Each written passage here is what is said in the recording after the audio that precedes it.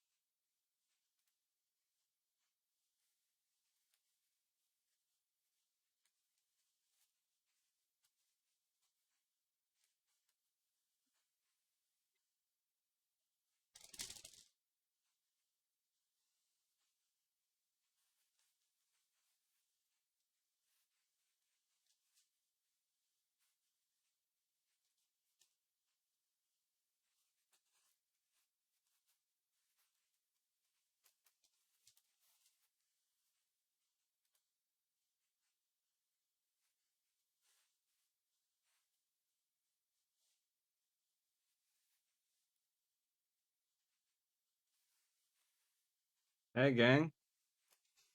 So See, we're getting some nice dice tower cam. Nice shirt, boys. Okay. Everyone good? We all here? Just pop out the thing. Okay, there we go. Yep, I'm good. All right. So this is gonna be a one shot based on one of the ones from Candlekeep Mysteries. Like I said, it's gonna take place in. Well, we're first gonna start with your adventuring group being hired by a mage to figure out the mystery behind the disappearance of people in a town called uh. My God, how do you pronounce this? Vermilion, and you're tasked with finding out information from a grand famous library called the Candlekeep. And I'm gonna here just to give you guys a scope of how big the place is.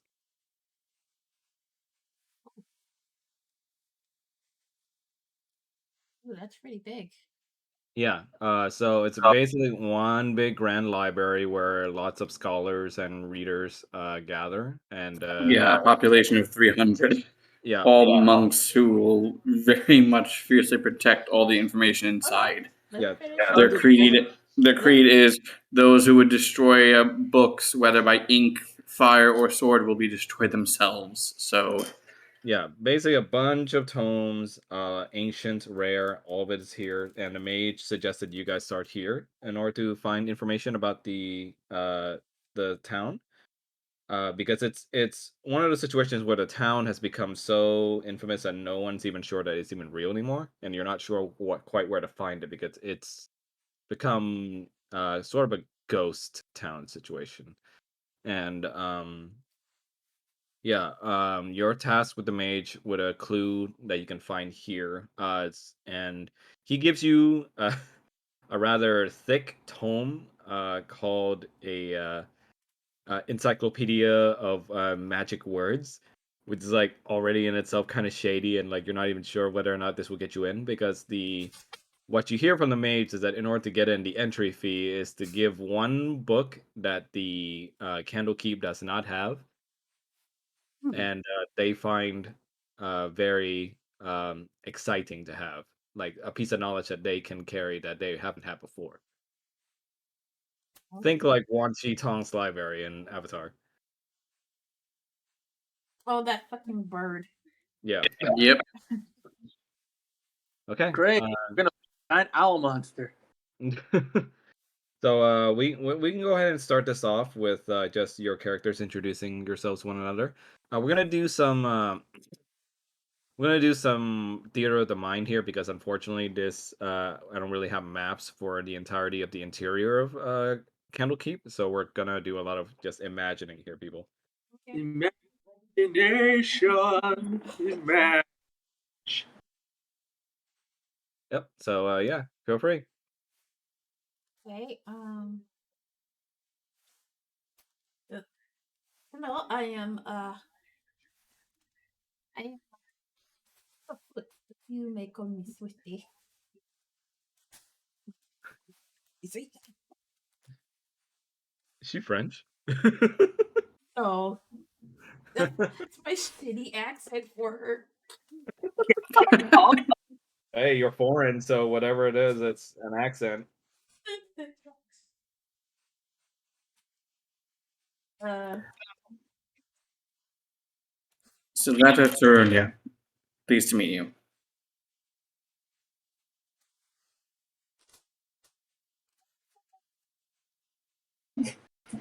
Coralmac is Coralmac.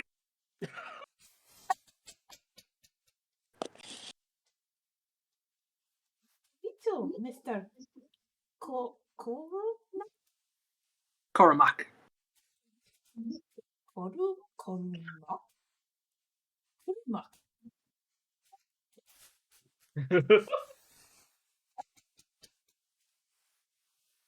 Is she just gonna keep like trying to Yes. pronounce the Yes. name? Koruma. Unusual name. Cat Coralmac name? Weird. It's not bad. Just different. Cat no understand Coralmac. Unleashing the gremlin energy in full force, I see. Oh dear. Okay. Just let me know whenever you guys are through with I'm good introductions. to go. Oh my god. I love playing kobolds for this reason. Alright, so we good? Yep. Yep. Okay. So you guys find yourselves at the direct entrance of the Candlekeep area after days of travel, and at the huge gates, you're stopped by large, imposing, what seems to be magically controlled golems who stand in your way and put their arms together in such a way that you won't be able to enter through unless they remove them. And from the mouths of the golems, you hear booming out in a large voice. Uh, who stands before the Candlekeep gates? Um.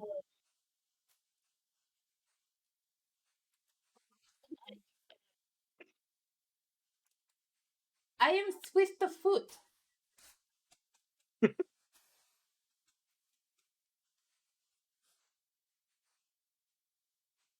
Kind of reminded me of Jester from the Mighty Nine. Okay. Is anyone else going to say anything or?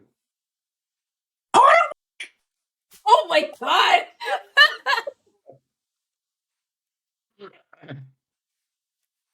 And you hear the golem responds, and what brings you to our doors?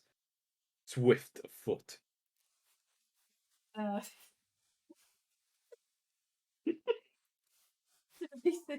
don't know.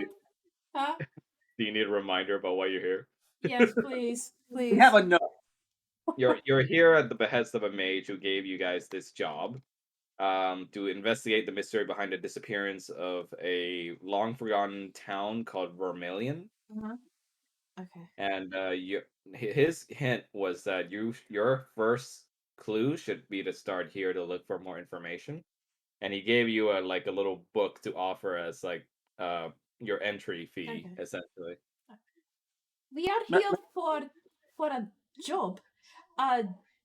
From a nice man would pay with nice, and he gave us this book for entry.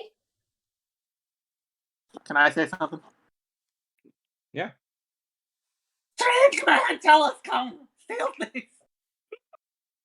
We're fine.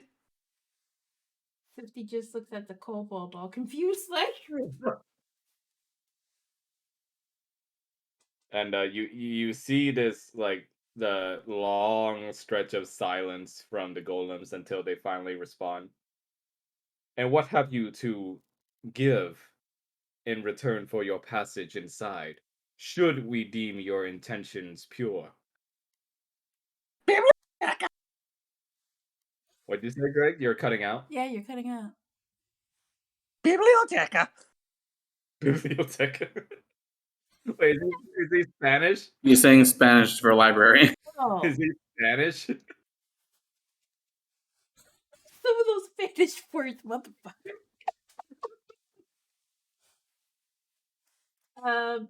Swifty grabs hold of the book and kind of sort of holds it out towards the golems.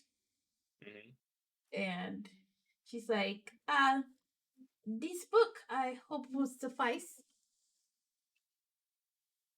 And you hear almost like some mechanical whirring coming from the golems, and you see their eyes sort of just spin around like cogs, and you can hear the mechanisms start grinding inside, and you see them peer towards the direction of the book you're holding up, and they begin to inspect it for a long time, and you can tell from their tone that they're definitely questioning the validity Oh of my this god. book. And they're like, the Encyclopedia of Magic Words. We've heard no tale, nor have no such record of such a tome. I hope this would suffice. Yes? Where have you procured this book? Well, a man gave this to us to, someone else roleplay. And give us book.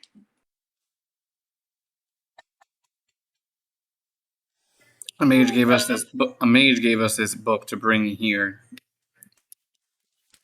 They believe that there might be something that always the libraries are looking for more knowledge to add. This may be a course, he thought.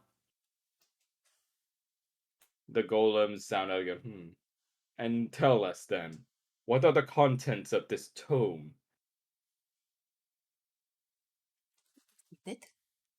Has anyone here read this? No. Also, making an assumption that I, a kobold, can read? Hey man, it's a big library with big library people. I don't know what to tell you. It's unfortunately a language that I cannot read. What is the But I am language? It's in common. Oh, never mind. I just look slowly over at Blake. You skim through it. Okay. I assumed it was in a different language, but okay. Oh, dead language. This is English. Okay. So how many of you guys are like fucking skimming through this book? What? So how many of you guys are fucking skimming through this book right now? I haven't even read it. No, that's what I mean. Like, how many of you are like making a hurried attempt to like skim through it and read what you can? So Oh. that is. Well, Swifty's not much of a book reader, so Oh God. So that will read through it, I guess. Okay. Go ahead and make a persuasion roll.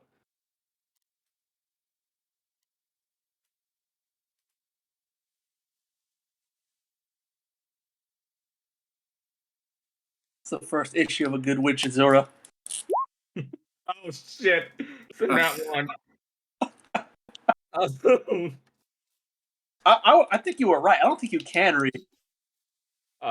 So you do your best to Persuasion is different from reading, but okay. yeah, you do your best to read as much of this tome as possible, but as you're reading through it, you find that it's a rather hard read, not even because of the language barrier. It's more because the scrawlings inside seems to be the rantings of one mage that was just seemed like he was really bored and just started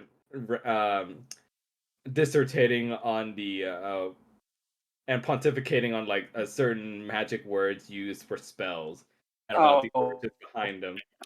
can I? Oh, it's one of those. And so the golems hearing this starts questioning you as their voices get harsher. Can I? And you talk? believe this book to belong in our hallowed establishment. Go ahead, Mel. You try. Make a persuasion check. At this point, make a Okay. deception check. Deception check. Okay. Let's see. Deception. You can make one too, Drake, if you want. Yeah, let me. A 2. What do you say? A 2. Oh. Nice. 19, first roll. What you say, Drake? 19, first roll. Oh God. Okay. Why don't you give me your best deceptive argument on why you should be allowed in? Born crazy mage. Probably savant. Probably mysteries of universe. Unknown magic. Old magic. Can I just say it's fucking hilarious that the two non-gremlin people rolled low, and the the gremlin kobold is the one that rolled high. Again, Like the Swift of Foot is not much of a reader, so The golems go silent for an uncomfortable amount of time, and they begin mobilizing towards you guys. oh. Ah, shit! When it looks like they're about to engage, they just stand to the side and stand at attention, and they allow passage inside the gates because where they now stand, it activates a mechanism that opens the wide gates as you hear like the cogs and the machinery that are operating the large gates of the Candlekeep starts moving, and the gates open real wide as you hear like the sound of the metal like grind against the floor. Oh, you have done it. Coral Rise, Coral Max Self. I have no idea what he just said. Just assume I'm being draconic half the time. Okay. Okay. So through the gates, as you guys are entering, you see 5 people, all of them dressed in purple vestments. You recognize that they, from the descriptions that you heard. Oh, what was that? What was that? You okay? Sorry, I just moved something.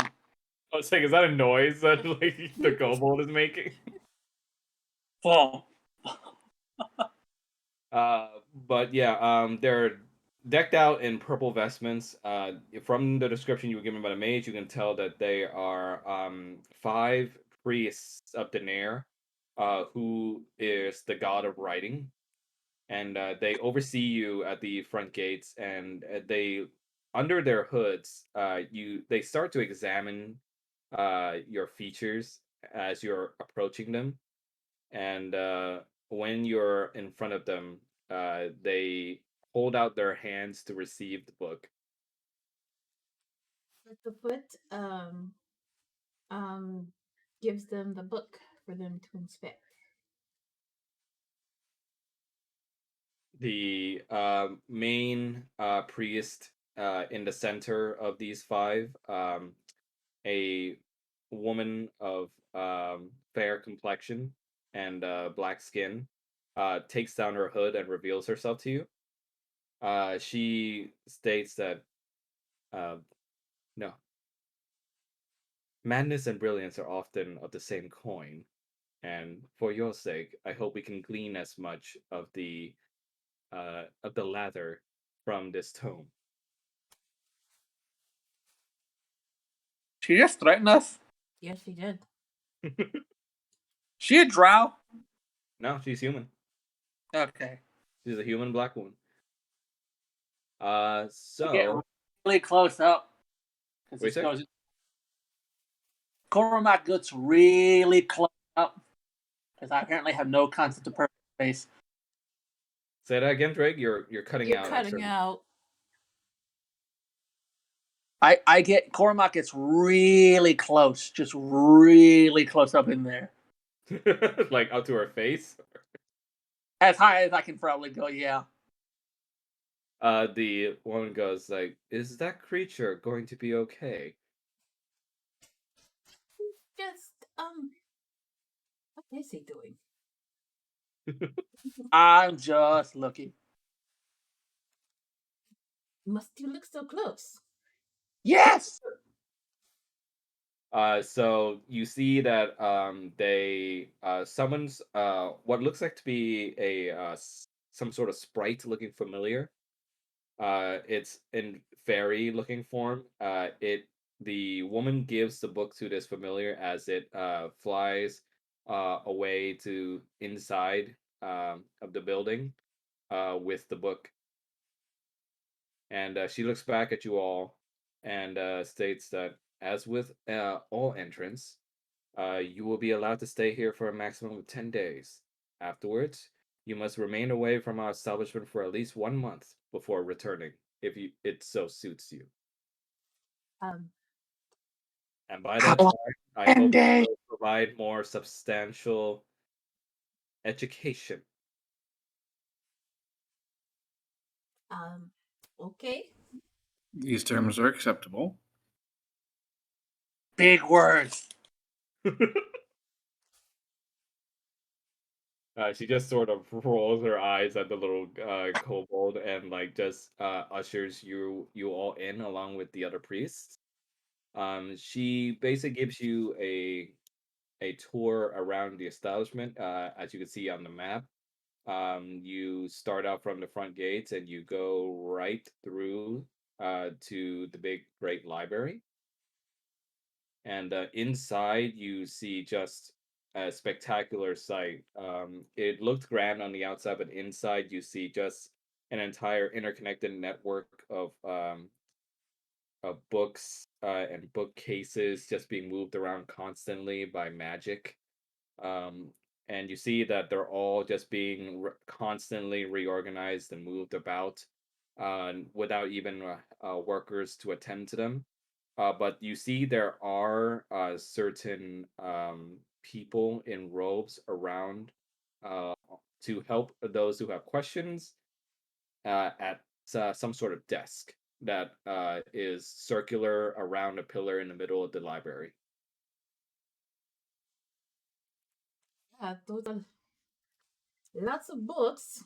She kind of says, while totally disinterested. She just, like she's Yeah, trying to be polite, but there's a bit of, jab into it. It's like, who needs to read? Cormac is kind of flittering back and forth like he's torn between going and looking through the books and staying where he is. Yeah. She takes you to the center near this help desk, and she tells your group that you have to go about the area so long as you follow their rules, which are that you do not bring harm to any tomes or books here, and you do not take anything out without given express permission. And even then, they prefer most of the time any tomes and books found here will stay here. So any information you take from the books, you take with you to heart and to mind, but you cannot take the books with you. Right. Take the hearts and the minds. Got it. No. It means to remember what you read. What was that? And the priest woman just kind of shakes her head, almost like she's regretting the decision to let you in, and she just like rubs her forehead and she says, "Just behave yourselves, all right? Yes, ma'am. I will be around if you all need help, but for now, these people can attend to you. They have complete knowledge of any and all tomes in this establishment. May it help whatever it is that you are seeking." Thank you.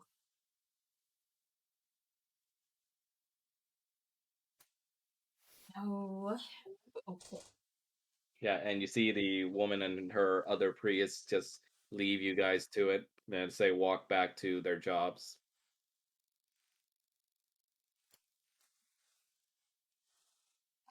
Okay.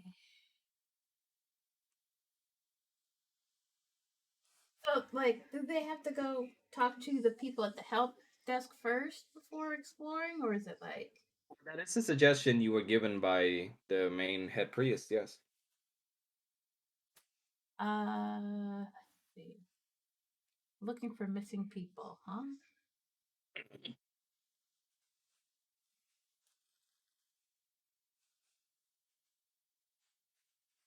Oh, make the foreigner talk to Word. Yeah, I mean everyone in this group is free to talk if they want. Well, Swift the Foot is going to approach the help desk and um um she will try to speak. Oh, um, I am looking for information about um me- fuck. Yeah. Roger was here, like, yeah, Yeah. Oh god, Some random tiefling pops over the side. Yeah. I'm not used to this character yet. yeah. Just take your time. We're looking for information on a city. Excuse me, we are looking for information for about a city. What was that city called? Do you need me to remind you? Yes, please. I'm not used to Okay, this word yet. yeah. The city is called Vermilion. Vermilion. Vermilion. Yeah. Think Pokemon. And just to as this is why sometimes it's good to take notes during a campaign. Okay, well, motherfucker. I will Okay. take notes. Okay. So you're is that like you in character asking them? Okay, like, excuse me, nice people. We are looking for information about city called Vermilion. The attendant at the front desk, or one of them anyway, you see that it is a female gnome woman. Mm-hmm. Uh, Ah! she's brings her fingers to her chin and she wonders to herself, Vermilion. Hmm. That does sound familiar. one second. I believe there is an adjutant who might be able to help you. Thank And you. from her hands, she claps them together, and when she brings them her hands apart again, you see just like a green, scrawling, etheric text appear in front of her as her eyes glow a little green. She seems to be looking through something. And now I'm gonna roll for you guys to see which assistant you guys get. Oh God. What is this, like Google search? No, worse, it's Windows XP with things like Clippy and the dog and everything. Ah, shit, we'd be here all day. Ooh, okay. Um, yes. Mr. Nax, please, come to the front desk. I believe there are some guests here who requires your guidance. Not me, no. Not me, no. Not me, no. Not who? Don't be no. I think Paul will take notes. Okay. Oh, Yeah. she's like, we, like, Okay. we So after a bit of waiting, you see come out of a small purple portal. His coat, or at least the tail ends of his coat, are the things that you notice first as it flows in the wind a bit as he comes through. You see that it is a rather tall-looking young dragonborn scribe gentleman. You see by his colors that he is a brass dragon by ancestry, uh, and uh, he's wearing a pair of glasses as he adjusts them a little bit, and in his large mage's robe, he walks over to you with two books already in hand. Oh, I'm terribly sorry for being late. How may I help you all? We are looking for information about a place called Vermilion. Vermilion. Yes, yes. I believe I received something of that nature a few weeks ago. If you would follow me, and he beckons you to follow him through the library. And as you're walking, you see him suddenly lift up, and as you see his steps suddenly rise up, and it's because a pair of astral energy staircases has come up from the ground and is now helping him and your party up um into the several ascending floors of the library. More books are lovely.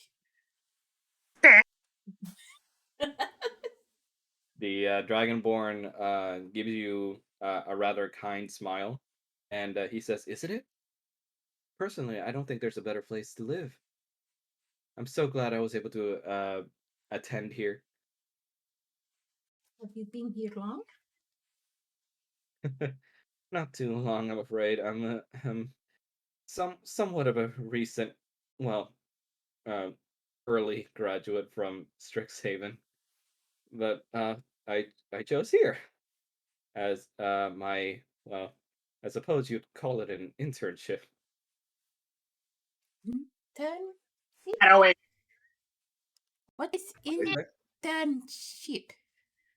It's if you're familiar with the apprentices for skilled traders, it's essentially something similar but for more scholarly pursuits.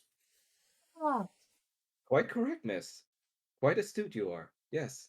I'm, well, as my supervisor would put it, working for peanuts, as it were. You So, and Spock goes up, you slave. what'd you say, Mel? that's a nerd. Slave? He looks down at the kobold and goes like, "Well, I suppose I would be one for the written word." Slave, slave. and he tries to uh, not talk about the uncomfortable ramifications of the the lot in life that he's chosen, and he just um, taps on one of the books he has and goes like, "Okay, I'm going to need you all to hold on to your footing." Hold on. What? And then all of a sudden, right as he says that, you find yourselves like just immediately turned upside down, Uh and oh. like the entire movement of this is just you being turned upside down and taken into what looks like to be another plane Oh, I'm from where this library is, and you appear on a different side of the library out of nowhere. And this time, this library is more dim in lighting and looks very spooky, creepy. Well, Yeah, there's not a lot of lighting here.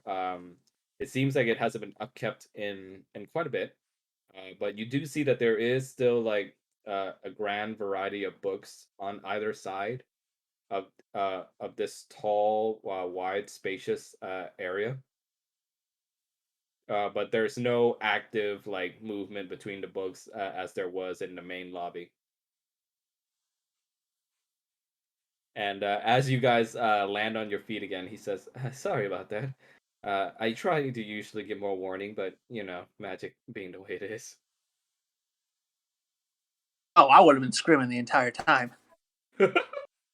Yeah, he's very used to this, so he would have just been emotionless as any of you would have been screaming. mm, Well, I was born a dwarf, I can actually see in the well, dark. You know? Oh, uh, Koromai sitting there grabbing his feet and just screaming bloody murder. Swift the Foot's kind of like on all fours, kind of like her claws are like in the floor and shit. He hissing. Yeah.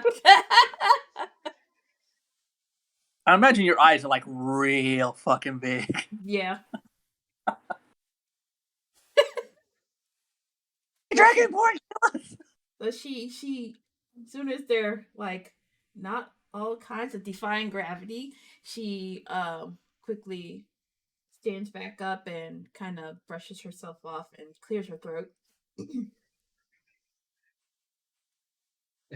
He adjusts his glasses again and begins moving through the room, and he begins talking to you again, and his voice kind of echoes throughout this section of the library. You'll forgive the rather damp and, well, let's be honest, unkempt appearance of this particular section. No! It's where what'd you say? No! You cut out a lot. I think I'll switch because I'm using the phone right now. I'll just switch to the. Yeah. This is just more consistent. Good. Just let me know when you're reconnected, Greg. What do- Welcome back. You good, Drake? Hold on. No get that up. I got real lucky with getting the brass dragon. Nerd. I bet Yep, he's cute. 22-year-old nerd. I bet he's cute. Yeah, in a nerdy kind of New way. Prussia Mills. I like nerds. He's lizard, you're a cat. Hey, who knows? Maybe he'll reappear in the Strixhaven campaign. And so This he is gonna hit the news. what you say? If he reappears in the Strixhaven campaign, I guarantee you we're gonna have another arrest on our hands. Okay, and he brings you through this area, and he says, "It's the reason being, it's where we keep the more well, tomes of questionable nature that we may receive." Porn? Is it an adult bookstore? He you see him like get kind of red, and he says like, "Oh, I'm not sure about that kind of." I immediately go over and start flipping through the books. So you don't get those kind of books. He like tries to stop the kobold by like kind of shaking his head, like, "Oh no, please no." Uh, Just he looking at says him that like, I'm not quite sure we have anything of that nature here, or at the very least, I wouldn't be the adjutant for that. they do. He guides you guys through the books again, and then eventually stops at a particular part of it, nearer the closer center of the section, and he puts his hand and like kind of just rubs through the spines of the books until he stops at a particular one. And he takes it out and he dusts it off with at the top off with his hands a bit before showing it to you all. And give me one sec.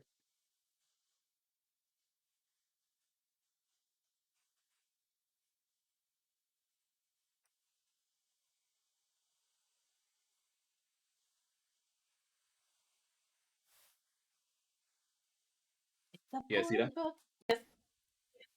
And you see it's a dark black leather bound book, and you see on the spine the title reads "A Deep and Creeping Darkness."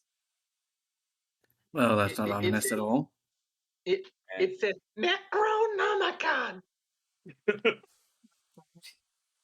the Oh, by the way, can you guys hear me better? yeah, we Yes. can. Yes. The Dragonborn just his glasses kind of slip off a bit, so he readjusts them again, and he says like, "Yes, I believe we received that from an adventuring party who had no more need of it when they were last here. As for the authorship, well, as with most of these, he does like air quotes like real life accounts. They're written by bards, tavern readings most of the time, but it's the only material I know of that mentions the name you speak of." So basically, it's bullshit. He just you see him kind of squints, and he's like, I can't speak for the validity of the material, um, but I believe it may have what you seek, at least with the information that you've given us. Foot takes the book and kind of sniffs it. It not good food. Yeah, it not good eat. It definitely smells very old and dusty. She kind of sneezes and does travels up her nose. You see Eat. you're sneezing. You sneeze right at the brass dragonborn, and he's like, "Oh, Oh, oh, I am so sorry. he like takes his glasses off and like cleans it with a little like pocket cloth he has. He's like, no, it's perfectly fine. I I, I have Freaking to admit I did somewhat the same when I first started here, and Carl goes up to Swiftfoot and tugs on you. What are you wearing? Like, Yeah, she's you wearing got like pants, right? Yeah, traveler's clothes and like a mantle. yeah. I just tug on the pants. No, yeah, no read pages. Cover good, pages bad. Um, okay. Then immediately goes over and starts looking through more books. okay. And the Dragonborn, his name is Nax, by the way. Um, as was said in the beginning, he clears his throat and says, "Okay, well, is there anything else I can help you with?" I think this is what we're looking for. Thank you. Anytime. And if you have any assistance or if you have any further need of me, please feel free to look me back at the front desk. You'll find the exit right over there. He points at the opposite end where you guys came from, and you see that there is still like a tiny little purple portal there, ready for Oh, you. oh Lord! I just realized we have no idea how to get back outside of that. We're gonna die in here. Oh, ye of little faith. Swift of Foot hands the tome to our resident druid. Um, can you read through So is this? Ranger. It's a druid. No, he changed to a ranger. Ah, my bad. To the ranger. A human ranger. Okay. It's kind of the same thing, technically. They do have similar spell libraries. There's a lot of overlap. So you're giving it to Sylvetta, right? Yeah, to Sylvetta. Okay. And Sylvetta starts to flip through the pages, mainly looking for some sort of index first to see if there's any specific page with a mention of the city of Vermilion. Let's see. How do I want to do this?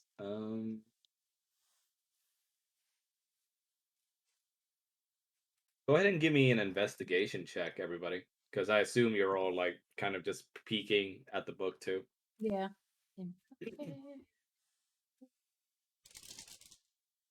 My God. So I got -1 to intelligence, so it's a 4. Ooh. So I rolled a 17, and I have a +2 mod, so 19. Great. What about you, Drake? You said insight? Investigation. Investigation. Okay.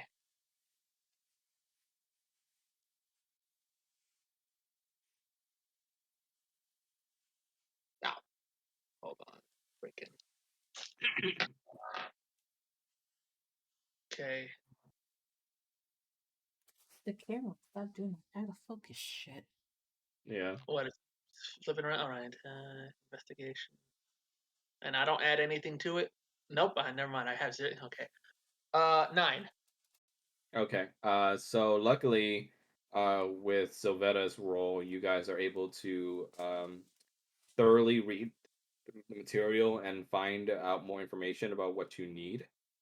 And from the book, as you're peering through it, you start to read about an old mining town of days long past named Vermilion. And you see that it was a town that was installed right after a big vein of platinum was found in some mountainsides. And once the town was built there, the town flourished under the trade and the mining of platinum that the town was able to distribute. And then However, once the vein dried out, everyone left. no. So I'm gonna continue the story.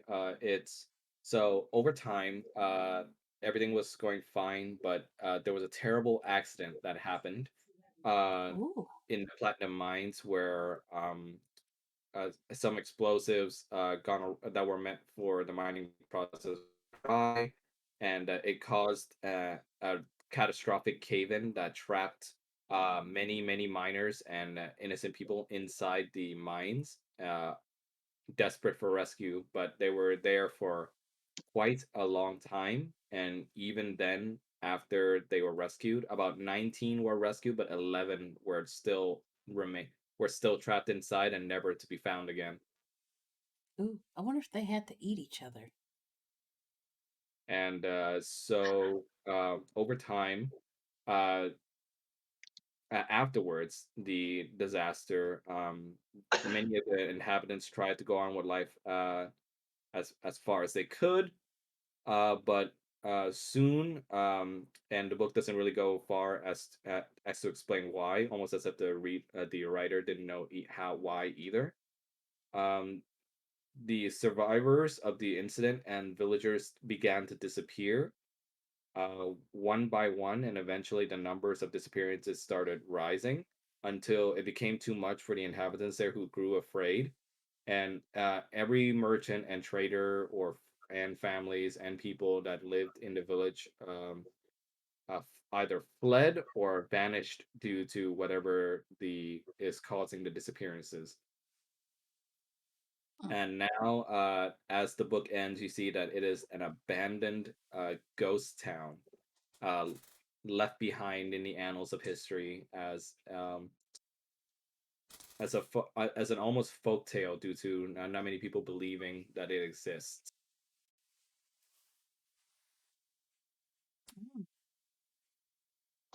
They definitely eat each other. At the end of the book, on the reverse side of the last page, you see a map with the distinct location of where you can find Vermilion um, marked on it. It's past Pallet Town and before Pewter City. Fuck you, Dreg. We were all thinking it. Oh shit. Okay. Swift of Foot would like to take a closer look at the map. Okay. Yes. As you take a closer look, you see that the clear location of Vermilion is marked out for you in the mountain sides, just like the story described. And you see that right leading up to where the town is reportedly located, there is a in between area where you and your party can rest and prepare before going into the towards the area called Marine. Okay. And as far as you're able to investigate, that is as much as the book can tell you. The rest is just philosophical quandaries and ramblings that the bard that wrote this had written down about the story. Probably best if we make a copy of the map rather than take it out. I don't think they would be too pleased if the book was damaged in any way. Do we have any paper to draw the map on? Couldn't hurt to go for one of us to go back and try and get some paper for us to make a copy with. Hey Max, are we allowed to make a copy of the map? Like draw, Yeah, like on a draw. separate piece of paper. Like draw a piece of paper. Yeah, of course. Okay. That they don't. The people here don't care so long as you don't harm the book itself, the original material. So, Swiftfoot is going to head back to the portal, go back to the front desk, and ask for some parchment and for something to write with. The front desk happily provides you with several pages of parchment, about like 10, just in case you need it, and also a pen and ink quill, or sorry, quill and inkwell. Fuck, how do I get back? They can usher you back. I Yeah. Or I could just bring the book to you. would you be so kind as to take me back, please?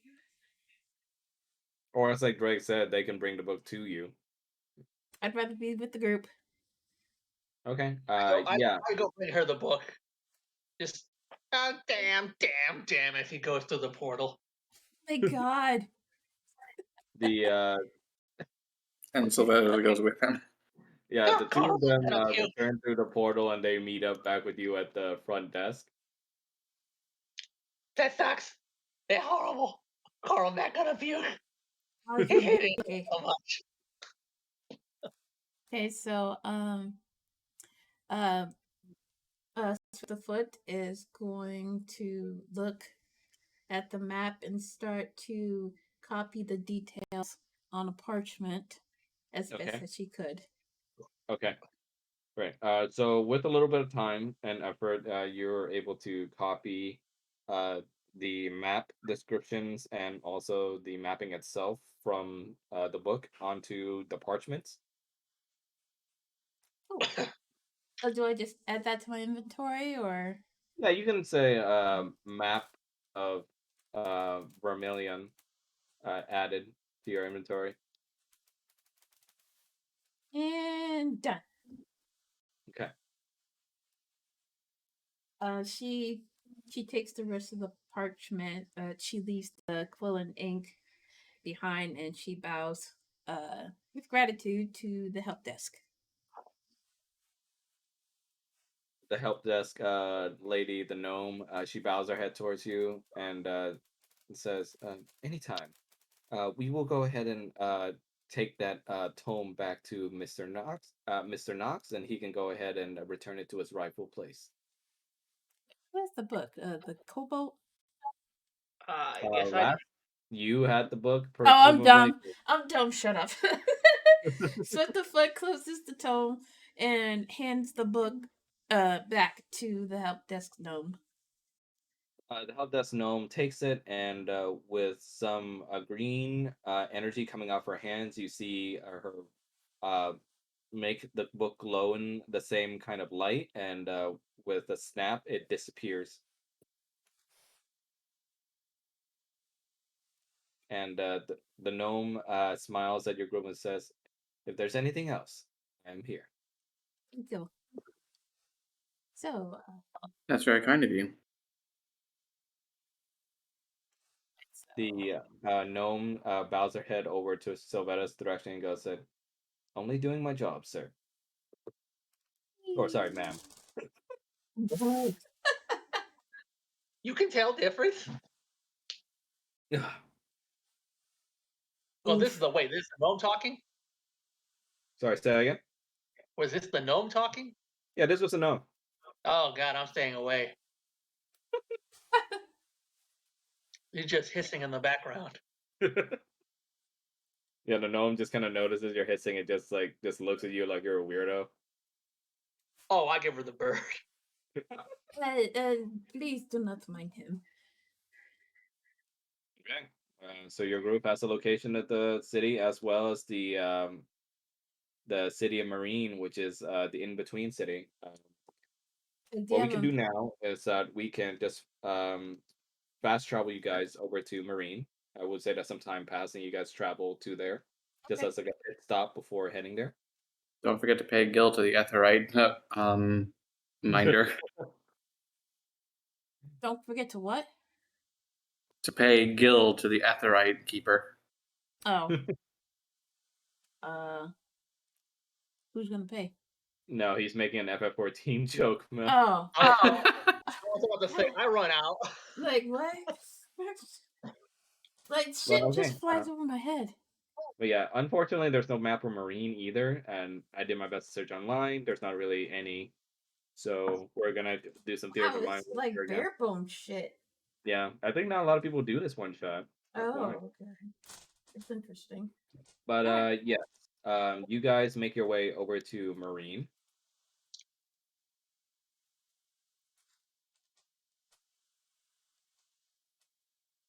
Like by foot or back or carriage? You guys pretty much go by carriage, Okay. I'd say, just because you're an adventuring group. Okay. And you arrive there and you see a rather lively town, I'd say. A rather large town. And you see that it's a bright sunny day. It's sort of like a pseudo port city. There's no port, but it's the style and feel kind of acts like it. There's a lot of cafes for food, and there's a lot of like inns and taverns. It's a great place to be socially. You go there, and your guys land right at the tavern, which doubles as a pub for the city. And inside, you see, of course, with any other tavern, a various host of people from all different walks of life. Most of them humans, but you do see non-humans here as well, such as tieflings and also dwarves, and the like.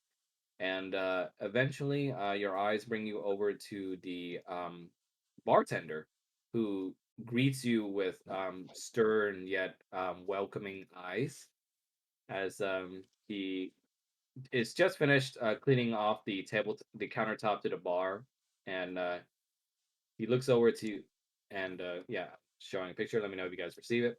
Bye. He greets you all with the smile and says, "Welcome. What can I get you people?" Just some water for me, thank you. I need nouns. What? Nom nom. Oh, no. Nom noms. I think he wants food. And he nods at you both, and he gestures over to the human ranger, Sylvetta, and he says, "And what about you, pretty lady?"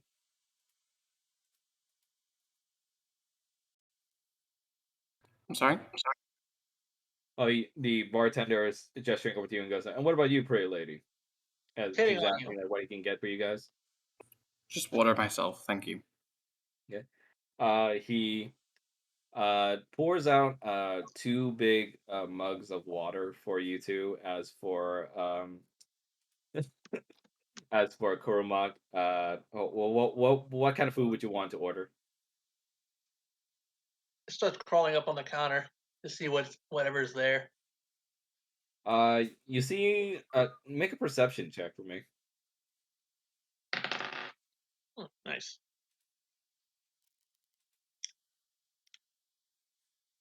22. Right.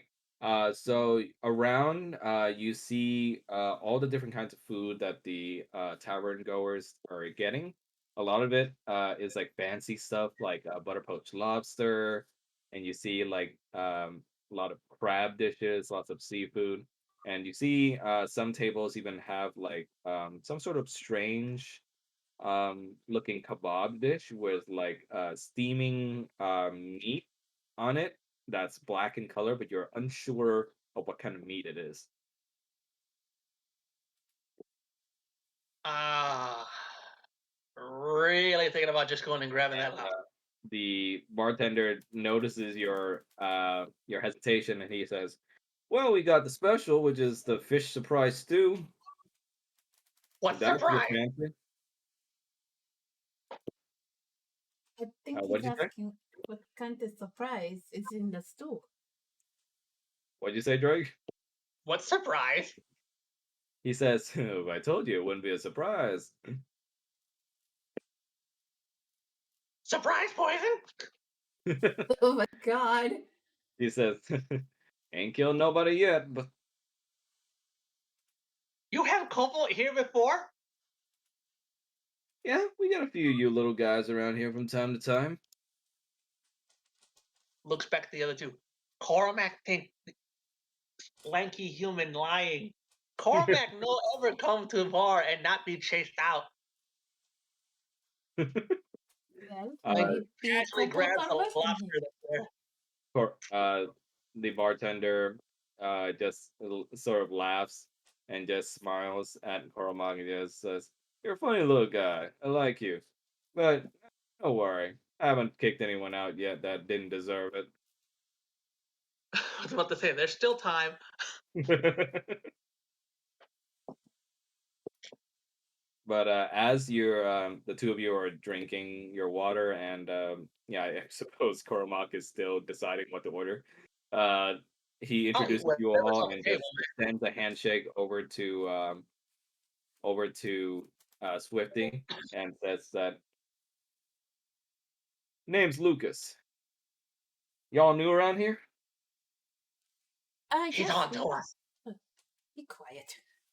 Uh, yes, we are. We are on our Just way. passing through. Yeah. Great. Where are y'all headed? To place called the Vermilion. As soon as you say that, you see his face goes kind of pale, and he stops cleaning up glasses for a second and goes, "Oh, I see." You know about the place? Make an insight check for me. Inside. Anyone Oops. else who wants to do it can do it as well. Inside. Okay, 21 for me. Ooh, nice. That 20. Oh, Damn. I got inside check, so 2, so 22. oh shit. Nat 18 and a half plus 4, so 22. Okay. Well, Recorded. Mel's nat Or 20 is all gonna three. do it. God, I'm gonna have to give out some quite a lot of info here. Okay. You as you see his hesitation from and his answer, from your years of helping people and from going through hell yourself, you notice that Lucas is a man that's seen a lot of horror and terror, and it's ingrained to him to the point where you all mentioning the name Vermilion is it's almost like ripping out an old scar that he's had, and you see that it's a very sore topic for the man. Are you okay, sir? He states, "Yeah, yeah, I'm all right, lad. All right, yeah." He he he sees your sincerity and just mentions him. Well, I used to work there, believe it or not. I'm sorry if this is a sore subject, but could you tell us anything about it? As much as you're comfortable doing. Lucas puts down a cleaned glass, and you see him like spread his arms over the countertop, and he just looks down at the ground and just lets out a big sigh, and he asks, "So, what are you folks planning to do there exactly?" He Swift of Foot kind of looks to her companions to see if it's okay to tell them what we're going to do. He give Cormac food. Cormac, trust him completely. Yeah, you from that insight check, which is nat 20, I'm just gonna say straight up, you don't sense that he's here to sabotage you in any way. Okay. Well, we're here to we're here to solve some kind of mystery behind Vermilion. We want to find out what happened. He nods his head slowly and goes, "Man, never thought I'd heard that name brought up again. Rather would have just died off as a ghost story." Well, Log out, please. Go, keep going. I'm sorry. he looks over to your group and sure you've heard of the incident that happened there, right? If you're even knowledgeable enough to know the name of the area at all. Yes, yes, we do. He lets out another sigh and goes like, "Well, I was a miner there for many years with my family. But when that incident happened, I don't know. I think one of the boys got a dynamite in the wrong place. Too much. I he he begins to like choke on his words, but it's like it was hell. We were trapped there for. They told me it was almost a week, but it felt like centuries. People in there went mad. A lot of us just lost oxygen and Foot kind of puts her hand over his, and she's like, "Thank you. You don't have to tell us anything else." he he puts his hand up to you and goes like, "No, it's fine." Eventually, we were rescued, but by then I had lost my wife I'm so sorry. and my child.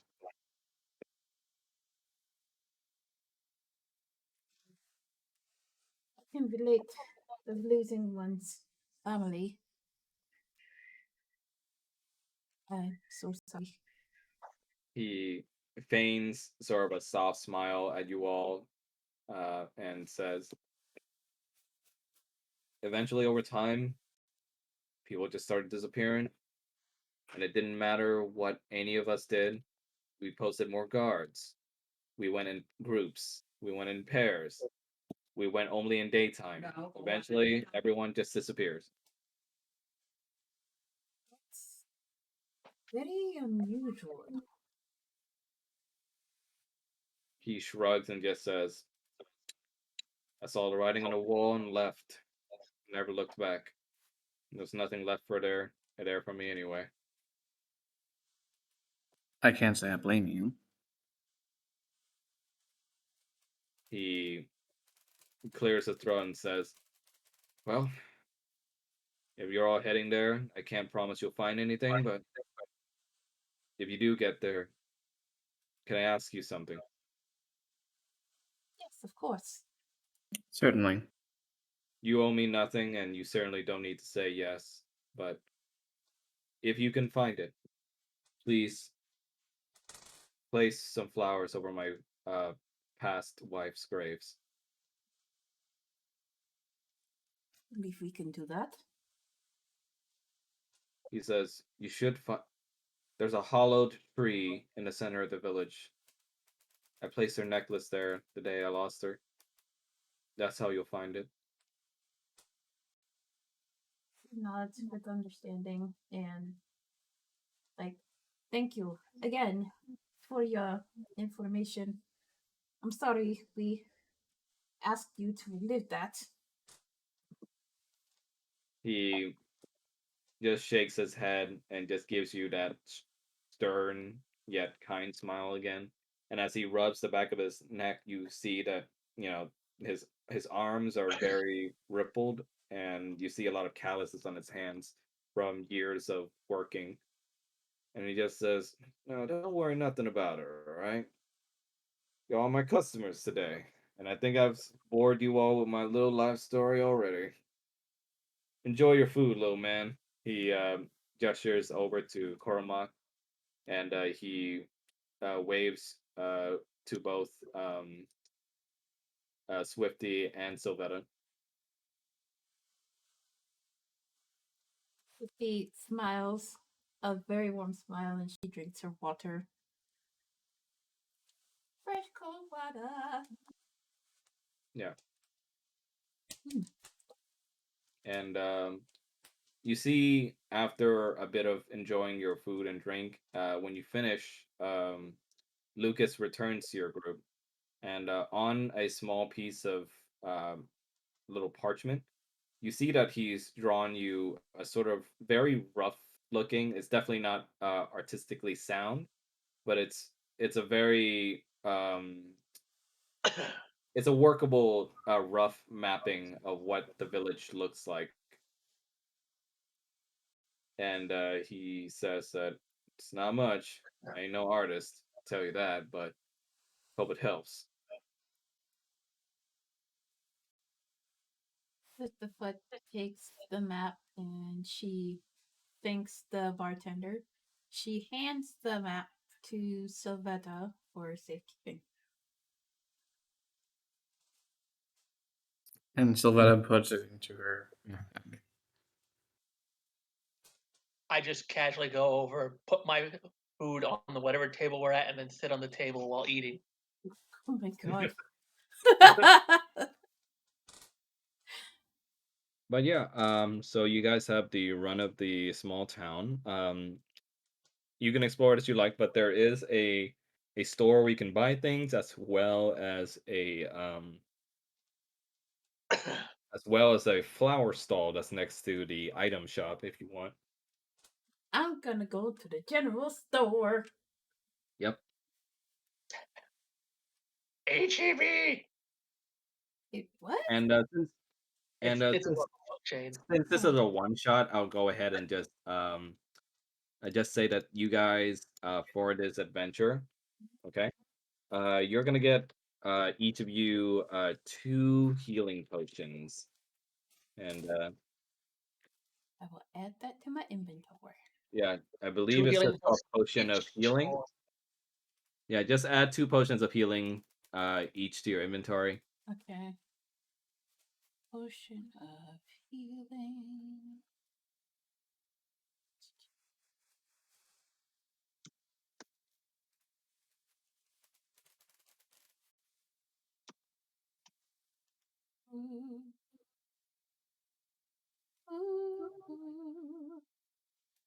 Accepting drop. You said 2, right? Yeah, 2. Okay. Done.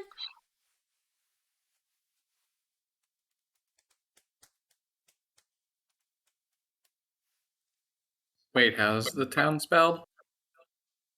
I'll spell it out for you guys. Story. Buy some generals for your Arby's. Jeff, Your you're town such an Vermilion. asshole. What'd you Oh, say? Vermeil. Okay. Vermilion. She's Okay. Think you gonna checked pronounce it the wrong- Vermilion because she's. And you Yeah, guys. it's Vermeil since there's no I after the L's. So it's Yeah, you checked the Vermeil. wrong chat, by the way. Oh, nah, that's fine. We'll just leave it there. And so, do you guys want to look for anything specific in the town that you might want to bring along? And then I'll let you guys know if it's like okay to bring along. I want to look at those flowers, the little Okay. flower stall. Okay. So you go to the flower stall and you come across um what looks to be a half elf florist. He looks to be very kindly. He greets you with a smile, and he's holding some yellow flowers in his hands. Hold on.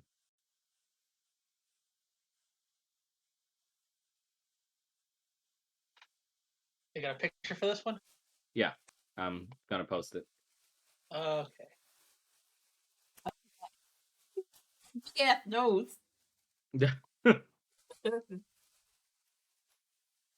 Oh, he's So, a serial killer.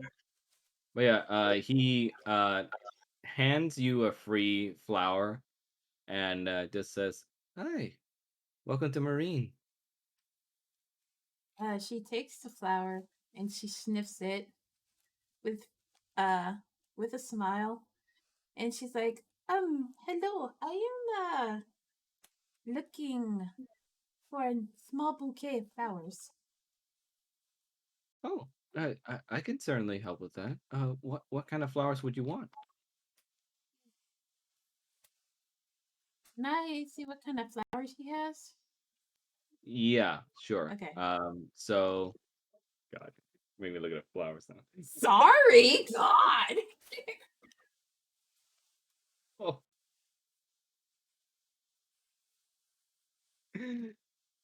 Now you're making me be a florist. Oh, let me hold No, on. okay. So you see that he has a lot of lilac flowers, and he also has a lot of roses, and has a lot of peonies too. What color are the roses? Are they just the red? They're very light pink. Lilacs. Lilacs are pretty. Yeah, But that some lilacs, please. of course. Here you go. And he gives it to you, and when he sees you about to pay, he just says, It's all right. It'll be free of charge." Oh, thank you. And I she don't get gives. many. Yeah, she Astra's says, I don't get many customers, and especially for someone new to town to grace me with their business. I'm very thankful. Please just take them. She takes them with gratitude, and she gives him a polite bow with a warm smile, like "Thank you." And she walks away from the stall, Hmm. heads back to the group, and she's ready to go. Okay. I need to make one stop. You need to what? I am going to look for one thing. Okay. I am looking to see if there's some place around here that sells goggles with smoked lenses. Um. Yeah, you see that the store sells a pair of goggles, but unsure if it's smoke lens goggles. They're just goggles. I, ju- I just need dark lenses. Yeah, they have dark lenses. Gimme. Okay. So let's see. For this, they're gonna charge you about 15 silver if you have it. Let me see. The potions were free, by the way. I got 5 gold. Okay. I'd say 1 gold would do it.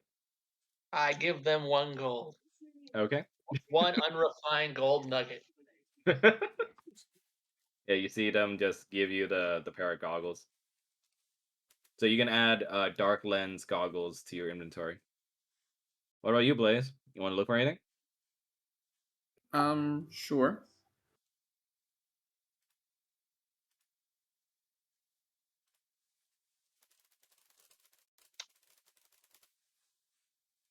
Just not certain of what to look for yet. I immediately put my goggles on.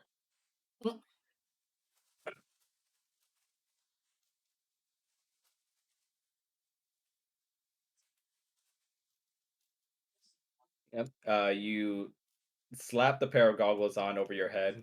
As you hear like the little rubber like slap sound when you like just snap it on.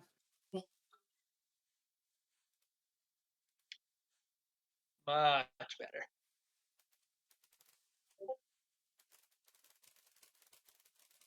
Okay. Anything you'd like to look for, Blaze?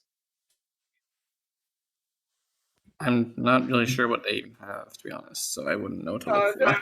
Just let me know what you'd like to look for, and I'll tell you if it's like available.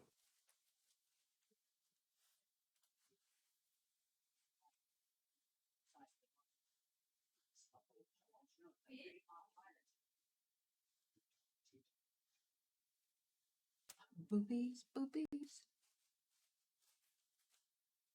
Never mind. Forget it. Okay. So you're good. Yeah. Okay.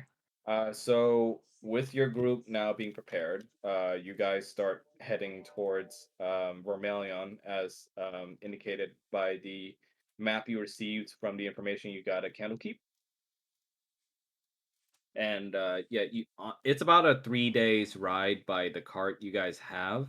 Mhm. And the road from Marine to Vermilion definitely still exists, as you find out, but it's in great disrepair, and there's a lack of any guards or patrols on that route. And yeah, while you're riding, it's a very bumpy ride. Lots of the road is still dirty. There's no patrols there, and it's just complete just shambles. And the weather is pretty crappy. Like it's very dusty. Wow. And give me one sec.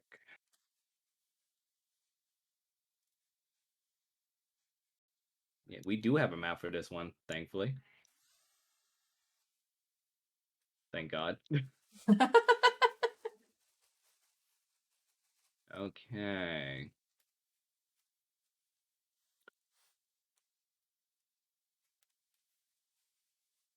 Oh, Jesus, why is Sylvetta's token so large?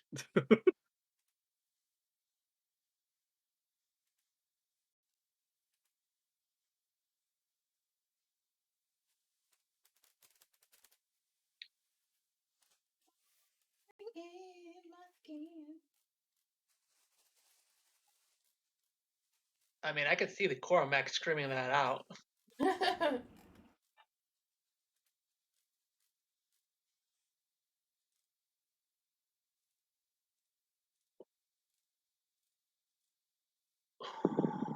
Sorry about that. Wait, let me move you guys over there. Oh no, we didn't jump into another portal, did we? No. I don't think my little reptilian heart could handle that. Okay. What the hell? Give me a sec. Take your time. Yay. Ooh. So, sorry, Mel, you said your character's name is Swift of Foot? Her name is Swift of Foot, but you can call her Swifty as a No, I just nickname. want to make sure because I wasn't sure if it was Swifta or swift of? No, swift of foot. Okay. Yeah. Okay. So let me pull up my material for this.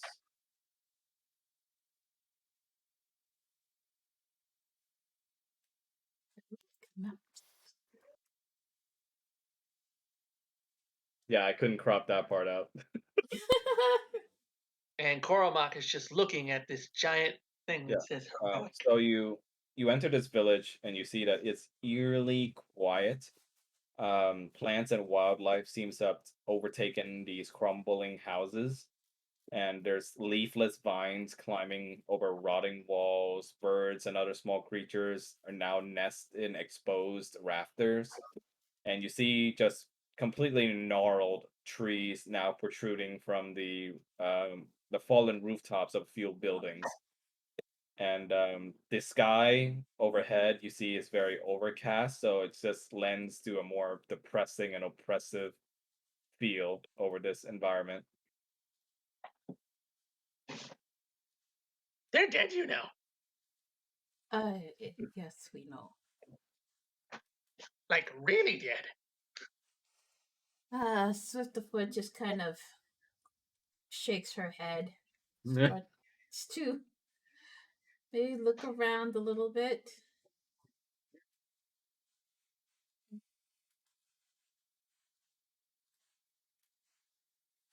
Anything in this little area right here?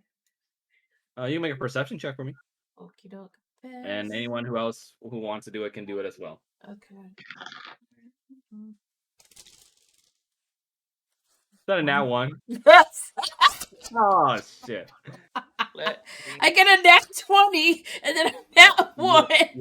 Yeah. You try to look over this environment to see something you can recognize or even spot, but the travel here was rather terrible, and from the dust storms and like the just incredibly depressing mood of the environment, it just messes with your nose.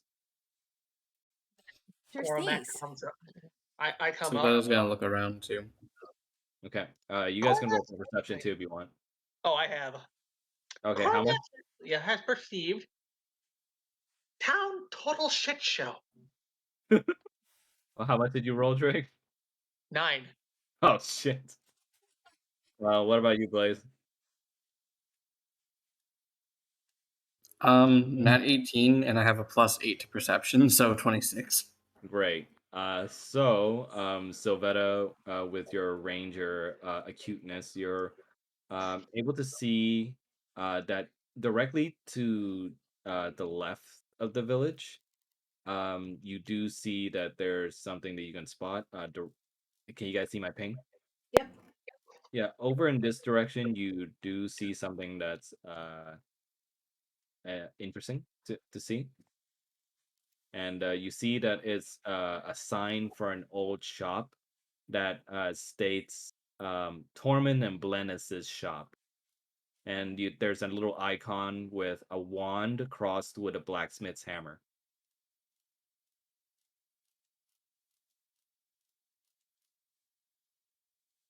You see, I can't see anything.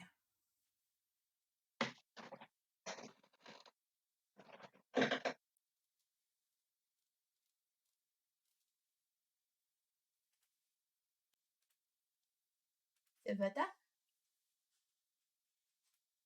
You okay, Blaze? Yeah. Yeah, I think Mel was talking to you. Yeah. Sorry, just keeping an eye on the dogs at the same time. Yeah. Can you just repeat what she is saying? I'm sorry. She said, "What do you see?" Can you just give me a recap of what I see, Max? So over in this general direction, you see a falling, like it's on like a little chain, but it looks like it's already loosened. A sign that from what you can make out, it says Tormund and Blennis's shop, and you see a little icon picture with like a wand crossed with a blacksmith's hammer on it. Well, there was a shop here. It looks like there may have been crafter of magical items here. If that wand and the blacksmith's hammer has any significance. Shall we go take a look? Okay.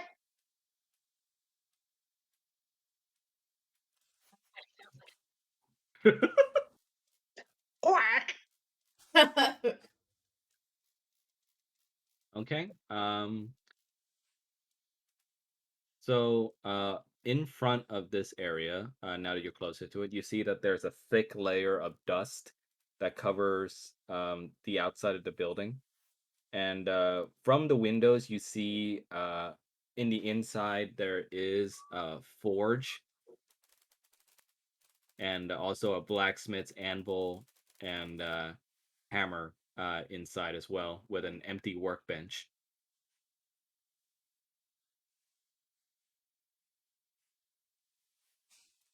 Can we see if there's like a way in? Or like. Yeah, there's a See all front that. door leading in, and the door is completely swinging open, just flying by Okay. the winds.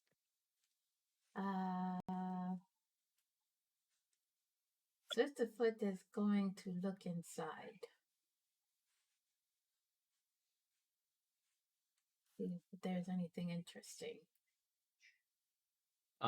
Inside, you see it's a completely empty establishment. And true to what Sylvetta noticed on the sign, you see that it was indeed a blacksmith's forge along with a store for magical items. But you see that all the inventory has been largely cleaned out. And whoever was running this establishment definitely had probably left with everyone else that had fled, or they were captured, but you're not sure which one.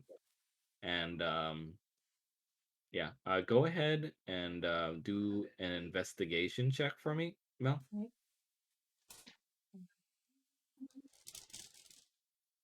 I have a 12, but it's -1, so it's Oh, 11. okay. Yeah, so Sylvetta and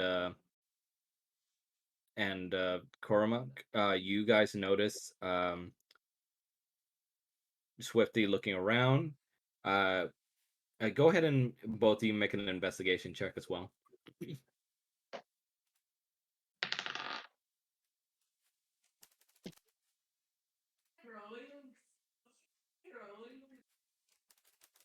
Said investigation. Yeah, investigation. Nat 5. 8. Oof, oof. Okay. So unfortunately, you guys try to look through the area, but you're unable to find much other than just the empty blacksmith uh, materials and also a workbench and anvil. In the corner of your eye, though, Swifty, you would see some kind of figure running across the window, but by the time you look, you aren't able to spot what or who it was.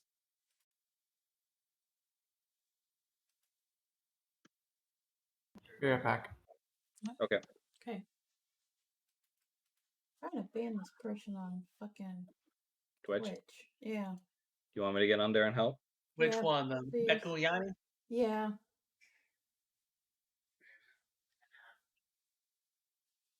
Which one? Is he a bot? Yeah, I think so. I'll take care of it. Okay, thank you. Now, when he's in the bathroom, I'm gonna go chips. Be child.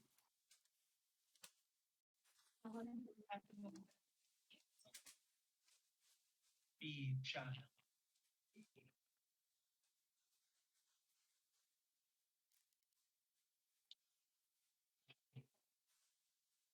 So we basically noticed nothing, correct? In the area, no, but Swifty did notice something in the corner of her So we eye. basically noticed. What you say? In the area, no. I think you're hearing echoes, man. Yeah. Okay. So did we ban the person? I'm trying to log in. I don't know. Are you Dana Gaming 03? No, I think that's somebody else. Right, I'm back. But that's not the person we're banning. I don't think. No, Mekuyani. Trying to log in. What the hell was my password? That is a good question. Why don't you tell that to me over the Twitch? Well, hold on. It's doing that authentication thing. Do you have a soul? Can you prove it? What is your social security code? Yeah, that's to prove that I'm not a freaking Decepticon. Okay, there we go. So what's the name that Mel said that we're banning? Mekuyani. Let me look for them. Say the name again. Mekuyani. Their name's not on there for some reason. I think somebody took probably care of it, left. maybe. Yeah, if they Probably appear left. again, let me know, Mel. Okay. So what do you guys think so far? The campaign. Sorry, there's no music. It's just with the last minute nature. I gotta cobble this together. It's okay so Sorry. far.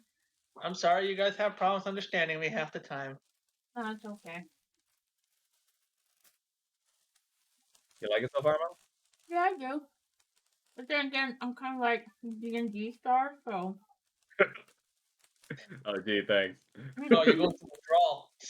Nice to know that you're only liking this because you're starved. Well, dude, I like anything that you do, so. Mel, you're just basically telling us you're a junkie.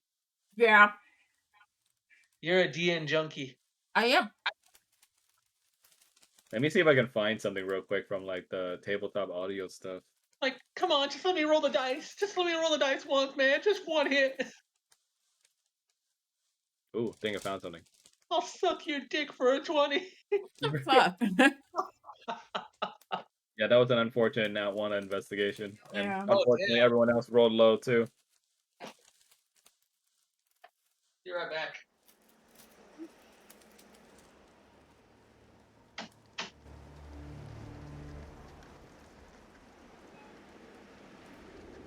There we go. You're hearing that, right? Yep. Perfect. We have ambience.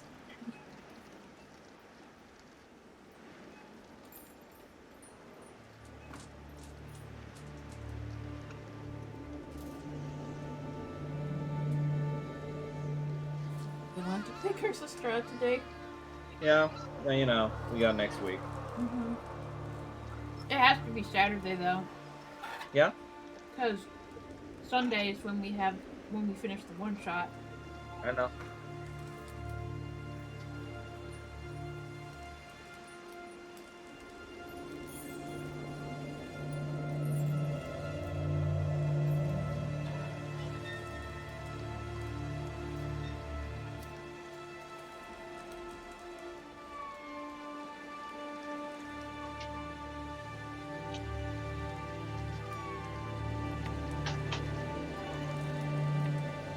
Oh, damn it. Going back.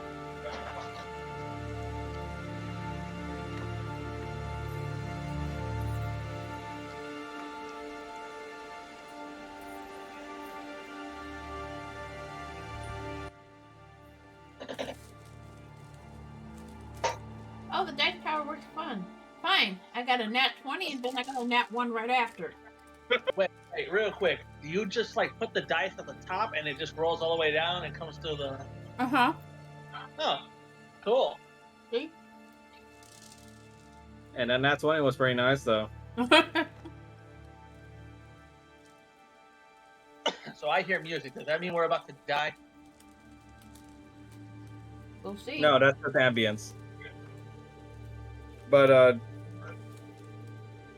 just to remind you, Swifty did notice something in the corner of her eye. Okay. Just gotta wait for Blade. Yep.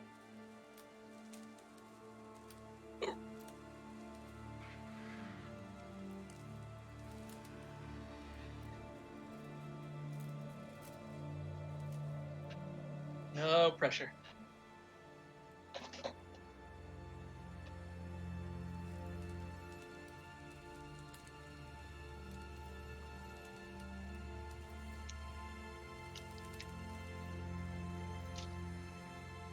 In the meantime, I am just sitting on that anvil.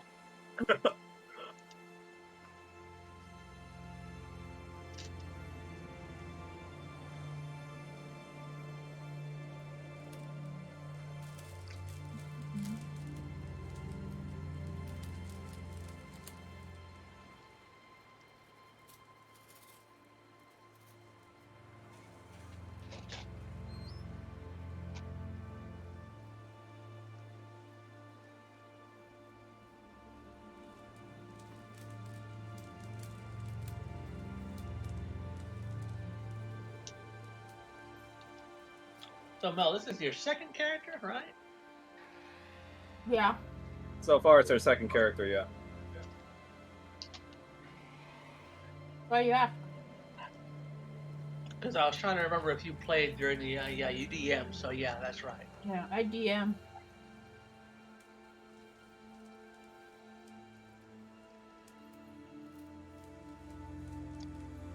My first character got a cameo. I recall. Mhm. Like, good news, everyone! I found a rat chewing on the electrical cables. I've decided to call it Pikachu. What? My rabbit used to do that. Hmm.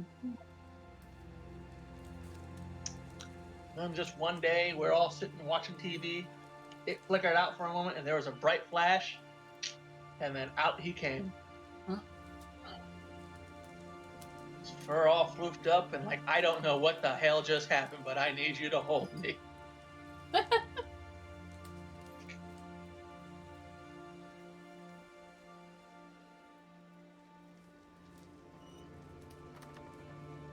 Sorry about that. I'm back. Welcome back. We're about to Okay. die. Alright, we good? We good? Alright. Split the Foot noticed whatever you mentioned, and she. Well, curiosity kills cat, so she's gonna go and in that direction. Run to away see from it. What that was. What do you say, Blaze? I was gonna say, if curiosity kills the cat, shouldn't you be running away from it?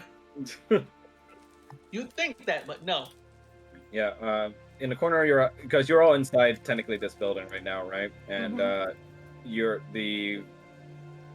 seeing somebody run out in the corner of your eye is over in this general direction. That. Yeah, and you and well, Sylvetta and Koromak, you wouldn't have noticed anything. I'm just too busy staring off into space. Scavenger, maybe?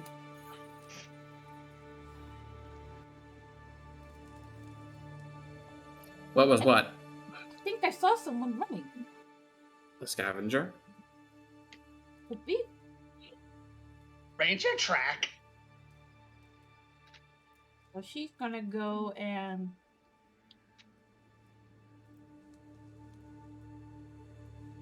Boop. Okay. And over in this general building, you notice that it's another workshop of sorts based on the little sign you see over the house. The front door of this home gapes open, and with the whatever's left of the door, you see it's several feet away from where the door should be, like right over here. And yeah, you see the door is now covered in long brown grass where it landed, and the roof of this house has caved in, with the remnants of whatever furniture survived that being visible through the open doorway. And there's blank headstones you see in front of the house. There's one that is engraved with the words Tyrus Frosthair, Stonemason, Inquire at Back. Inquire at back. If everyone did, who we inquire to? Evidently, this is remnants from when people were here.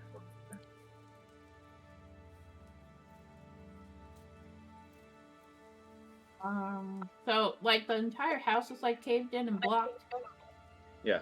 Okay. So Veta, as you walk over to that side, you feel like some hairs on the back of your neck like start to stand on ends a bit. And go ahead and make a perception roll for me.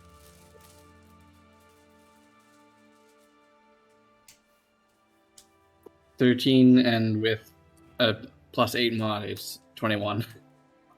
over in this direction, when you turn your head, you turn to look and you see the visage of what looks like um, a silver dragonborn for a second.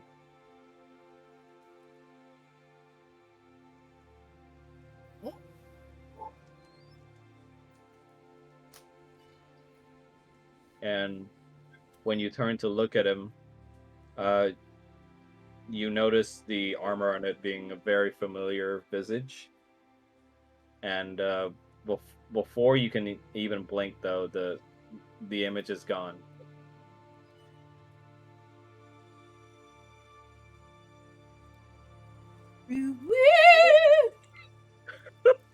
Couldn't be. He's with the company still. You see ghosts?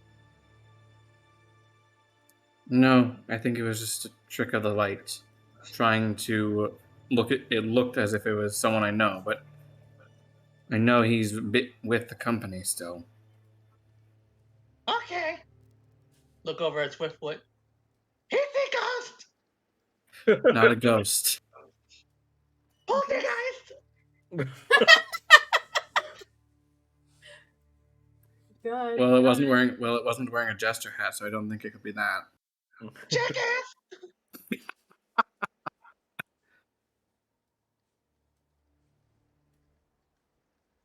Okay.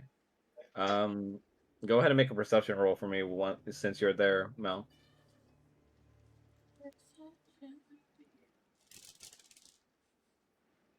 13 plus 2, 15. Nice. Okay. So over to the left, you spot what looks like to be a rather large graveyard. It looks very well. The archway leading into it, over here, you see that it's very crooked. It's an iron archway, and it's overgrown now with vegetation and also rust, like everything else in the village.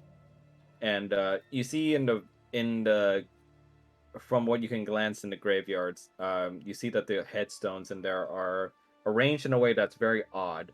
There's some odd angles. Some of them have even toppled over completely, and yeah, there are also small cairns that are towards the back of the graveyard, but there are no inscriptions on the headstones at all. Yeah, further in the back, I mean. Okay. She's gonna make her way. Oh, there. Okay. She's gonna stop at the archway. Okay. Take a look around. Cormac, while you're standing there, you see something off when you start walking, and you stop for a second, and you see there's nothing there, and you continue walking for a bit, but then you see like something's off about your shadow as you start moving, as it seems like it's not moving along with your movements. It seems like it's reaching out to grab you. I But can see myself playing with that a little bit. yeah, but the minute it looks like it's about to grab you, like you're broken out of it, and you blink and nothing's there. Your shadow remains normal.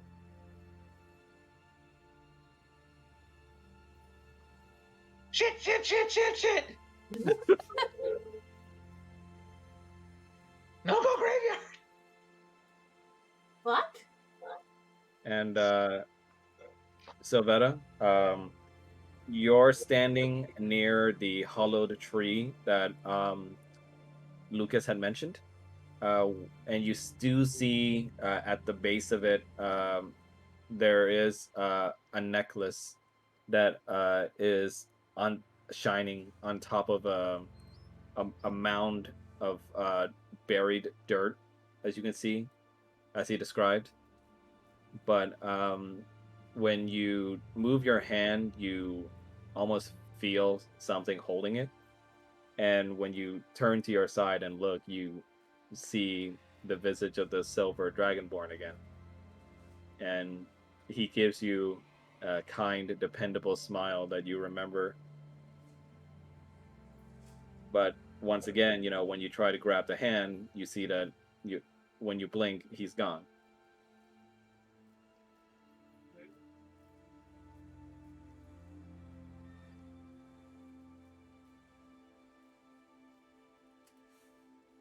And Once is a fluke, twice is a coincidence. I'd say you're in returning over to Mel's side, what do you want to do? Swiftfoot, heeding the little kobold's warning, she is going to move away from the graveyard and move back towards Sylvetta. Okay. I'm just the entire time gesticulating about the shadow. Shadow? What's Shadow? Cormac's shadow. It follow him, right? And normally that cool. It does what Cormac do. Then Cormac sees Shadow doing strange things. And at first Cormac like, cool, Shadow learned trick. But then Shadow tried to strangle Cormac. What? To strangle you? And as you're walking along and like trying to pay attention to Cormac, you hear a sharp voice whisper in your ear, Gloomjaw sees you, child. Makes her ears perk up all the way to the top, and her eyes go wide. She the only one that heard that? And she kind of Yeah, you don't hear shit. And then she kind of just looks left and right, like really, really agitated, like hissing, stuff like that. And I'm just basically chittering back and forth, back and forth. Let's go back to Sylvetta. I think would be fun. Kobolds always be followed. That's why kobolds always die. Shut up and follow me. Cormac, as you're following her, you just hear whispers in your ears too, this time saying you to don't trust them. Don't what? Don't trust them.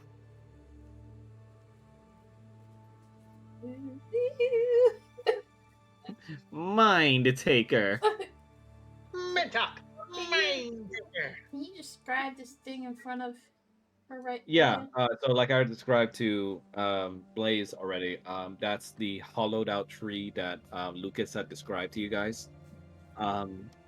So but give me a sec. So it's a bare tree that stands on a lawn right in front of this large looking house at the very top of the village.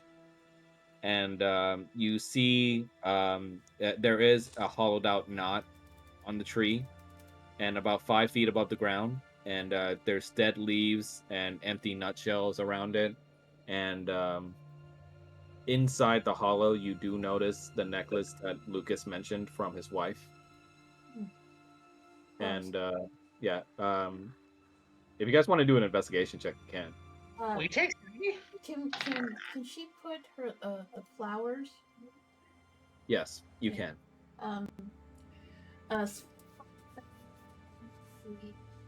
Seed from forest. 10, so 12. It's all right. She, So 12 will get you there. It's not really a big DC. So sorry. Go ahead, Mel. she places the lilac she purchased from the florist, like in front of the tree. Okay, They you immediately place will them softly die. at the base of the tree, and you, Sylvetta, from your check, you're able to see inscribed on top of the necklace, for Lorna forever.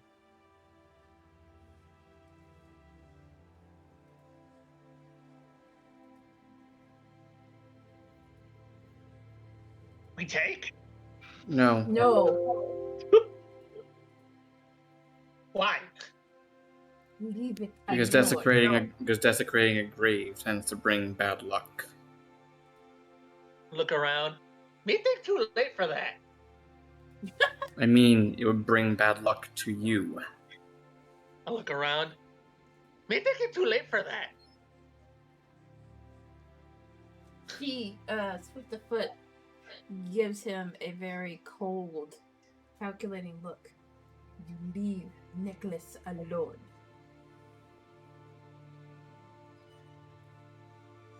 Man was weird.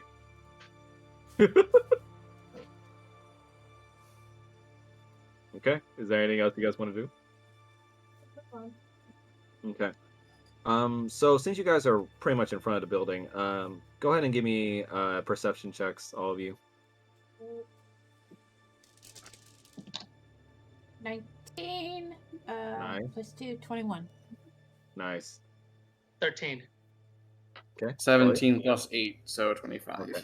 Yep. I'm You're all two in you're all red. passed it with flying colors. So there's this grand 2-story brick house you see before you in front of this tree.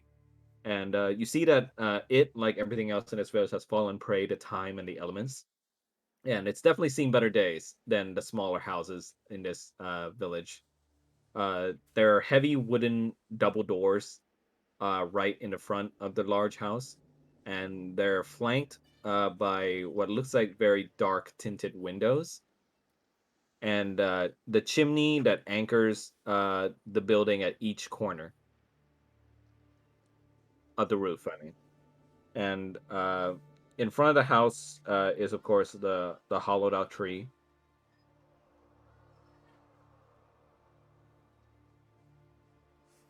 Uh-huh. Yep, that's it. That's what you guys notice. Gonna try and open the door. Okay. In that case, I'm gonna teleport you guys inside, unless you guys want to do something No, else. I'm good with one man. Okay. Give me 1 sec. We do have a map for this as well. That means you know we're in the right spot. What do you say? We have a map. That means you know we're in the right spot. There's so many chalk outlines in here. Damn it, this isn't Dexter. How do you know? All right. Gotta spawn you guys in. Chalk outlines and blood splatter.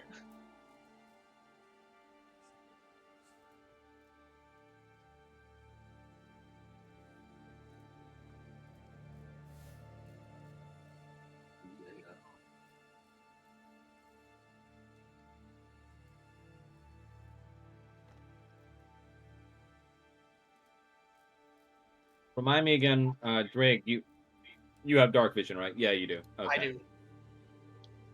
Swift the Foot also has dark vision. Yeah. I think you have low light vision. No, she has dark vision. Okay, then. I stand corrected. Hey, I'm not that familiar with tabaxi.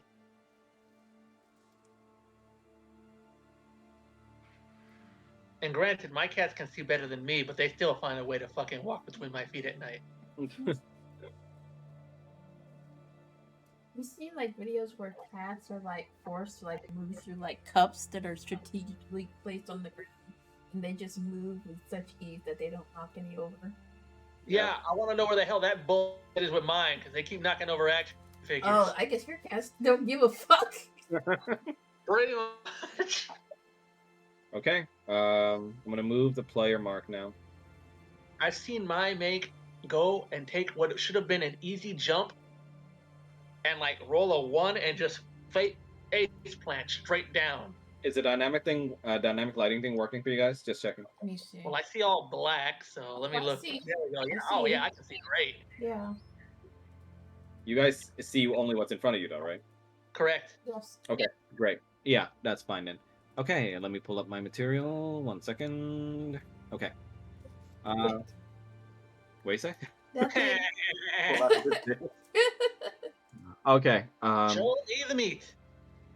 So as soon as you enter, you see some dust flying everywhere from the doors being moved, and it's a rather wide hallway. And you see there are cloaks around the area, but it looks like they've been well eaten away by moths. And they hang on hooks on the left hand wall, and on to the left and right you see hallways that branch off into the gloom. And ahead in front, you see a stairway that leads into what looks like a second floor. Building only looked like one story from outside. And also, right to the left of the staircase, you do also spot a door that looks like it leads into a backyard area.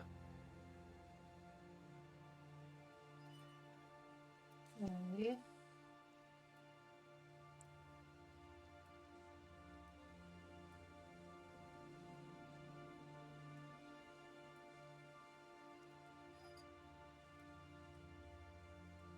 She's gonna look over Cormac here. will look around. She will also look around. Okay.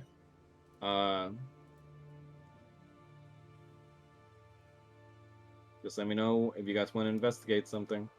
I will investigate this room over here with the chairs and the table. Okay. Are you going inside it?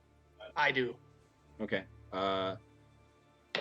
As you're going inside it, immediately, even though you don't immediately notice it, to your left would be like a small, pale-looking child that just smiles at you, but when you look, they're not there.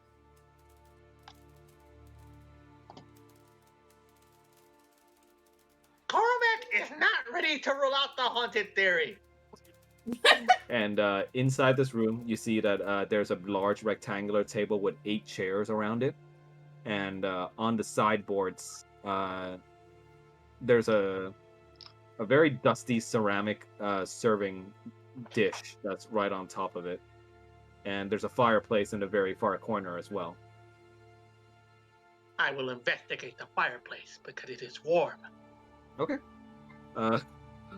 Roll for investigation. Oh my god. Do not question my ways.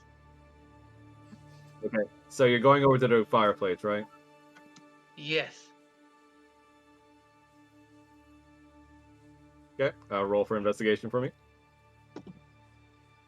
Alrighty. My investigation is 16. Okay. You look through the chimney, and even though you don't find anything, the minute you look upwards through the chimney, you see the visage of the small pale child again, and it just screams bloody murder in your face. Oh, I probably scream too. Yeah, and when Stand up, little children! when you back out of the fireplace, like no one else could hear what you were hearing. I am screaming Screaming bloody murder. for Fat man, come in and steal children. He not leave presents, he kill. what? Human myth is lie. Do not scare me like that. I see dead children all times. They know not again. Ugh. And, So that goes into the bottom right room. Yeah. So there's something else in here, but haunted dreams and apparently new memories. And Sylvetta, inside that room, you see it's a empty looking parlor with 4 wingback style chairs situated on the left hand wall, and there's a desk on the right hand corner besides the window. And while as you peer by the window, you see like a figure almost like run across it, but you couldn't tell what or who it was by the silhouette and the dark tinted window.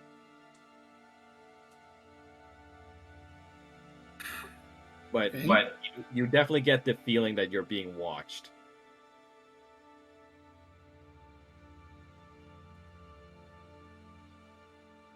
Did you see anything down there? Figure moving across the window, but the window was too dark and too dusty to really get a clear look. But we are being watched. Cormac have idea. What? Cormac have idea. Okay, let's hear it. I go in there and break the window. Okay. What are you breaking it with? Club. Actually, I just pick up one of these chairs and throw it. Okay. Do a strength check. Actually, no, athletics.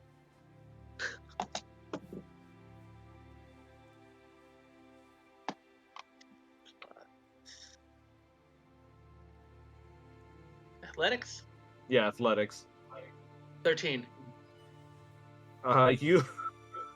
You take one of these chairs and you just fling it just straight at one of the windows, and you see it shatter, and some of the gloomy dim light from outside is peeking through, but it doesn't really make much of a difference, and now you just have like an open shattered window.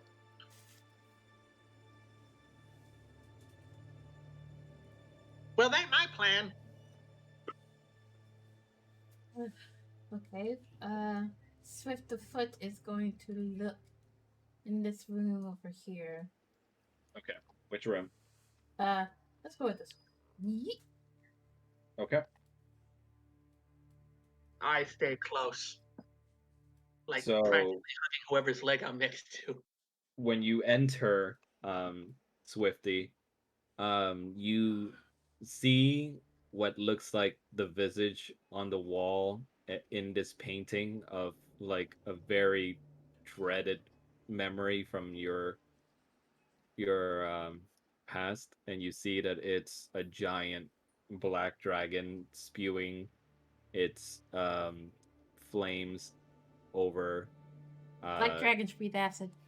oh yeah, That's sorry, how you know acid. it's It's wrong. breathing acid over like a bunch of innocent and the portrait eyes just like starts moving and it stares towards you. So Swift of Foot kind of just she stares right back, and then she grits her teeth. Oh, where's the painting or picture of whatever? It's like right here. So she stares at it for a moment, and with unbridled fury, she runs straight at the picture. She takes it off the wall and she starts tearing and smashing at it. You smash this painting to pieces, and the minute when you're finally finished and satisfied, you see that it's just a shattered remains of a portrait that actually just held a picture of like some school students along with a rather tall looking adult in the back. She was breathing hard after she finished tearing up the painting, and when she finally sees what it actually was, she kind of blinks a few moments, but she says nothing, and she just leaves the room in silence. And Cormac, you just hear whispers again in your ear saying, "Don't you see? Don't trust them. They'll get you killed." I am just kind of looking around, I guess I'm making a perception. Okay. Ooh, that 20. Nice. So wow. Okay. So you look around and you don't see or sense anyone nearby, but from your nat 20, you do, like, from this supernatural feeling you're getting, you feel that this is some sort of mental machination that's being directly forwarded into your mind. Like a spell? You don't know. As Swift is walking past me and Sylvana, Sylvetta, yeah. I grab one. Yeah, Sylvana, yeah. Sylvana, I'm not Sylvanas. Sylvana, Swifty. Getting human. I'm tugging their leg, bend down to get them to bend down. Cormac down. Yes. theory. Cormac theory is Cormac being watched. Cormac can hear voices, not normal voices, in Cormac's head. They normally sound like Cormac. Occasionally, these different voices. They whisper creepy things to Cormac. Like Cormac will die, which Cormac knows, but not like how Cormac normally thinks this. I haven't been hearing anything, but I have been seeing someone who I know couldn't be here. Cormac tell you they dead. You see ghosts like Kreia, like Cormac see children. I've been having. That's why you in tech magic school bus. I know he isn't dead. You And, crazy? so just to describe the room that Sylvetta's in, you see you're in the middle of what looks like a very distinct meeting room. There's a round table with 4 chairs in the center of the room, and there's a window that looks out into the backyard, and a fireplace in the corner that's filled with what looks like broken masonry. And there's a framed portrait that hangs on the right wall. And what you see on the portrait is just what looks to be a rather well painted portrait of both you and the silver dragonborn that you've been seeing. And it seems to speak of a future that you've had in your mind for a while.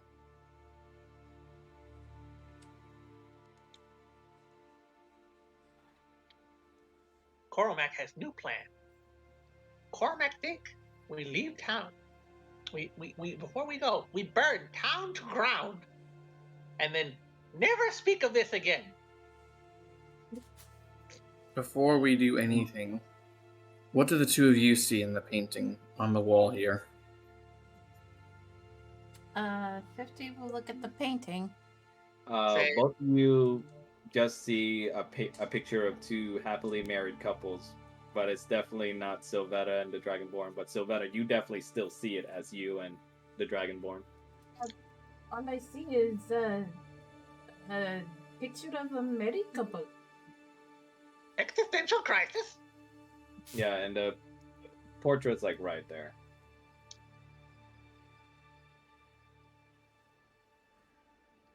Okay, that's not what I see. So I'm going to agree with Cormac's theory that this place is haunted. Told you.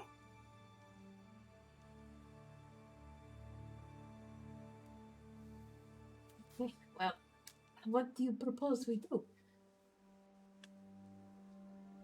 Fire. You want to burn this whole building down? Don't be stupid. Cormac wants to burn whole town down.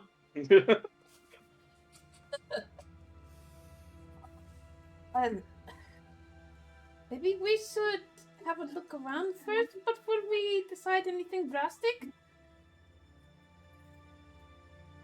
Is this why Cormac not see many catfolk?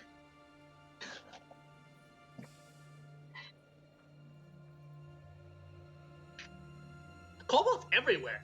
Kobolds know how to survive. Kobolds also know how to die, but surviving good too. She just kind of stares at him like Yeah. incredulously. So are you guys going upstairs? That look alive. Yeah, let's go upstairs. Okay. Give me a sec to transport you guys upstairs then. Okay.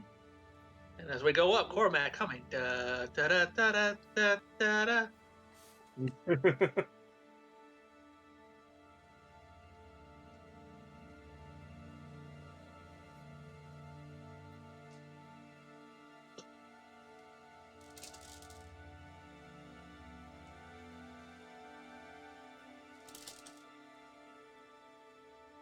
I'm gonna assume you're playing with the dog.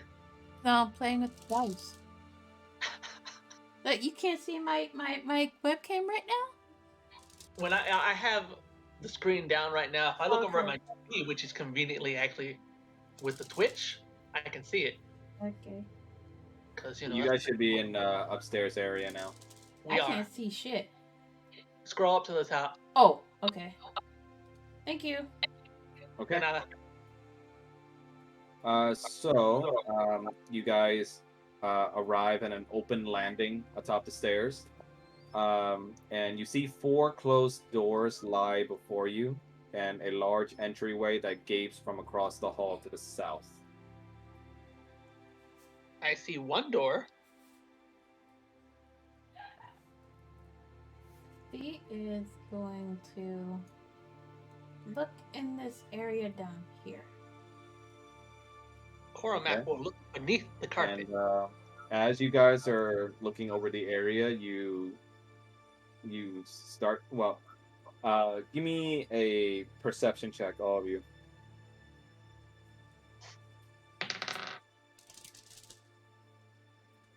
Fucking 4. 13, so 21.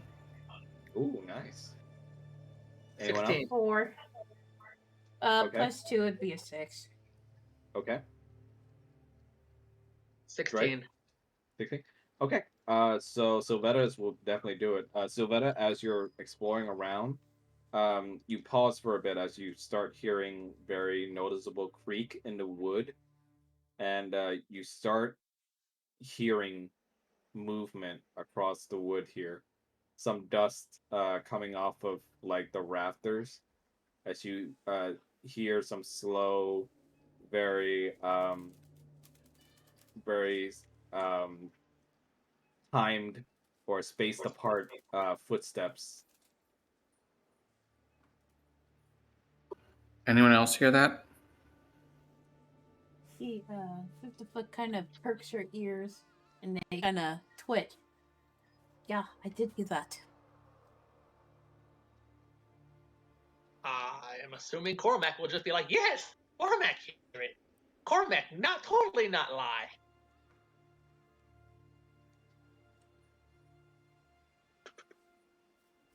Something's in the rafters. Look up. Throw Cormac up there. What? You want me? Are you a dwarf? No, better. Kobold. Are you sure?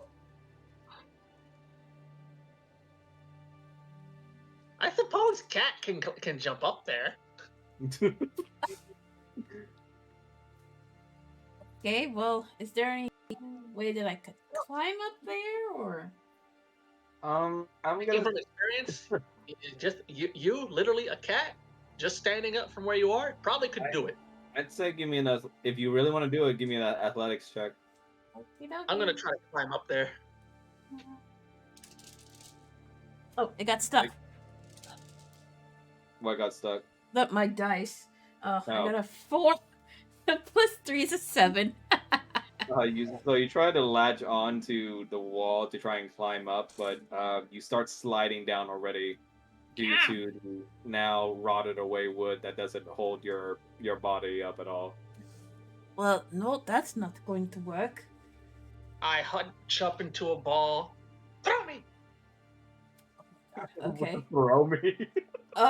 Okay, well, Savannah is going to pick up Kromak and throw him up towards the rafters.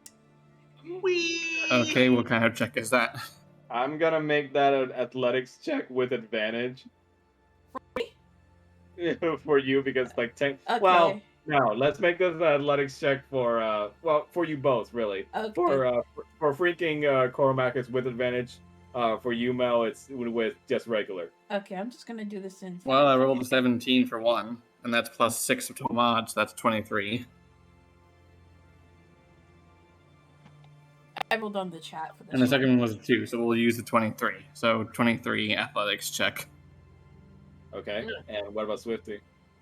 I got a 14. I rolled inside the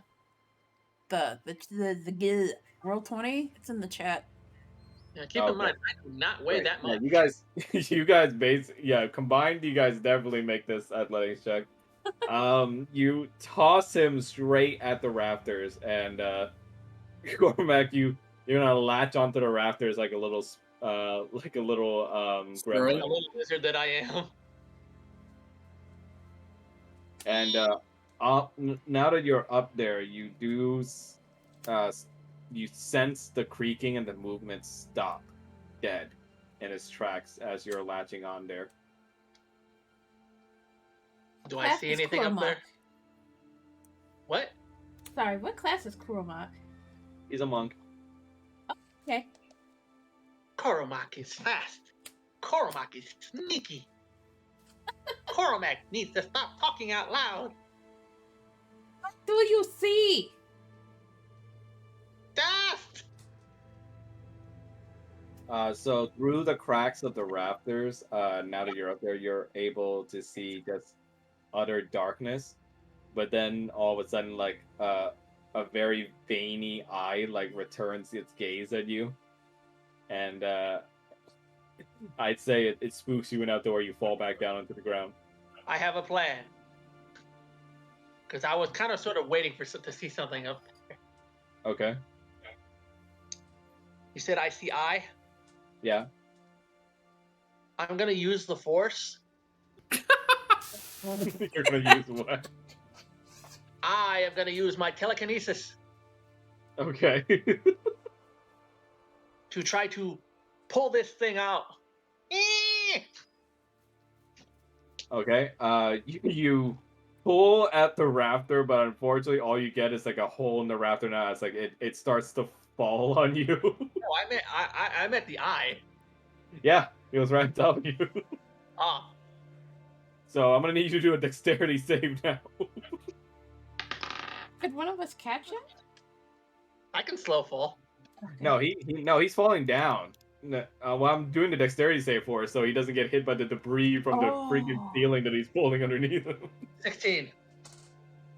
So you luckily managed to dodge out of the way to the left, and you dodge the debris that falls down and like causes more dust to just envelop the area.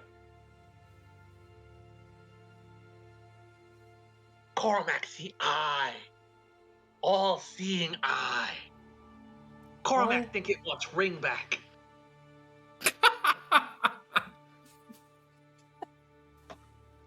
So, there's something up there.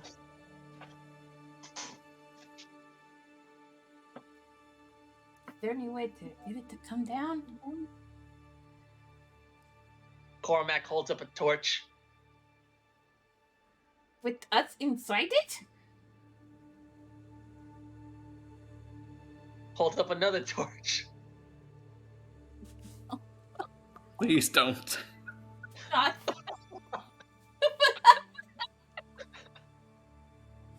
He's gonna do it, isn't he? No, I'm not stupid. Or am I? I don't So think. what do you guys want to do now? I think we should run. Well, we still have what, how many room up here? Suddenly, Sylvetta, when you enter that room, Swifty, you'd hear somewhat of movement from this area. This area? Yes. What's that? He hisses.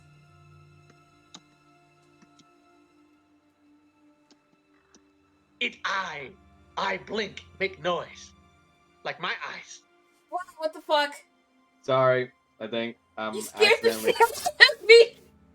I think I accidentally went on map layer and moved the map Oh. itself instead of like move my camera. Shit. Scared the shit out of me! Kobold screaming again and he instinctively grabs his legs. Yeah. But yeah, you hear some movement in this general direction. The library. He goes to inspect.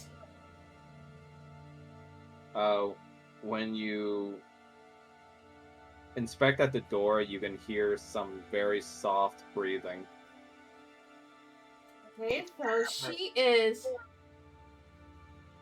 Sorry, you might see some movement here. This map is being stupid with me again. Okay. Okay, Swifty is going to kick the door and then take a step back. Okay. How hard?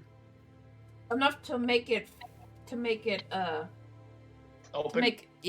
open. Okay. I'm gonna ask for a strength check on this, Okay. just to see how hard you bust this thing down. Okay. Let me just do this on the. And I'll say do this with advantage since you're a monk.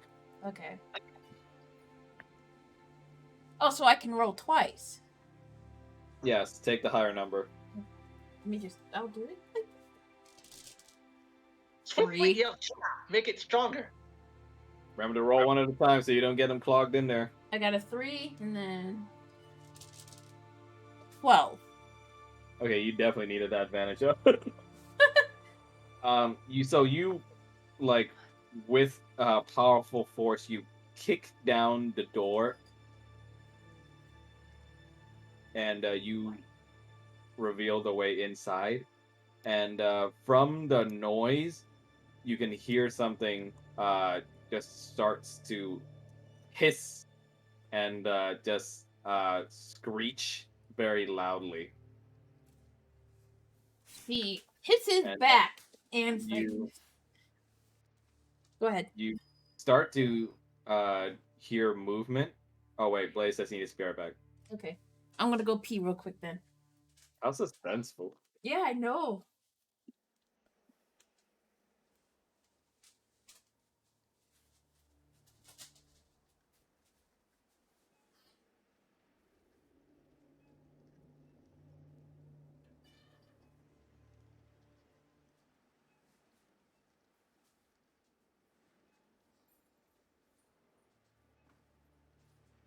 Okay, Drake.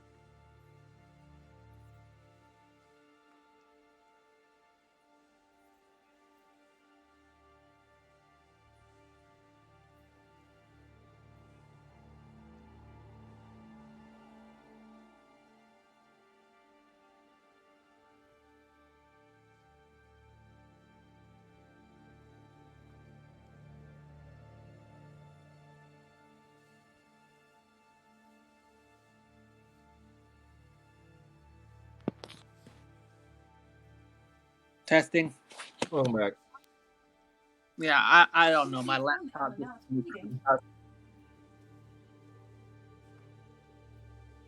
Yeah, laptops tend to not be too reliable. I'm trying to see if I can get this back up and running right quick, and then I'll switch back. Okay.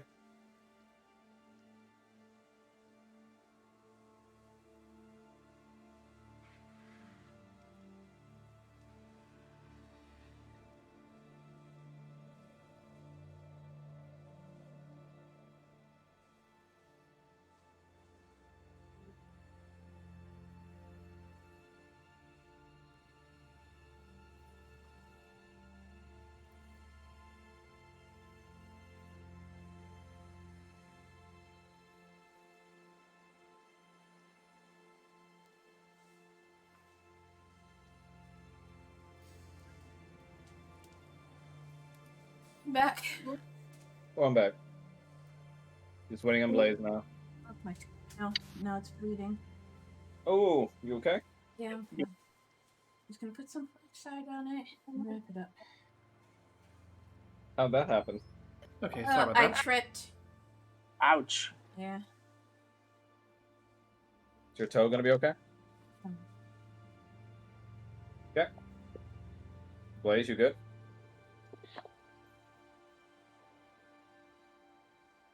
place? I think he said he'd be right back. Yeah, I said it was back also. Oh, okay. Welcome back. Thank you. Okay. As soon as Mel's done treating herself, we can continue. Keep going. I'm just gonna over it. Go ahead. It's all good. Okay. So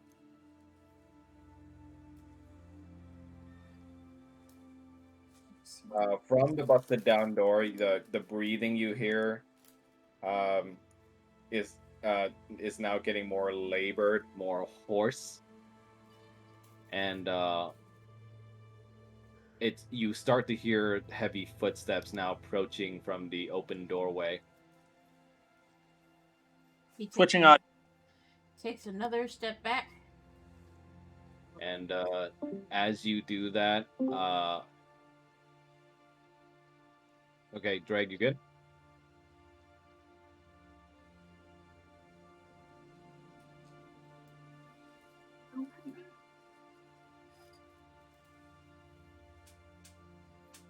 I think Drake's just having audio issues. Oh, oof.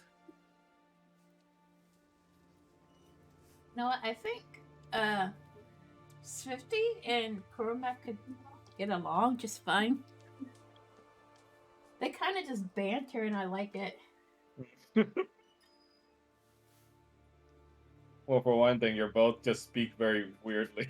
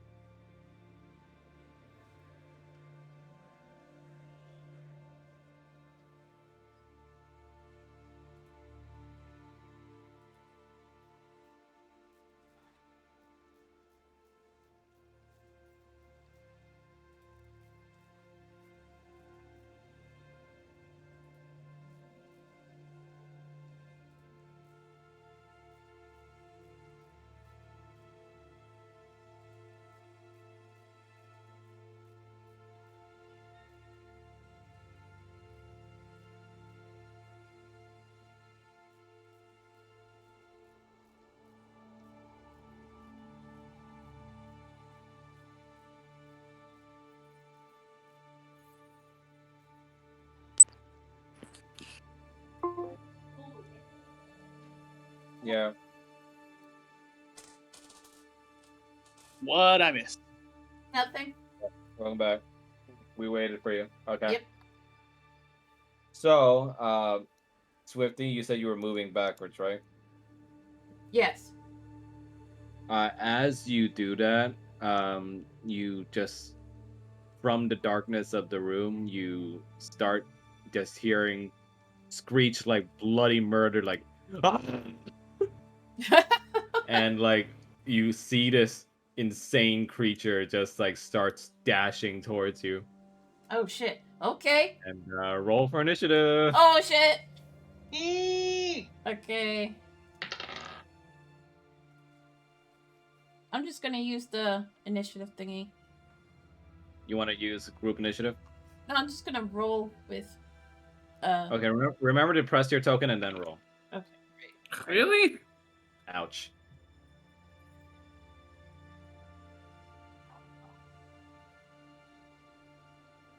I just realized I got a very good passive perception. Yeah, you do. I think that's a kobold thing. I think it's just I pumped a lot of into my wisdom. Same with That Sylvetta, paranoia. since it's same with Sylvetta. She has 18 passive wisdom. Oh, Oh, and shit. Drake, remember to press your token and then press initiative in your character sheet. Ah.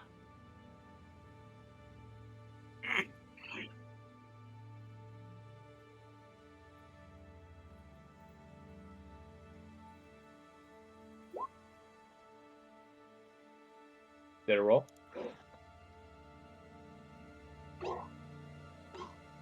It worked. Did it work? Apparently Football? not. For some reason.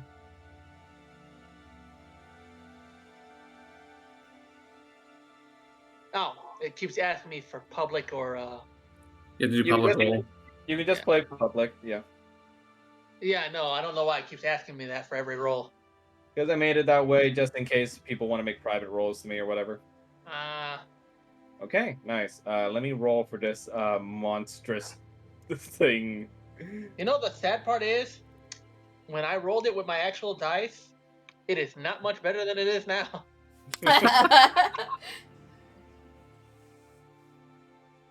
All right, give me a sec, folks. Sorry.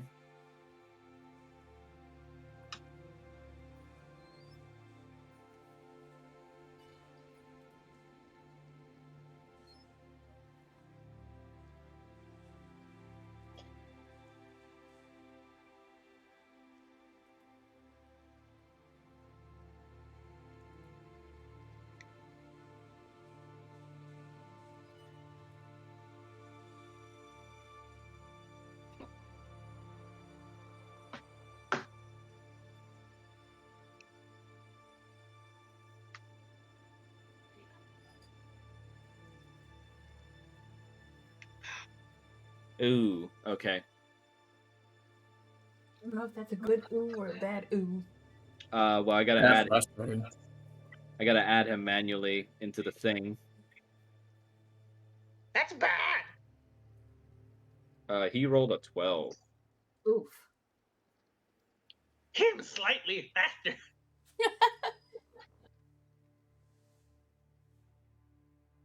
I still think the decimal points are weird. Yeah. Math.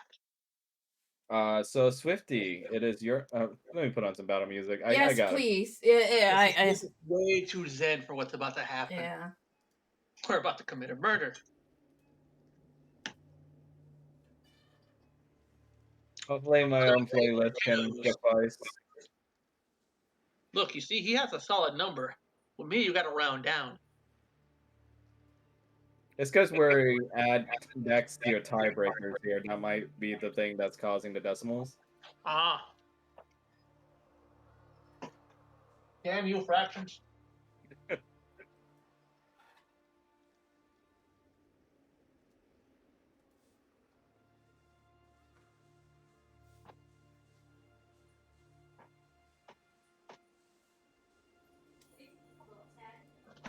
Wait, thank you for doing this one shot for us. No problem. I too am pleased. I had nothing else going on this week. Oh, this song again. Yep. I spent the past week replacing meters and getting yelled at. All right, Mel, you're up first. I don't hear the music. I do. Yeah. Coromac's like, you hear that? Let me refresh. Can I refresh? Yeah, you can press. Yeah, because I don't hear the music. Strange sounds coming from wall. Can anyone else hear it? The I hear it. Hold on. Yep. Nope, my window went kind of ape shit. Hold on. I gotta. You're in a platinum line, I see. Oh. Launch game.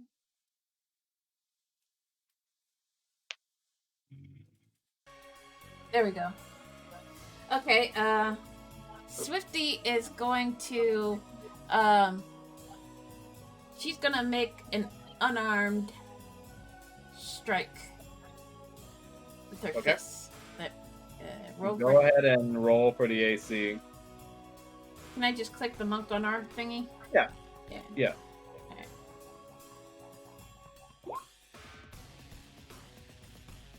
Ooh, okay. That definitely hits. So, with a furious punch as this thing is charging you, you like punch it straight in the face and you stop its advance, and you deal it 5 bludgeoning damage. Can I also spend a key point to do flurry of blows? Yes, you can, if you'd like. Sweet.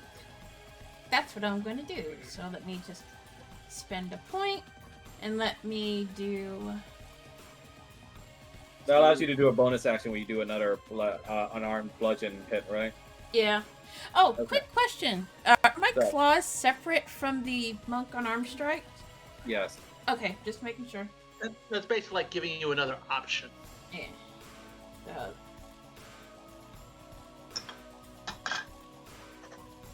So just do it twice? What do you mean? Do the flurry of blows, 2 unarmed strikes as a bonus action. Yeah, just do it once and then do it again. Okay.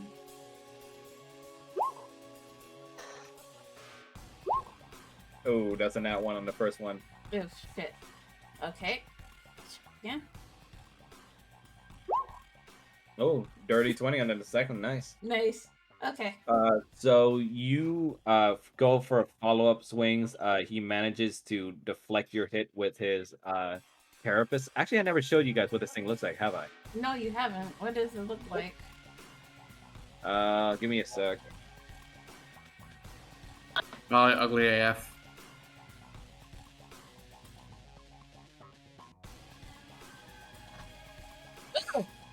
Yep. Hey, that's kind of gross looking. Okay. So It's a giant humanoid flea. you go for a follow-up hit. It like deflects it with one of its pincers, but your follow-up hit definitely lands, and you uppercut the thing, Nice. dealing it 7 additional damage. I shall end And my turn. the monster kind of hisses and screeches at you for dealing damage to it. Okay, I shall end my turn. Okay.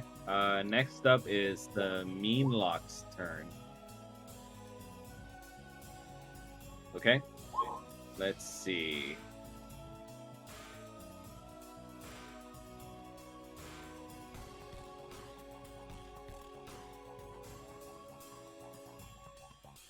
So it's gonna go ahead and do a claw attack on Swifty.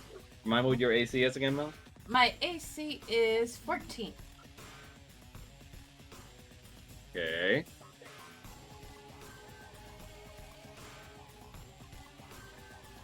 It rolled an 11, so its claw attack fortunately misses you. It tries to swing at your ribs, but you're able to back up and away from it just in time. Can I move my character to back up, or is it just you're describing? No, it's just at the same spot still. Okay, just making And sure. it's gonna use its bonus action to teleport. Yeah, it's gonna teleport. You see it like begins to cloak itself in shadows, and suddenly it appears right behind Sylvetta. And it's gonna end its turn there.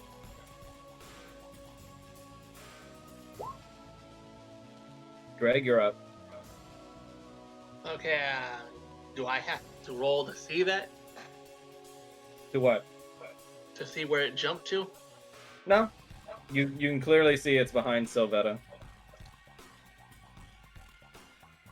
Alrighty. I guess I'm gonna make my way over there.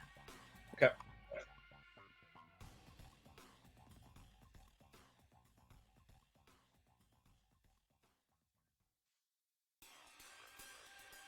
Okay.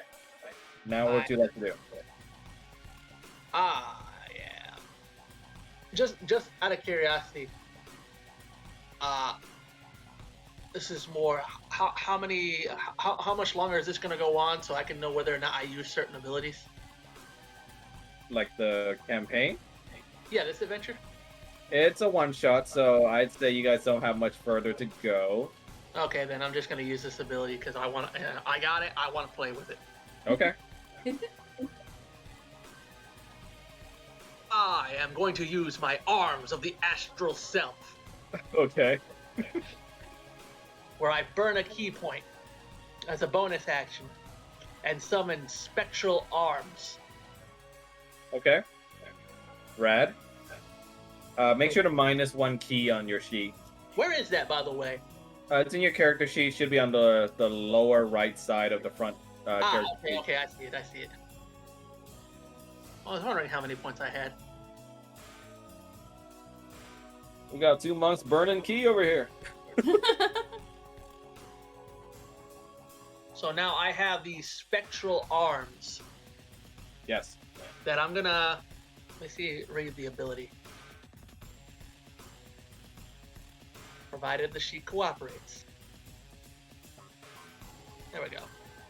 For the next 10 minutes, I have these spectral arms that hover near my shoulders or surround my arms, my choice. I determine the appearance and they vanish early. Da da da da da. Yep. And arms, yes. I can use my wisdom modifier and place the strength when making strength checks and strength saving throws. And I can use them for unarmed strikes. And my reach is 5 feet greater than normal. Yes. So I don't even have to get that close to this thing. Yep.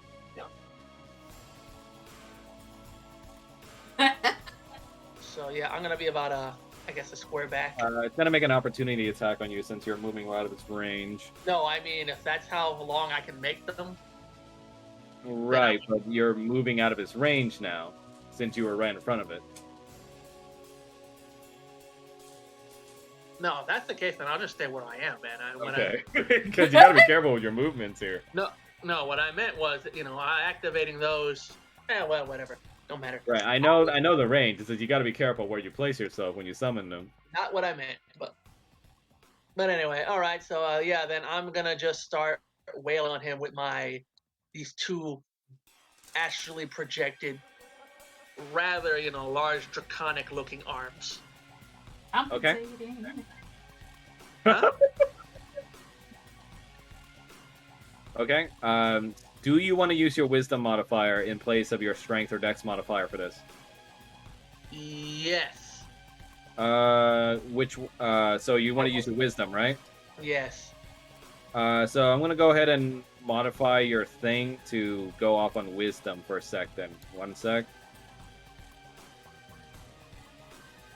Me to use the online or roll my actual dice. Just use the online. I just changed it to wisdom, so it should calculate correctly now.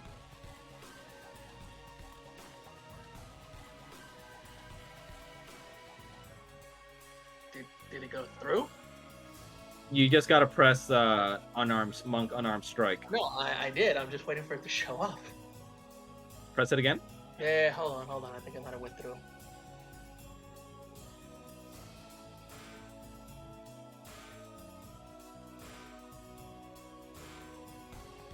Oh, goddamn this public roll thing.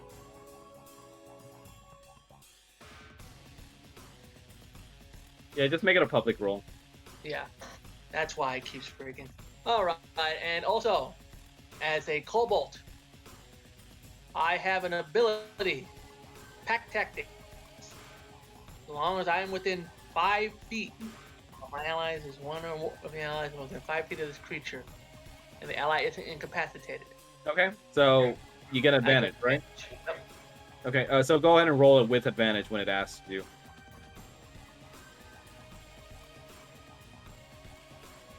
Come on.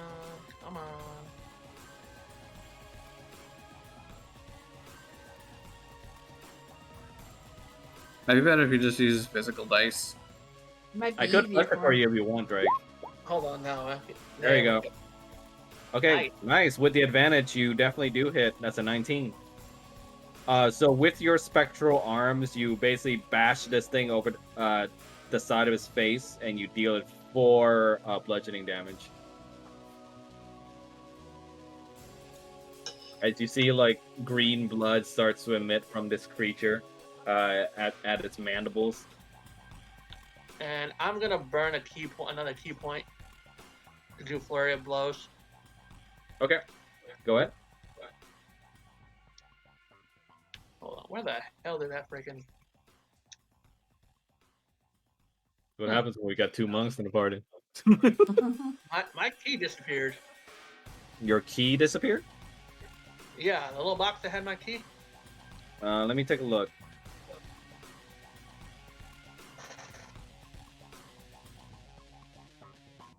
No, it's there. Do you see it now? Now, Okay. yeah, now. I think you pressed the cog wheel next to it was the thing.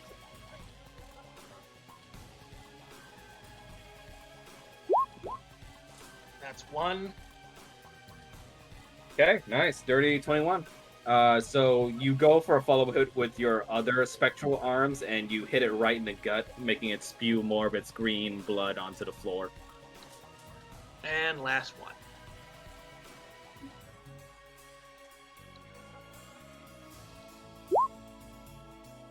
Nice, 23. Another 4 damage. So that's 8 damage total from the follow-up hits. So 12 points total. Yes. He just So goes in from your so from your furious attacks, you start to see this thing now bleeding at almost every corner of its body, and it starts getting desperate.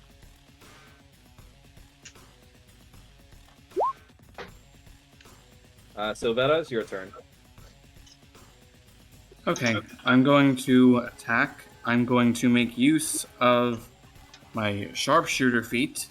I take -5 to attack roll, but because of the archery fighting style, I also gain +2, so I have 1d20 +3 to attack. Okay, go ahead.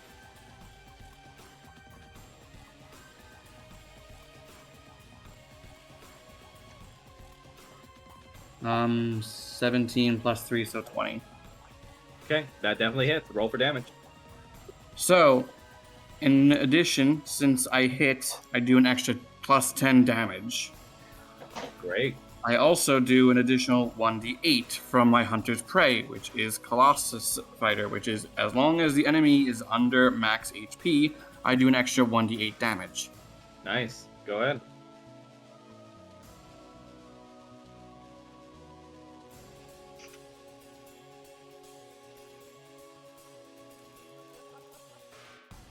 So I'm just going to use the thing on roll 20 just to make the damage roll go faster. Yep, go ahead.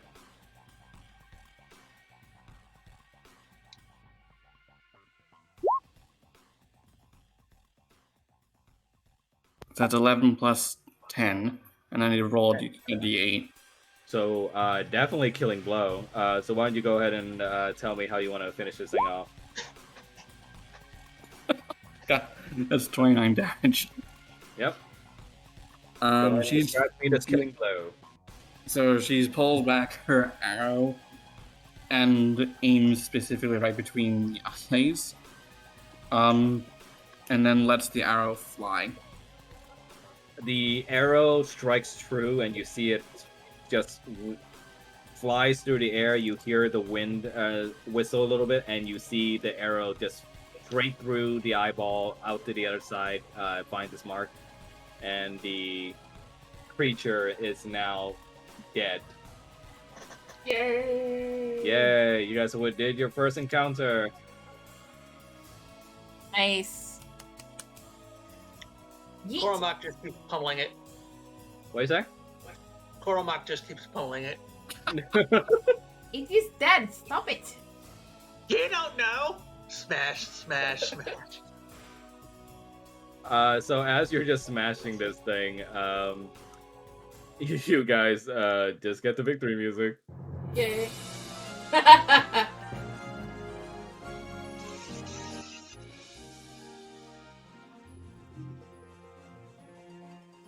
Congratulations. Yay. What is that thing? Huge termite. Its body lays dead before you. You see it twitch a little bit, but you know it's Hit it again. Yeah, it's definitely lays still after that. And yeah, you see just this green, yellowish, sickly looking, like almost termite, and like mixed with a Louse. mantis. I'm finished. Yeah, it looks like some kind of termite mixed with a mantis together, and it just lays there on the ground, bearing its hideous visage for you all to see.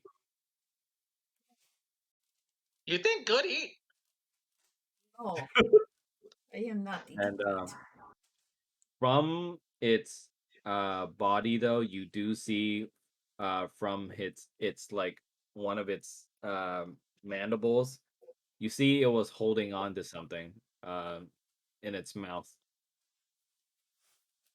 which now slides out as it's now dead. What is this item? Go ahead and make an investigation check for me. Okay.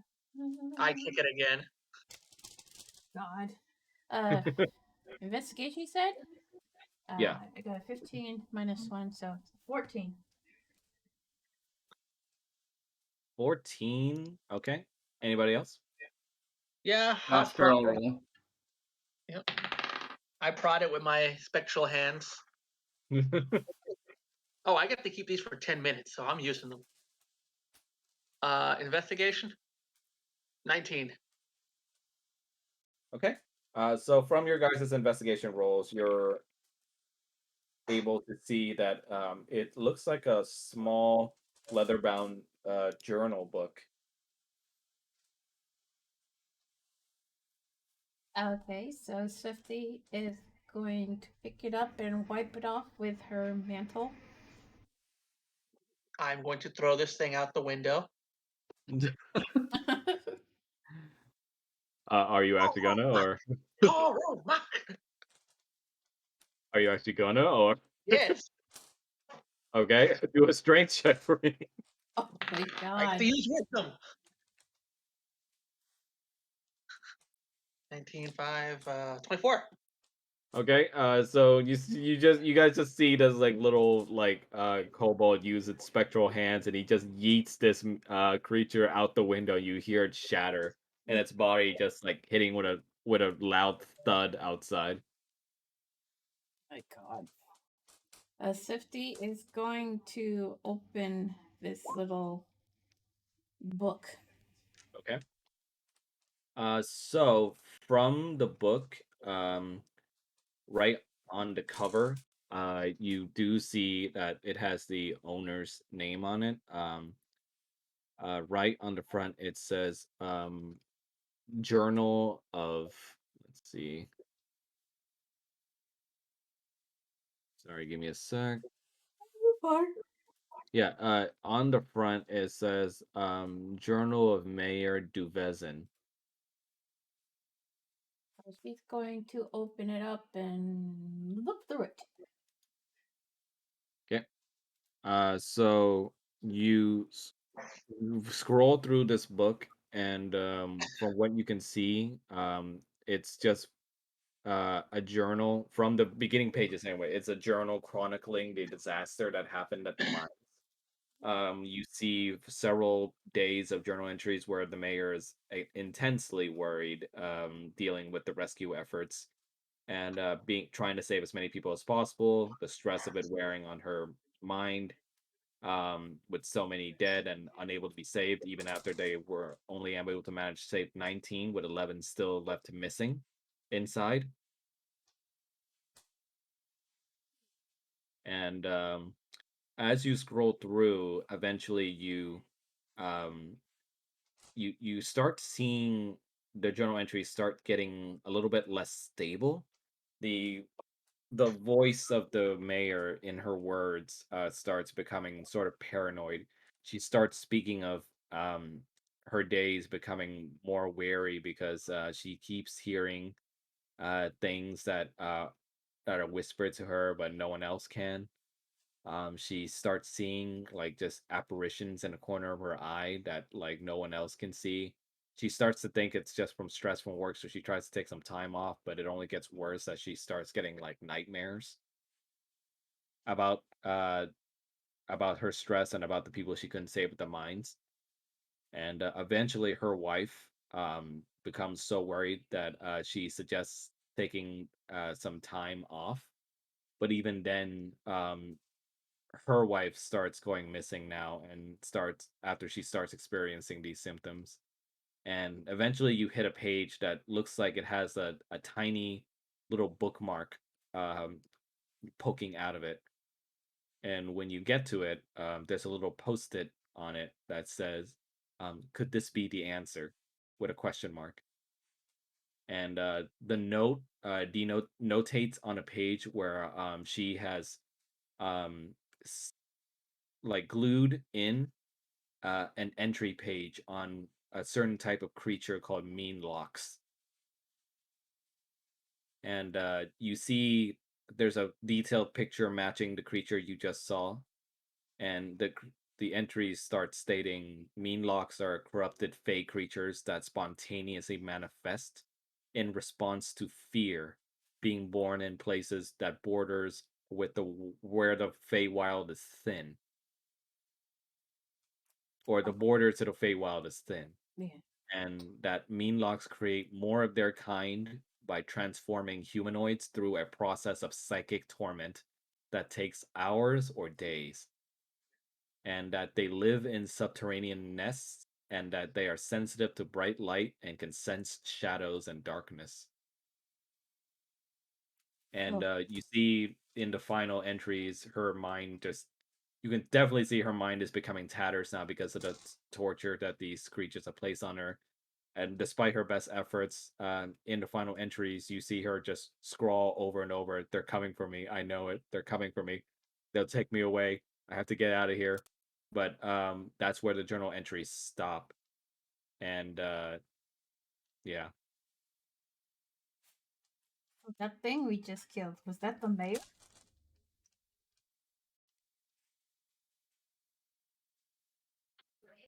Possible. Is it true, Mac? I can't answer that. So they're called mean ones.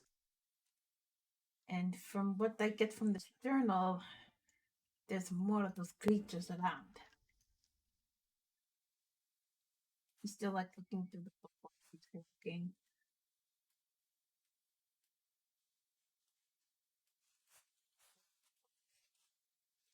Over there. Cormac, you enter what the room that the creature was in, what looks like a master bedroom. There's a large double bed that sits beneath the windows along the far wall, and a fireplace that occupies one corner. From what you can see, it from the dust and the ash that came out of the fireplace, you can probably ascertain that the monster probably got through that way into the building.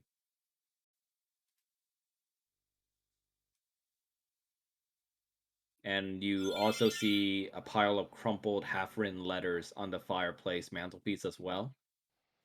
And all of those notes are just notes of beseechment from the mayor, just asking for nearby settlements to help. And even one is addressed to the mayor of Marine, but this one, it seems like, went unanswered as well. Greg, if you're talking, we can't hear you, by the way.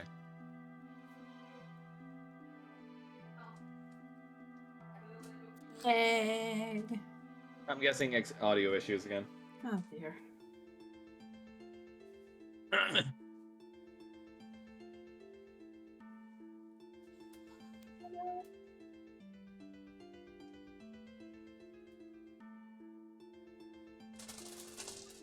Yadari just AFK, I don't know. Nope. I'm back. Okay. Audio, Did you hear what I said, or? about the letters. Yeah. I heard everything. I just, for some reason, it was not registering me responding. Okay. But yeah, that's what you see in there. I'm just, as she's coming in, looking, whining. Anything else in the room? So other than the notes coming from the fireplace, nothing. But a few of the notes also just mention that the fact that the mayor's children were also taken. And this would be on the letter that's being sent to Marine. They dead. Let me see those. And thank Blaze DC for a sec. Welcome back, Blaze.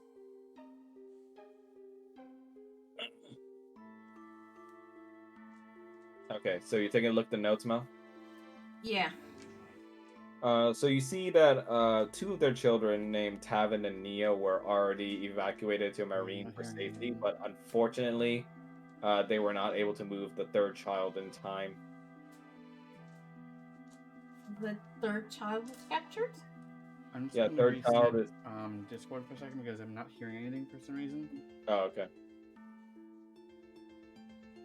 He's like, Discord is fucking up with everybody tonight. Apparently. First child did not survive second impact. What you say? First child did not survive second impact. Swifty, get in the robot. What? Get in the Ava. He's making an Evangelion joke. Oh. Get in the Ava, or Blaze will have to. Quiet. I'm trying to read. Cormac save you time.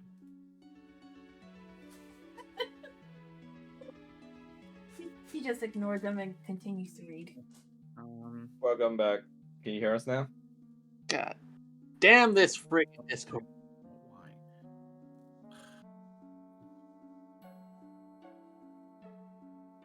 Can you guys hear me? Yeah. Awesome.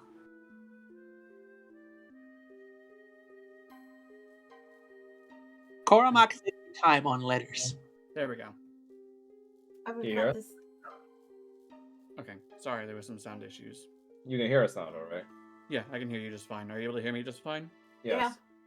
Okay. Okay. So Swifty, you're continuing to read it, and you see that the third child, name is George, had been taken many days before that letter was written, and it's the primary reason why she's also asking for aid from Marine, but it seems like she had no response.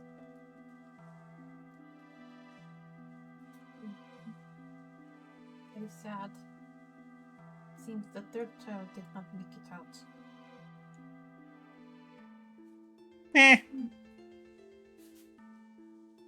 Is there anything else in this room? Nope, that's it. James and Alright, she's going to leave. I think you're cutting out again.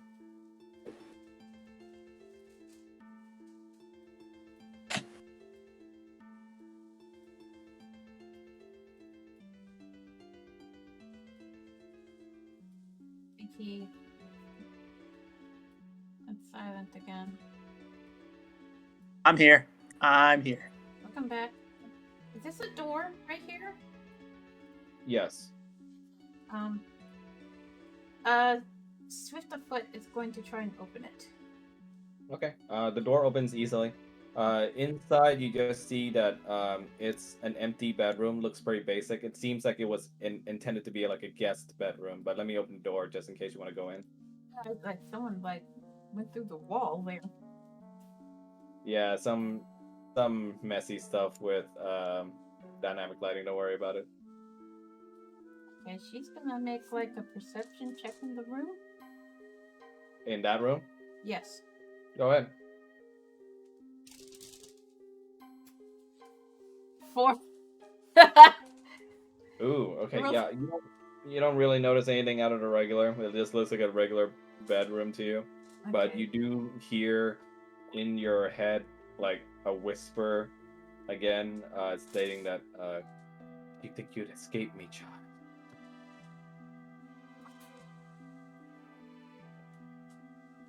Okay, she kind of just backs up for a moment. The whispering continues in your ear, saying that I'll find you. Who is this? Who's talking to me? And I made a perception roll as well. Okay, what was it? It Let me came see. out as 27. 27, great.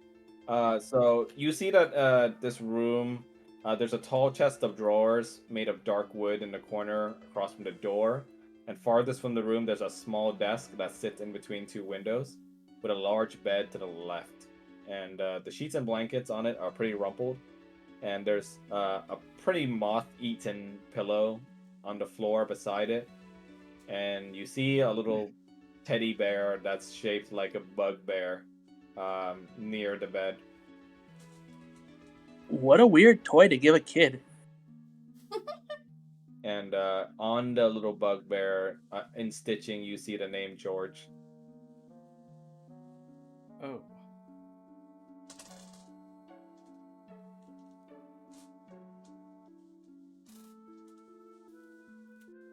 Well, we found George's room.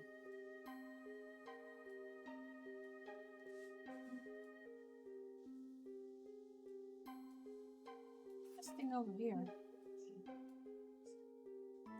Like where I'm. That's what I described to you earlier. It's just a guest bedroom. Oh.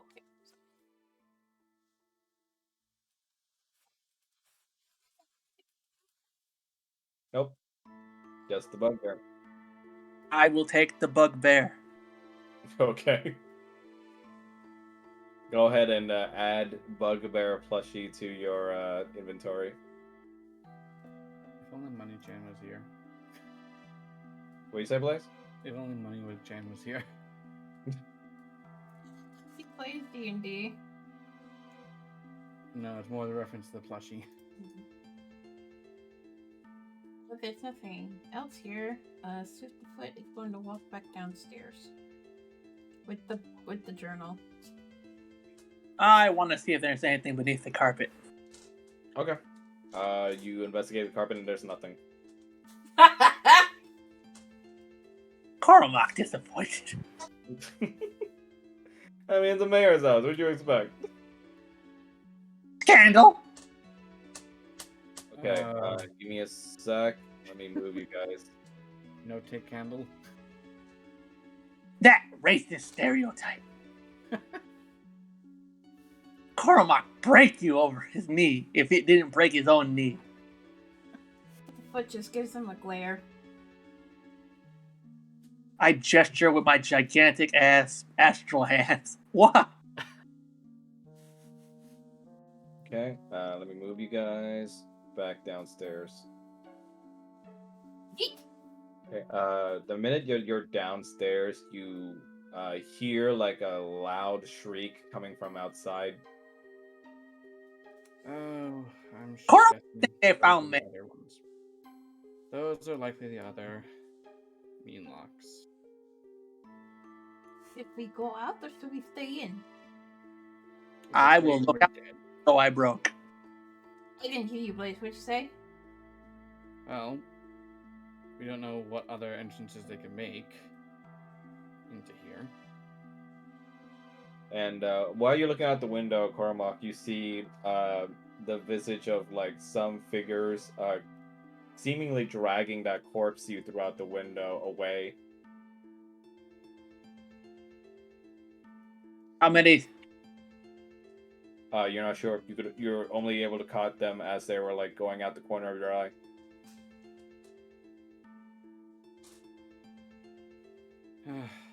Name more.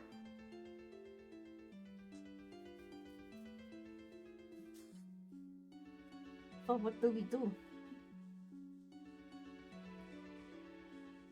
What job? I can try picking some off from here.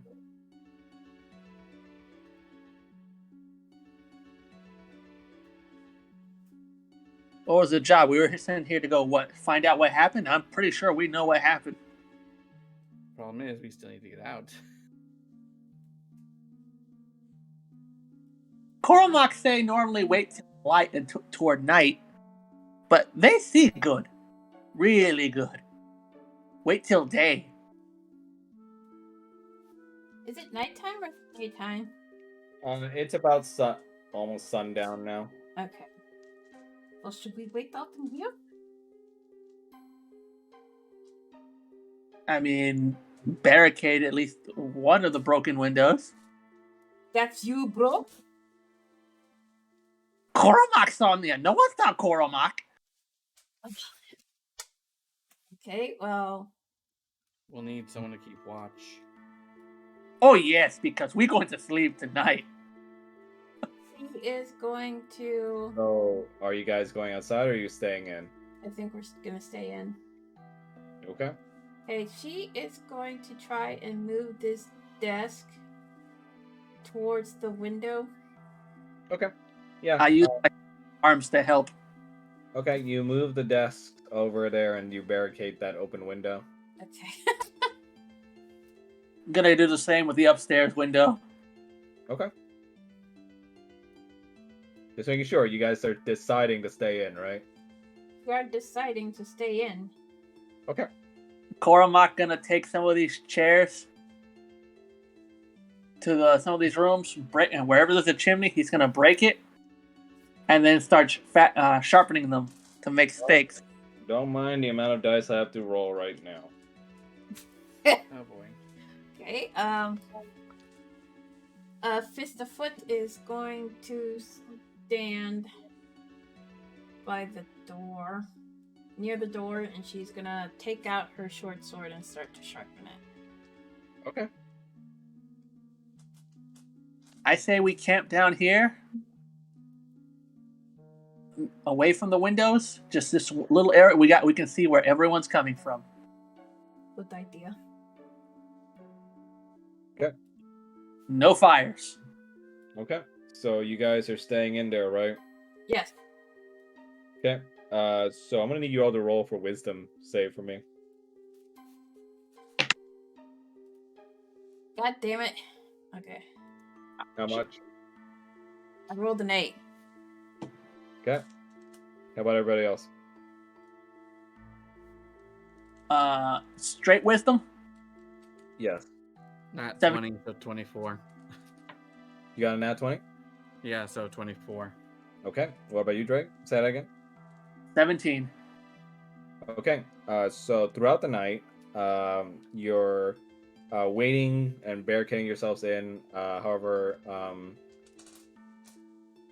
Swifty, you find yourself dozing off a little bit, and you start getting these vicious nightmares about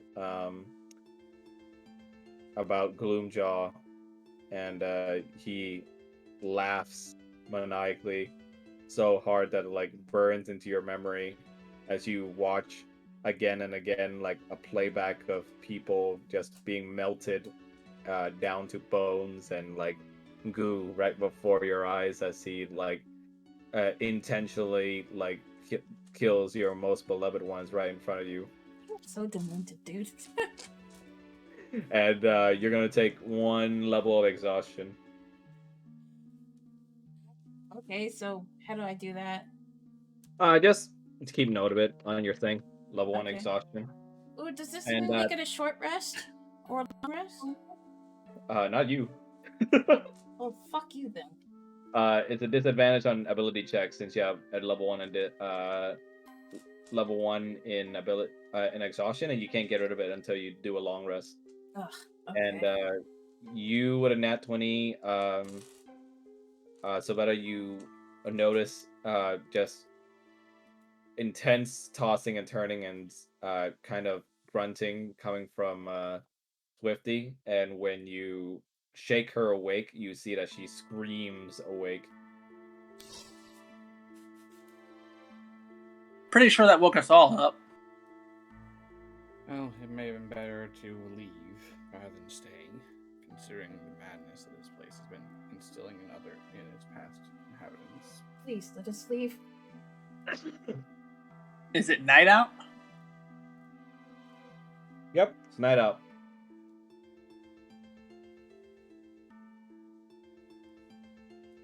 I mean, I'll do what the majority, decides.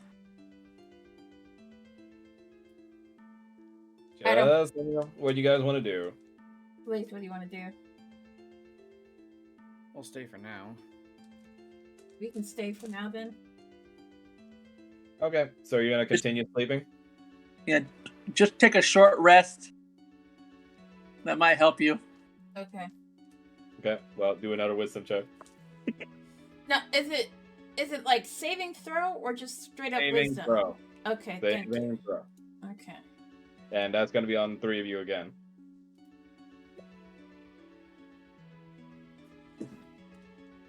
So we have bone here. Okay. 14 plus 4 is 18.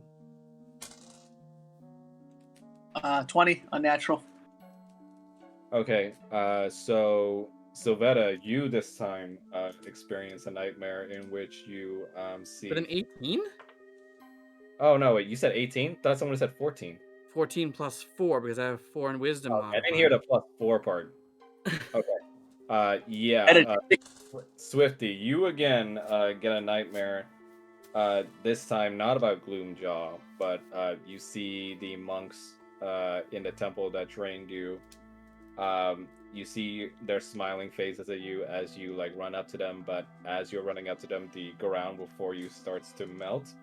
And as you're sinking, the smiling faces of the monks begin to turn as they start like just melting right before your eyes, and you reach out to try and help them, but the hand that grabs you is a reflection of yourself with its head turned upside down, and that immediately shocks you awake again.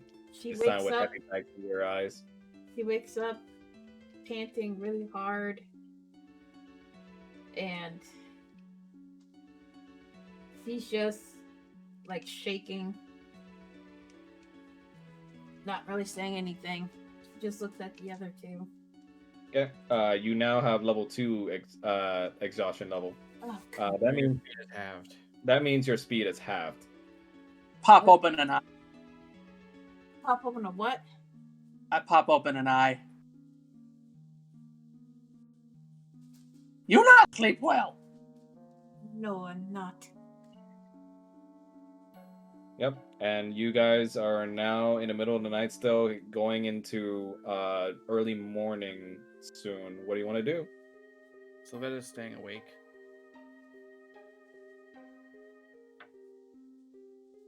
I look at it. Can I see anything outside from any of the windows we haven't broken and boarded up? Are you going to look outside them? Yes, I will. Okay. Go ahead and go towards one of the windows. Cormac check. If Cormac see movement, Cormac kill it. Because Cormac is good friend. Okay. You peer outside and you don't seemingly see anything. And I'm gonna need you to make a dexterity saving throw now. Nat 20. Ooh, nice. Okay. So you immediately back up as you sense something's up, and immediately crashing through the window, you see another one of those creatures screeching your ears out and like tries to grab you. I matrix my way to safety, and actually, I'm gonna grab him since he decided to try to do that. Okay. Make an opposed athletics check for me. Because I keep my promises. Okay. Make an opposed athletics check for me. Alrighty. 19. Jesus fuck. Okay. It rolled a 14, unfortunately. So you grab this thing. What do you want to do with it? Oh, I'm pulling it in. Okay. It's pulled in with you. And I And- immediately start pulling on it. I'm gonna need you to make an initiative roll now with advantage. Let's see. I'm gonna say due to this, Cormac, you get the surprise attack turn, but everybody else roll for initiative as well. Okay.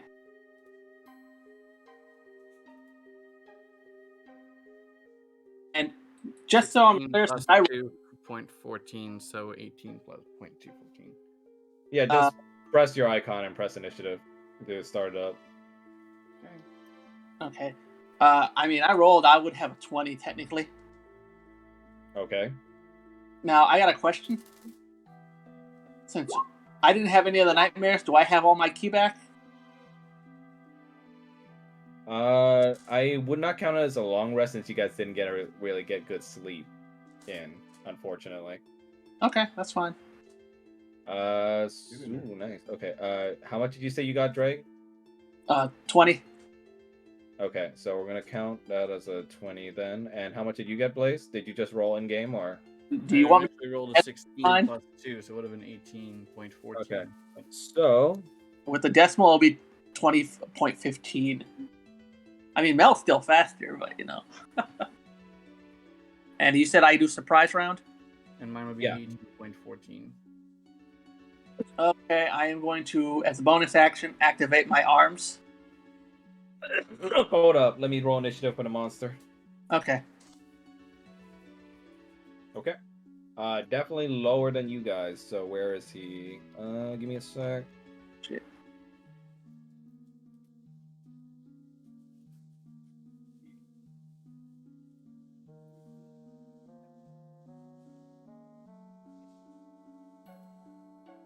Is it not spawning? God damn it. Alright, there you go.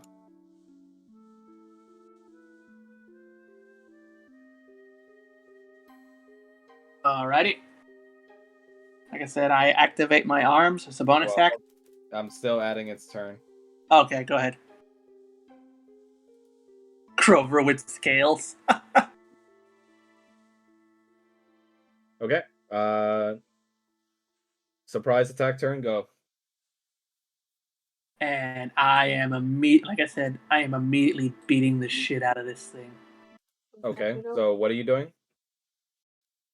Are you making an attack roll, or I'm gonna, yeah, I'm you have to be more specific with me? gonna attack, and I am going to actually burn into flurry of blows too. Okay, make the attack first. That's fine. Where's that good old battle music? Yeah, give me a sec. Thank you. We love you long time.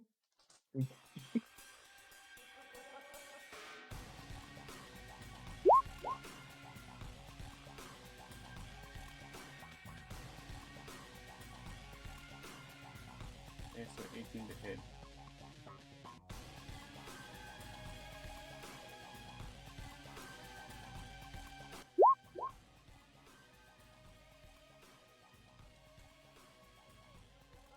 Oh yeah, make sure to minus away the key point in your thing, in case Did. you haven't already. I did. Okay. So you can make another one since flurry of blows is 2 attacks. Oh, Okay. I know. Uh, Them all. Okay, so first hit definitely took purchase. You deal 7 damage to this thing as you like just sock it across the face. with Oh, by the your- way, prone, when I pulled it in, is it prone? What are you talking about? Is it prone? Is it prone? No. All right, just checking. I mean, that was my benefit, so. Let's see. Yeah, unfortunately, your follow-up attacks don't hit, but your first hit does hit, so you deal it 7 damage.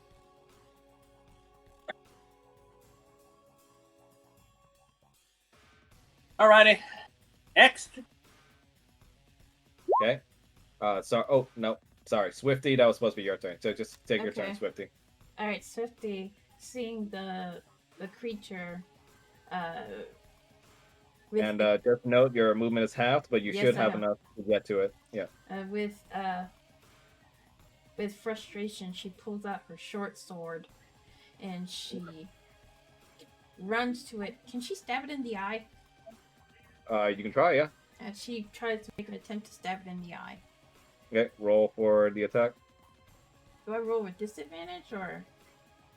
No, the disadvantage is with ability checks. Okay. And better. Now that you guys are in 5 feet of it, I get advantages to hit this thing.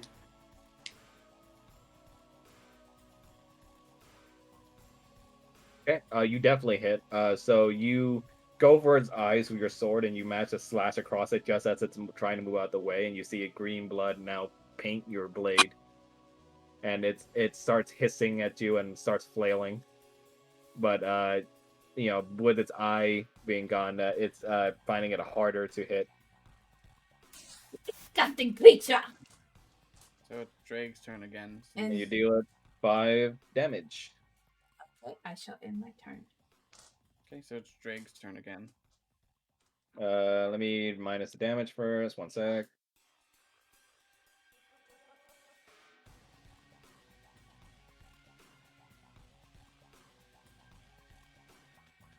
Okay, Drake, your turn again. Uh-oh. Audio fuck up again? I'm here. Okay. Oh, you're attacking again? Yep. Okay. You hit.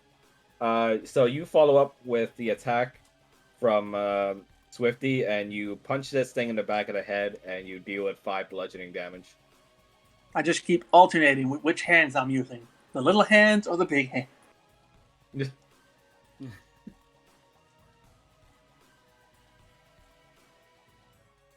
Okay. Anything else? No, that's my turn, really. Savetta, you're up. I'm going with another sharpshooter again, so d20 plus 3 instead. Okay. Nat 15 plus 3, so 18. Okay, you hit, so go ahead and roll for damage.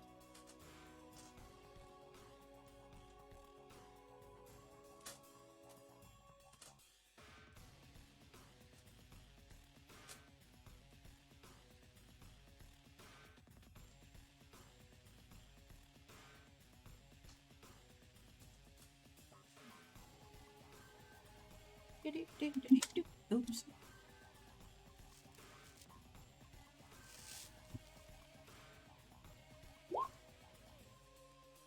There's a 16 and then another 1d8 since it's below max HP. Because of Colossus Hunter. Okay, go ahead and tell me how you want to kill this thing. Are you doing this much damage? Because I'm specifically a hunter with Colossus Slayer and Sharpshooter, so it's plus 10 damage if I hit with the lower hit rate, and then a plus 1d8 whenever it hits. Oh, so you're taking pen. Okay. This time she's aiming for its throat. Okay. See if she can from Your arrow flies through and you pierce this thing straight through the throat as it's already taking follow-up attacks from your allies. And you see it like struggle to breathe as more blood spews from the arrow in its neck, and you see it fall down dead. And as it hits the ground, Koromak looks at you. You know I was back there, right?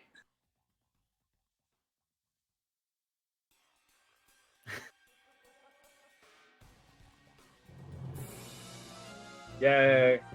Nice. Koromak saw arrow go over his head. You were aware he's that short, right? I did, and I accounted for it. Okay. You guys He's- won the encounter. And from the death of that creature, you can hear several other screeches howling throughout from the outside. Koromak throws the body out again. You're just making things worse. Smear Okay. the blood on the wall. So you're gonna throw the corpse out the window again. We already have a broken here. You realize most creatures stay away Legitimately asking you, from the spot where do they're you people. want to do this again? Yes, I throw the body out again. Do the strength check.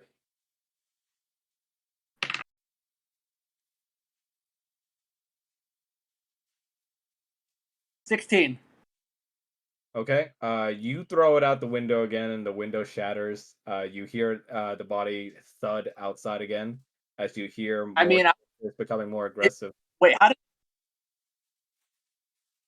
How to what? it came in here? I thought it busted through the window the first time. I'm That's the assuming same- you're throwing it out this window. I'm not throwing it through an. Yeah, Okay, well, if you're throwing it out the not window, it's like, hey, and you still hear the thud outside with a lot of like joined unison screeches now, as you can hear they're almost mobilizing on something now. I'm gonna throw a torch out there too. Okay. Since they don't like light. I do. Because I remember you used 2 torches upstairs already by lighting them and then doing nothing with them. So -2. No, I said I held. Another one. I said I held them up. Right, but you used them. I said I. That it's not using them. I said I held them up. She asked me a question. I held up a torch. Okay. Remember, I don't need to light them. I don't have to see. Okay, but you're lighting. So yeah, this I'll right now, right? No, this one I'm lighting. I'm getting rid of this. Okay, so -1 one, for so the yeah. inventory. Oops. Dude, I added 200 torches by mistake, and I got 239 for weight. I don't even know how that's possible. Okay, well, you throw the torches out and nothing happens.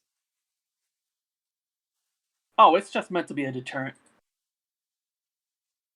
And then border up again. Okay, what are you bordering it up with? There's plenty of furniture. Which one?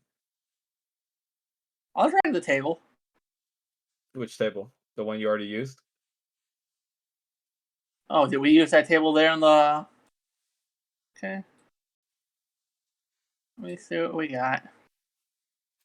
We got a round table here. That'll work. What do you want to do?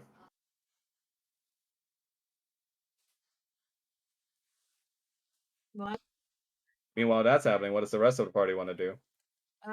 She's gonna go back to where she was and like sit down, utterly exhausted. Okay, so you guys are still gonna rest in the house then. How many hours till dawn? I'd say like 2 more. Don't sleep. Just wait. Okie dokie. I mean, how many? You said I can hear them. Could I see any out there? Nope. I just sit down and pull out my freaking club. And I'm gonna wait. Okay. So your group decides to wait until morning time, staying awake up until then. And despite not getting any good sleep, you guys do make it, and you see dawn outside. All right, if it's light out, I say, Koromak, say we move.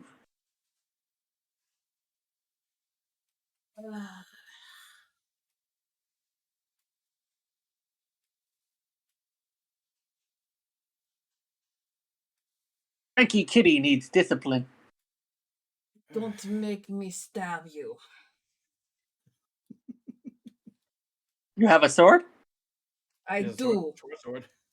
You just saw her use Okay. it. She brandishes her Hmm. short sword as she clearly looks irritated. And he hops out the window. Okay. So is everyone else joining him, or Going out the door. okay? Let me go ahead and bring us back to the city. 1 sec. Savannah just has an arrow ready just in case. You guys go back outside, and you see that it's dawn outside now, and you see where you threw the corpses, there are now fresh green blood trails that lead upwards to this direction.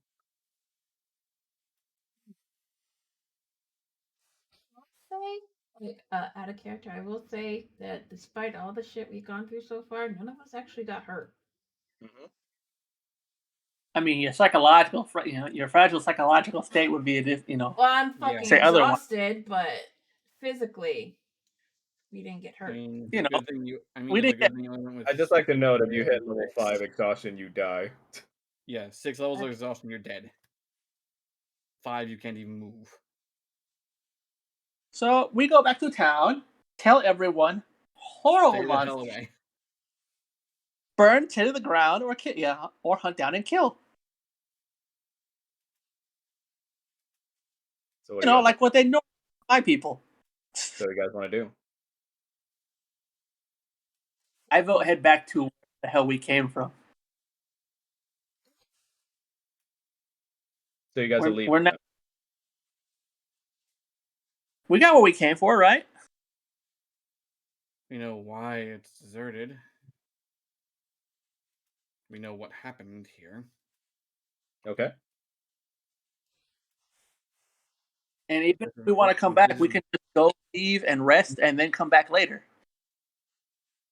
If you can. Okay, well, so let's go. Okay. So you guys are leaving this area, right? And going back to where? Yes. Yes. Yeah. Okay. So we're gonna do theater of mind again because you guys are going back to. I want to say, is it Maven.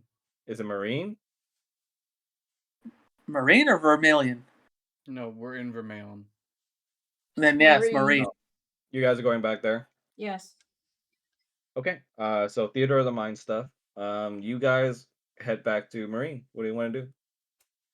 She wants to find an inn and go to sleep. Okay. You go back to the Lazy Otter Inn, which is the place where Lucas was serving you guys earlier. And do you guys want to do a long rest, or is it just Swifty? Long rest is fine. I didn't lose anything, but long rest is fine. Okay. And key, so. So you guys got a long rest, so go ahead and press the long rest button. Did I activate that yet? I have no clue. I have let me it on activate. mine. Yeah, let me check if everyone has it on theirs. My key is Yeah, I think I need to turn theirs on. 1 sec. I'm just gonna send it back to 4 because it's not resetting my key. Okay. Let's see. I got it here. Yep, I turned it on, so you guys should just press long rest, and it should reset everything for you. Drake, you might want to reset your key manually because it didn't reset it for Mel. So just in case. Okay, just making sure that wasn't me. Okay. All right. So you get a long rest, and Mel, you remove all your levels of exhaustion. Okay. She comes back out of her room looking rested and ready to try again, but she is still clearly irritated. Mhm. So I am doing cobalt things. I'm going to assume that we also doing away with the ammo rules as we did in the main one. You did what? I'm going to assume we aren't doing ammo rules like No, we we're did. not. Okay. That's why I haven't kept track of arrows. I don't want to do that. We should do that, but with a key, so we don't have to keep track of the key. I mean, I am keeping track of your guys' key. I'm paying attention to my own key. Okay, so Oh, Alright, Alright. so Up to you guys. Don't ask me. are you two ready to head back? Yes, I am. Cormac does whatever Cormac is told. Well, Korumak, we are going back and we are going to finish those monsters off. Cormac thinks this is horrible idea. Well, do you have a better idea? Holds up a torch.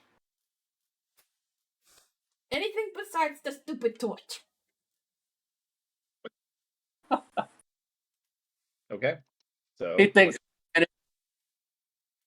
what does the team want to do now? We're going back to finish the job. Okay. So you guys return to Vermilion by card again. Yes. Again with all the terrible traveling conditions. And you see this time that the town is seems desolate, but you can sense hostility in the air. Like the hairs or like the feeling in your back is like more prevalent than ever that something is watching you. And instead of seeing things at the corner of your eyes, that you can clearly see just shadows moving in the background, heading towards this direction again as they see you enter. But you know this time that you are expected and that you are being watched. Okay, so you said there was a blood trail heading that direction, right? Yep, Yep. still there.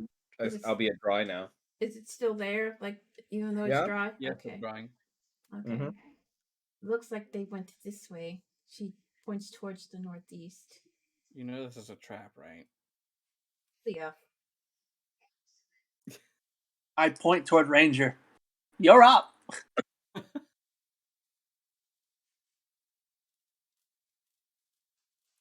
Well, let us keep going. Yes? Mm-hmm.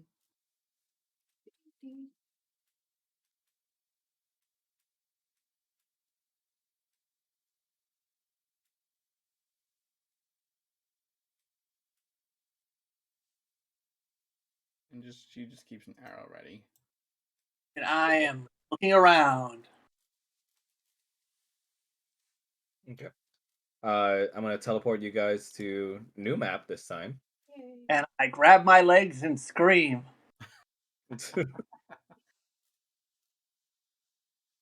I am using the bathroom. Be right back. Okay. Should be fine. I gotta spawn you guys in on this new map.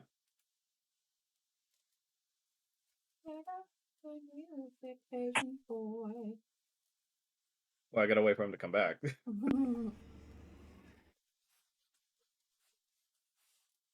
Yeah. Hold on. It's a tunnel.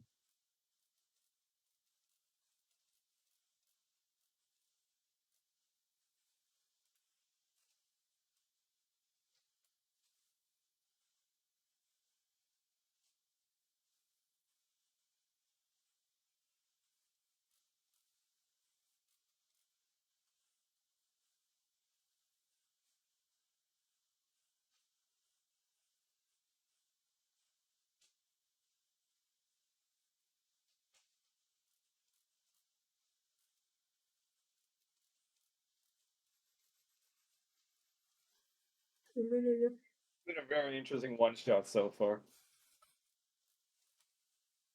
Are you guys enjoying Yeah, I am, but you trying to kill me, fucker. it? What? You trying to kill me. It was our decision to You stay. guys made a choice. It was our decision to stay. We probably I should. handle the ramifications of those choices. Okay, I can see a little bit. It's like, you know what these monsters can do, and you decide to stay inside. Well, they meant to stay inside. Exactly. And there are consequences to that. Oh, shut the fuck up. Cormac hears the sound of bullshit. What are we being blamed for now? For Okay, staying in the house. just waiting for Max to describe and. Everyone ready? Yep. Darkest here. Yeah, Okay. dark as hell. Okay, I can see. I'm good. Okay, so you follow the trail and you find that it leads you towards what used to be the bustling platinum mines that was once the jewel of this town. There's a it's literally like a mine that's a gaping hole on the mountainside northeast of the village, and you see several mine carts sitting outside the cavern. One filled with rocks and dirt, and the other piled with large beams of wood. And yeah, the 30 feet inside the mine you see are dimly lit. So you make your way inside, and you see that the inside it's quite dark and damp, but there's a little bit of dim light coming from the daylight outside. And you hear the sound of dripping water echoing from deep within. And the light begins to fade faster as you look deeper inside the cave. So dark in here. Remind Cormac home.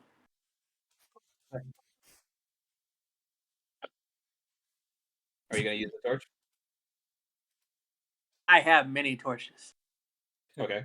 Are you going to be using one? I don't need. Yeah, I don't need them to see. So whoever needs them can take them. Well, can you please light one up for those that can't see very well? I thought you could see. I can, but our friend cannot. I have good vision, but not in the dark. You have what? I have good vision, but not in the dark. No. Cormac grudgingly lights the torch and then passes it back. Would you rather me fire an arrow when I can't see properly? Considering what I've done. Cormac questions. In hypothetical, are you in front of or behind Cormac? Currently behind. No, then very much no. Cormac thinks you should be in front. Okay. So you guys should have the torch lit up now. Yep. Yep. Pass it back. Kill me. So, everyone make a wisdom saving throw for me. Yes.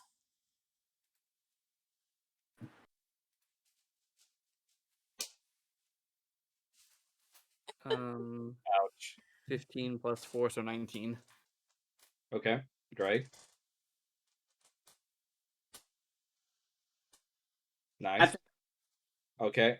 So unfortunately, Mel, you start to hear whispers again as you start to hallucinate shadows on the wall, just moving, looking like they're out to get you, and you don't really feel right here.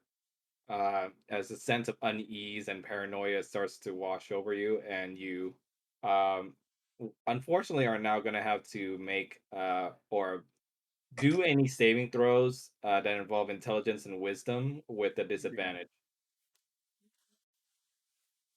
Okay, so just make note of that. Yep. Okay, continue. I move forward with a humming to myself. I always feel like somebody's watching me.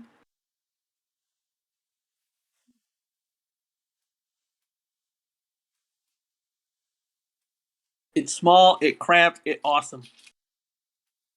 So you should feel right at home then. Very much.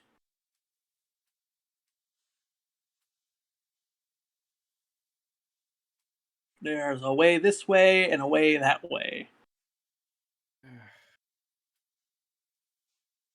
Where is the blood trail? It pretty much already ended at the cavern entrance. Did it cannibalize the corpse that they dragged? I am sure they did. They are a sensible species.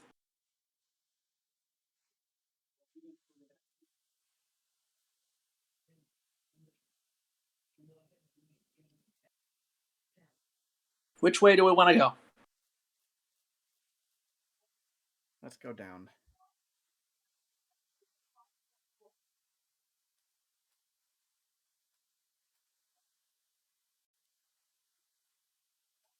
Okay. As you guys head towards that direction, you see that the tunnel ends in a small chamber that holds a lot of worn picks and rusty shovels, and two hand carts that looks like they have debris and rags on them.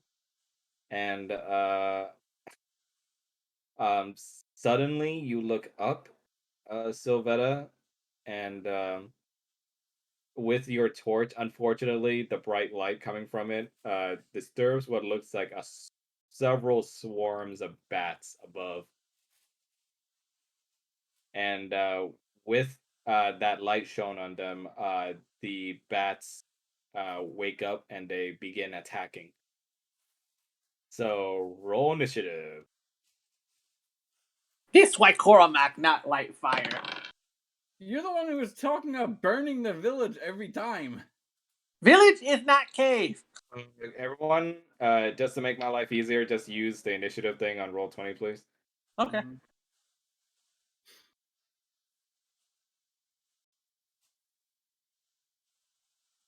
Mel, you haven't done yours yet, right? I Or did. did you? It's the 18 plus 0.18 one, right? Yeah. Yep, she is marginally faster than I am. Okay, I gotta delete these old ones. Which one is the more updated one, Blaze? 18, right?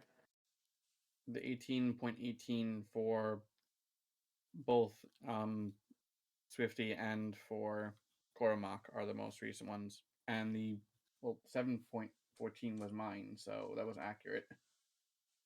7.14 was yours? Yeah. Okay, so I'll just It was correct. It was correct. You deleted the correct one. Okay, there you go.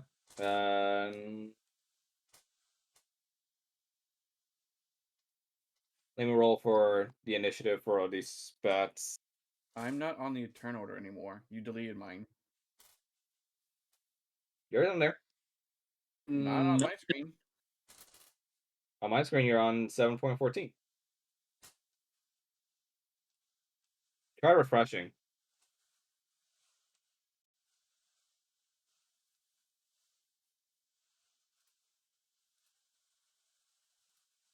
No, it's gone. Yep. Right. It's not on mine, and I am looking at Mel's, and it's not on hers. It's on my end. All right, let me add it again.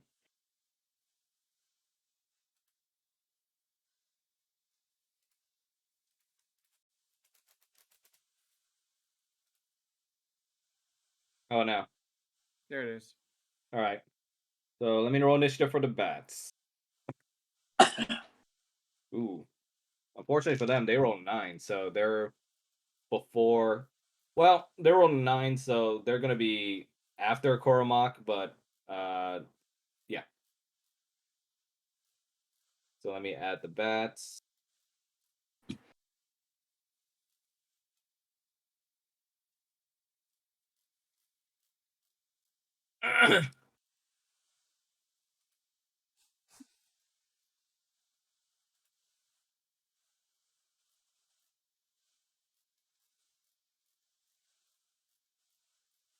I missed my group initiative thing already.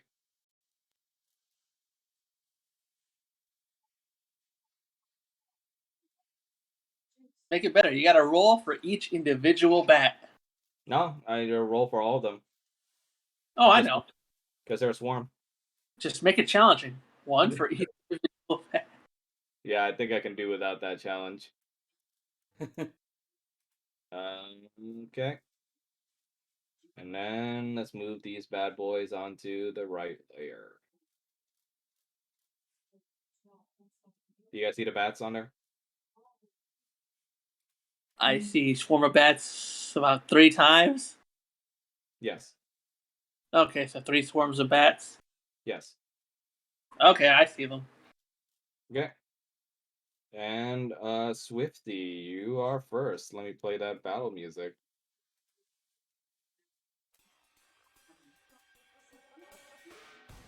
She's gonna take out her short sword and take a swing at the bat right next to her.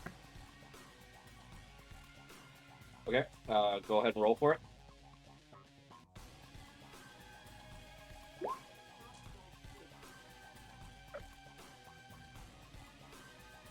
$16. Let's see. Nice. You definitely hit. Okay. So with your short sword, you accurately, with your monk training, managed to pierce through a lot of the bats in one stabbing motion, and you deal it 8 damage. Okay, then I'm gonna end my turn.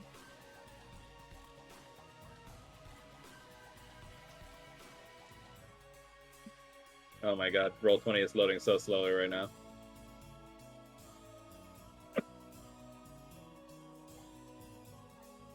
Okay. Next is Cormac. Cormac is going to attack. Which one? The one directly in front of me. Okay. Go ahead and roll for it. Okay. So this is going to be with advantage since you do have the pack thing. So you do hit. You punch through the air with your fists, and you manage to nick one of them, and you deal it 4 damage. And there is not really much else I could do here. So I will end my turn. Okay. Swarm of Bats 1 is going to fly into Salvetta's space. Well, let's just put it in the back just yet.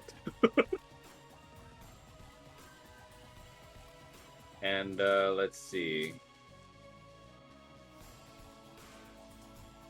Going to make a bite attack.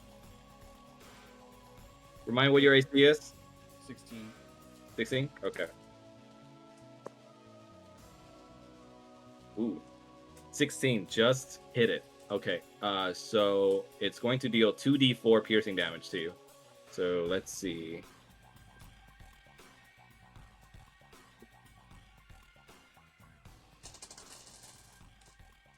I gotta use the fun little pyramid die. Yay. Never step on those. Ooh, luckily, it rolled a 1 on each of them, so it only deals you 2 damage. Okay. Works for me. You feel like the little bats like start pecking and biting at you, and you see that they draw some blood, but it's like a minor nuisance. So if you could please just -2 from your health, and yeah. Yep. Okay, next swarm of bats, it's gonna try and attack Swifty now. And your AC was what, 14, Mel? Or Yes. 14. sorry, say that again. 14. 14. Okay. Rolled a 17 on this one, so it's gonna hit. That's 2d4s. So let's see. Ooh, 3 and a 1, so it deals 4 damage to you as you feel the bat starts to bite at your neck. Did 4? 4. Yeah.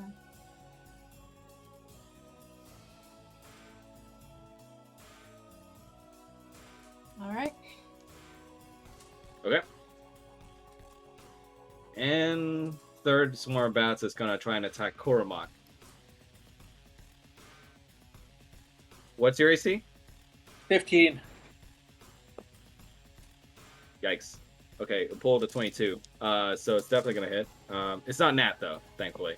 So 2d4. 3 on each, so it's gonna be 6 damage to you as you feel the the bat starts swarming your little kobold body.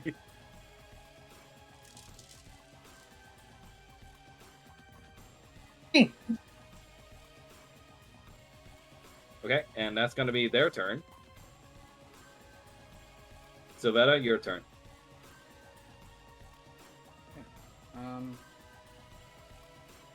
She's going to draw her 2 short swords. Uh-huh. And I can only attack with one of them, I think, since I don't have second attack. Say that again, Blaze. You're really quiet. I can only attack with one of them, I think, right? Since I don't have secondary attack yet. Yeah.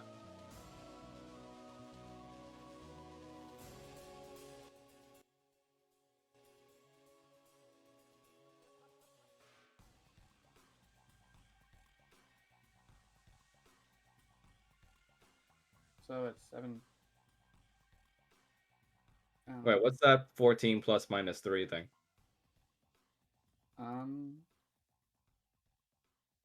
It shouldn't have anything with sharpshooter since that doesn't make any sense to it. So is it just a straight 14 or? It should be. Don't know why it's doing that.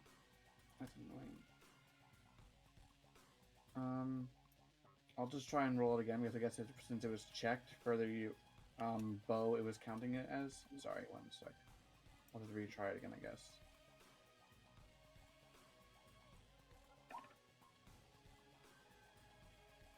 Okay. So you definitely hit.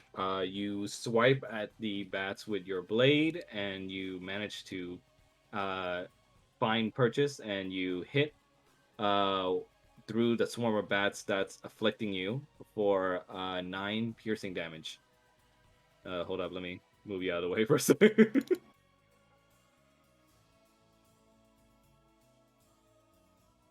No, finish your turn there. Are you gonna end your turn? Yeah. Okay, give me 1 sec. Roll 20 being a button, loading slowly. Okay, I pressed it, so it's back to Mel. Okay, Mel, you're up. She's gonna use her short sword again to attack the bats that are attacking her. Okay, go ahead.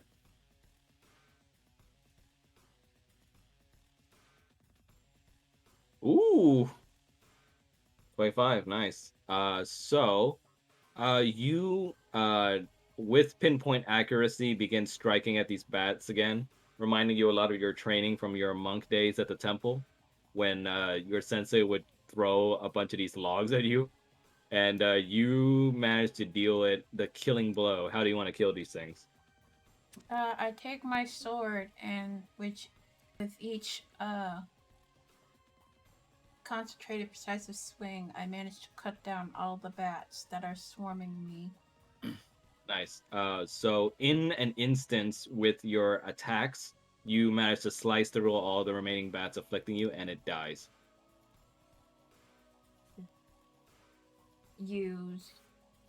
I'll use flurry of blows Ooh, to okay. attack the bats that are attacking Kurumak. Okay. Go ahead and use 1 key point.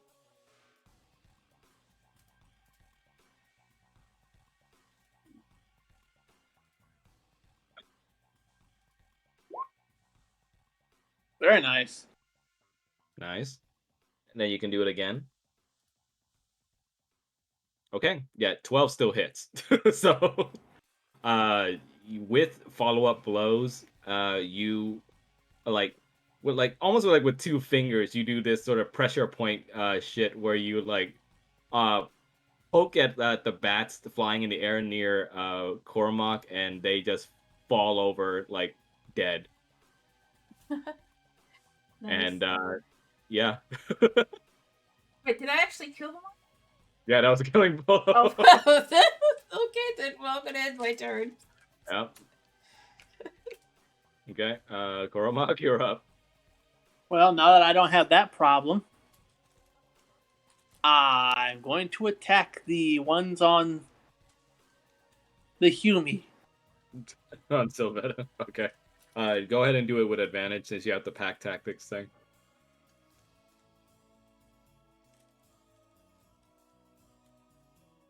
Ooh, That's 20. Nice. Okay, so double 10. That's 20. gonna be 20 damage. Oh, fucking almost like riding off the high from Swifty's display, you begin just like punching the absolute shit. Like instead of pinpoint strikes, you just start wailing away at these bats, and you just start punching them against the wall, and you see them just go splat. I just use my telekinesis to put them all into a ball and then slap it. And yeah, that's definitely dead. And you guys won. Oh. I pick up a bat and eat it. Gross. I pick up a few more. Not surprising. You guys can level up now. Oh, Woo! that's nice. That was the thing time. I didn't think we would be leveling up in a one shot. It's cool. What is that with a mouthful of bats?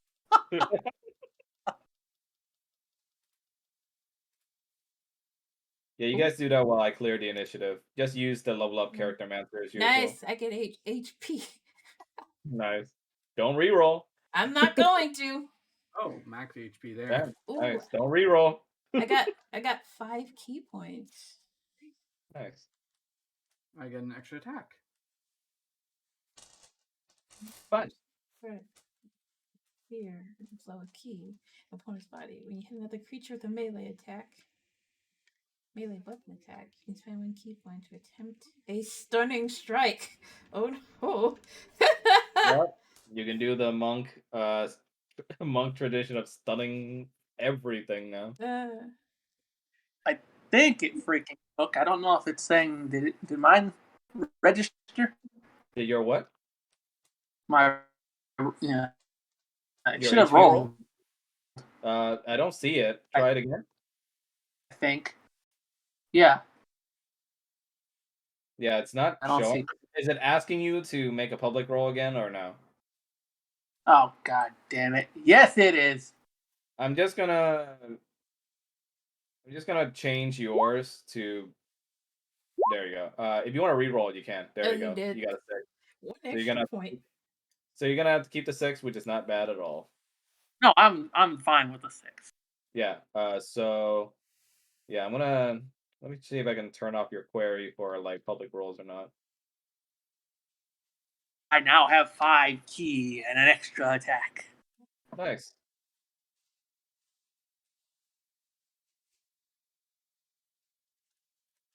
It's everything I want as a GM, dealing with players that can attack more than once. Well, this God. was a gimme for me. Whoops. What is that? Ignore that. Damn. It's a lot of text. Long ass text. Yeah. So Mel, I've been meaning to ask, what type of monk did you make yourself? Way of Mercy. No idea. I am the astral. I have to wait for you to finish leveling up first, Drake, before I can change your query thing. Yeah, I'm done. Also, Way of the Mercy Fist, which is basically healing fist, but also you can deal harming effects with it. I just kill people with my mind.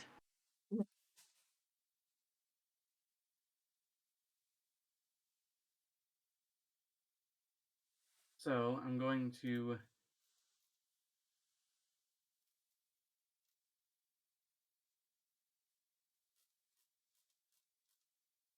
You're going to what? I'm going to cast my new spell I took Okay. on myself, Dark Vision, lasts 8 hours. Ooh, nice. So I'm going to extinguish the torch now. Since everyone now has Dark Vision at this point. Okay. So let me go ahead and change that for you. How long does it last again? 8 hours. Okay. Great. What's up? Is it great? Ah. So there's nothing else in here? Nope. That was just the bats. I'll make an investigation check anyway, just in case. Okay. Give me a sec. I'm still putting in the dark and stuff. Ooh. Okay. Oh, at 5th level, me and Kuruma can make an attack twice. Yes. For Yep. action. Yeah, that's Yeah. pretty sexy. And That's I- everything I want to deal with as a DM. Players that can attack twice. I'm sorry. I didn't No, think he would play a monk too. I'm just kidding. If I had known Drake wanted to play a monk, I would have went something else. I wouldn't have first. I wouldn't have told you anyway because I didn't know until like halfway till I got home. 2, you want to play a monk? Let you play a monk. To be fair, you did say you wanted to play a monk in chat already, Mel, so I think everybody kind of was aware. I almost played another fighter. God, look Okay. at these. I found a dice. So what's your investigation check?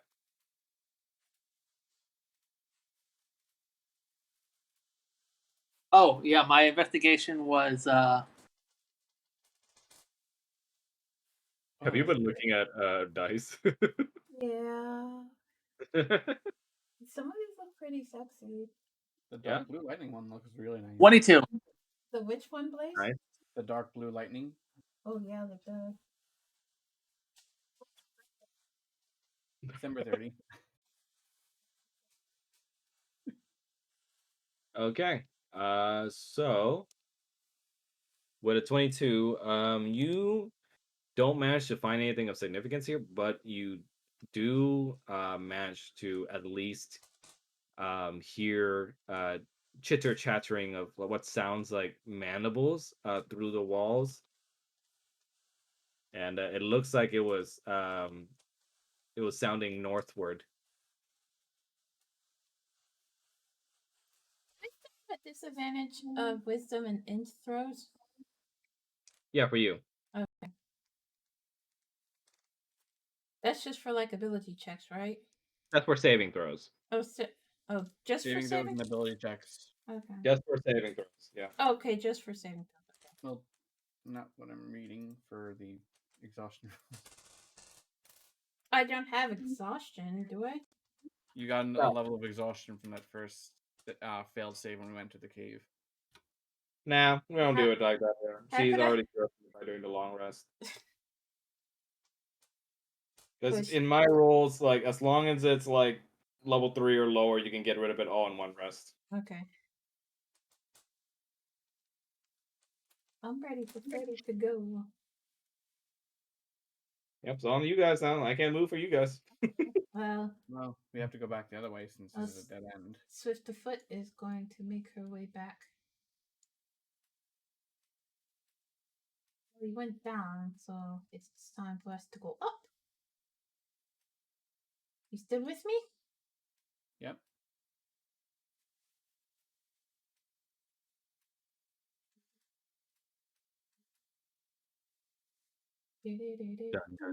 Dun dun dun dun. Music. No, it's Do okay. you? No, I'll just play my own music.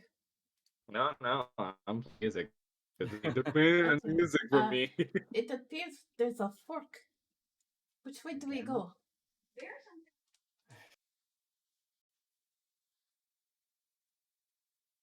You two suggest. We got to deal with. Looks like a 3-path, it looks like. Yep, at 3. We're in a crossroads. Give me a sec, guys. Do you want to turn one of the... Even when I turn to face one of the routes, the bottom one isn't available. There we go. Is the music playing? Yep. Okay. I say upper right. It's a little wider. Alright. Let's go. Okay. So, as you're heading towards that direction, at the far end over here, you see a large pile of rubble blocking the way, and you can see that this was clearly the one of the areas that was not cleaned up that the cave-in had erupted from. Okay. No way to get past that, right? No. Well, I mean, you can dig, but that would take like forever and Okay. a lot of effort. Okay. Alright, so we're clearly not going past this rubble. Right of Yeah. that rubble, though, you do see a passageway. The path. Shall we? She sounds very like pseudo Russian kind of Dutchy. Oh, sorry. I'm trying to make her sound No, a it's little not bad. catty. I'm just saying, like, I think that's Yeah. identify the accent as. You're gonna get the feel of the character. I mean, I like it. I'm not saying I don't like the accent. What Reminds me of paths? Mercy. For the time being, it's either this or Cobra Commander. Okay. So, reaching here, you guys see that the opening of this tunnel is really, really circular, looking, and there's black moss now that covers the walls and floor and the ceiling, and in this tunnel you see several branching paths, all of them covered in that same black moss. And now that you reached here, I'm gonna go ahead and ask everyone to make another wisdom save. And Mel, just a reminder, you'll be doing this with disadvantage. Yeah. 20. Nice. Ooh, that's just one below.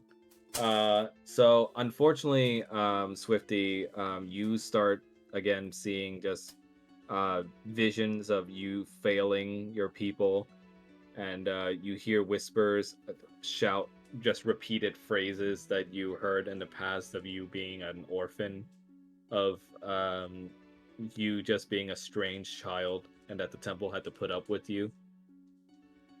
Basically, just things that discourage you, and you can go ahead and, for this one, take 1d4 psychic damage.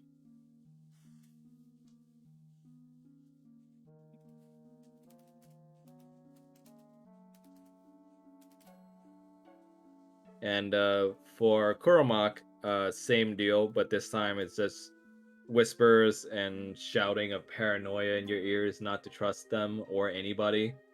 And you as well take 1d4 psychic damage. Ooh. Yeah, so that's -4. Okay. Continuing on. Yeah, you just see like several different branching paths here, all of them covered in black moss on the walls.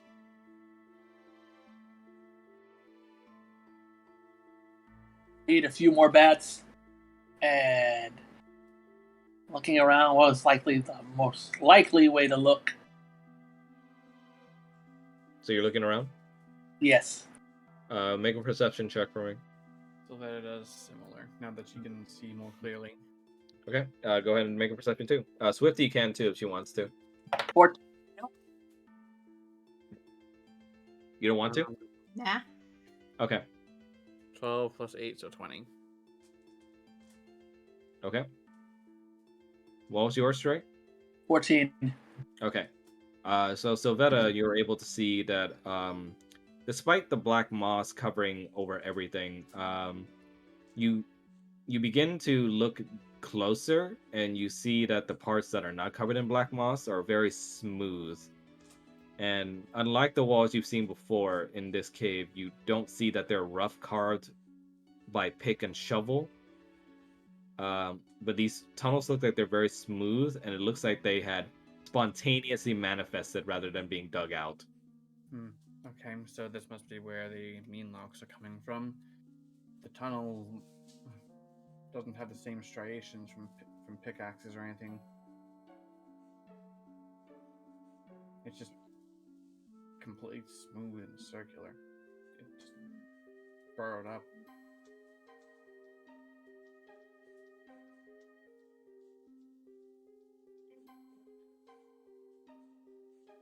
And which direction is that one in specifically?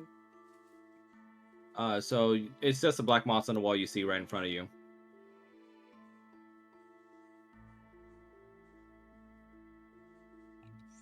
But yeah, the branching paths are still there.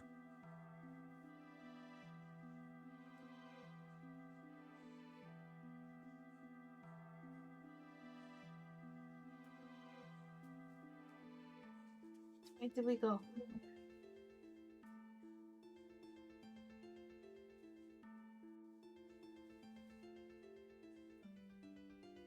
Question. Yes. What's your question, Koroma? No, I said good question. Oh, I thought you said question, as if like you're posing a question. Yep, it's up to you guys. They'll say, "Let's go down."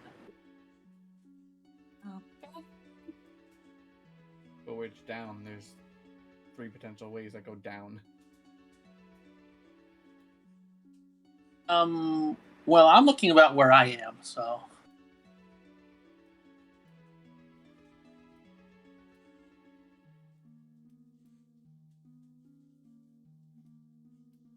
And we got another branch. Oh, shouldn't be too surprising since it's in a mine.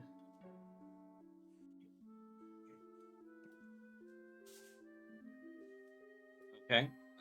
Cormac, I'm gonna need you to make a dexterity saving throw.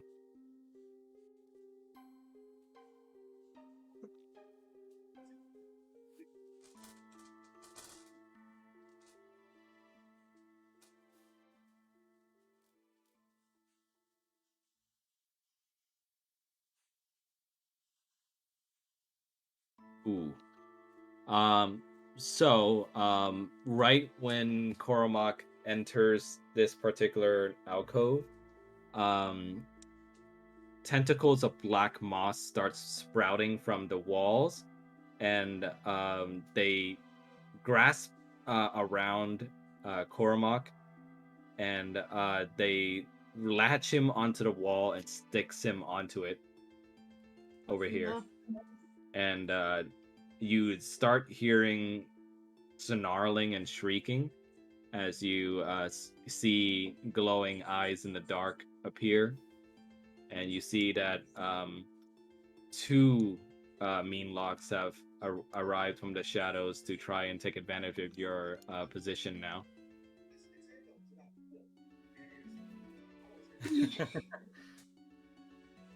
Where are said mean locks? Okay, I see said mean locks. Yeah, and they look hungry. Okay, and so everybody roll for initiative.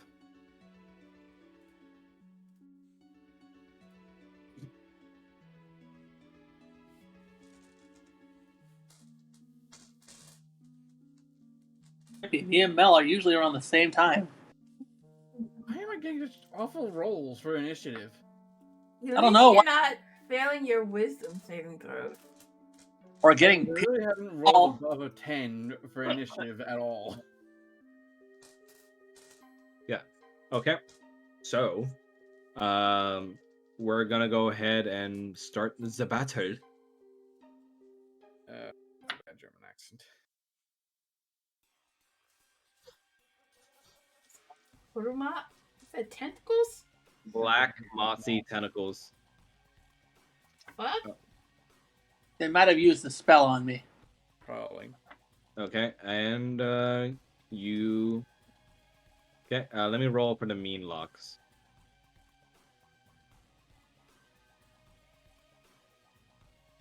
Been slower. Oh, They no way. rolled a 16. Unfortunately.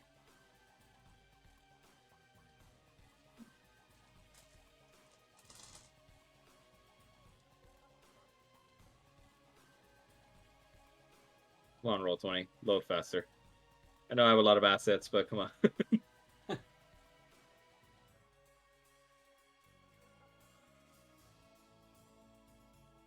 on. Work faster. All right. Cool. All right. So this mean lock is gonna be first. It's gonna make its way over to Cormac, and it's gonna slash at him with its claws.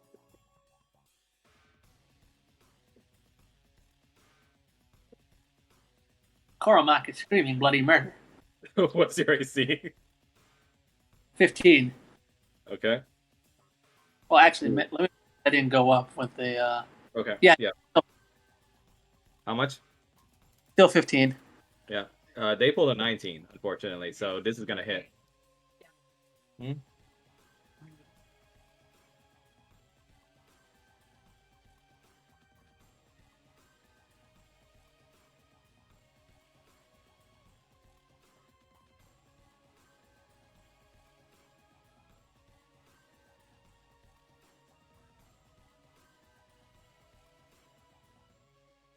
Jin. Okay. Sorry about that. So this is gonna be 2d4 plus 2 slashing damage. Quick question. What's up? Bonus action. Is that something I can do during my turn or during? During your turn. Just making sure. Yeah. Reaction will be the thing that you can do on somebody else's turn. Just want to make sure. Yeah. Unfortunately that's a 4 on each one. So that's gonna be 10 full damage to you. And with that damage, I'm gonna also need to ask you to make a Constitution saving throw.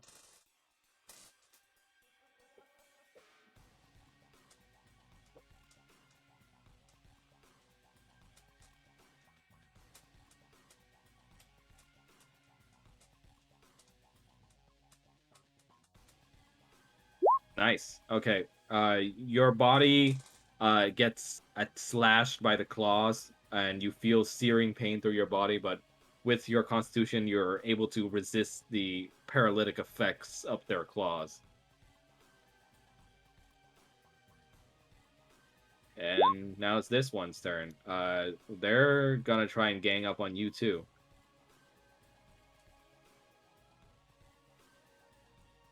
15, right?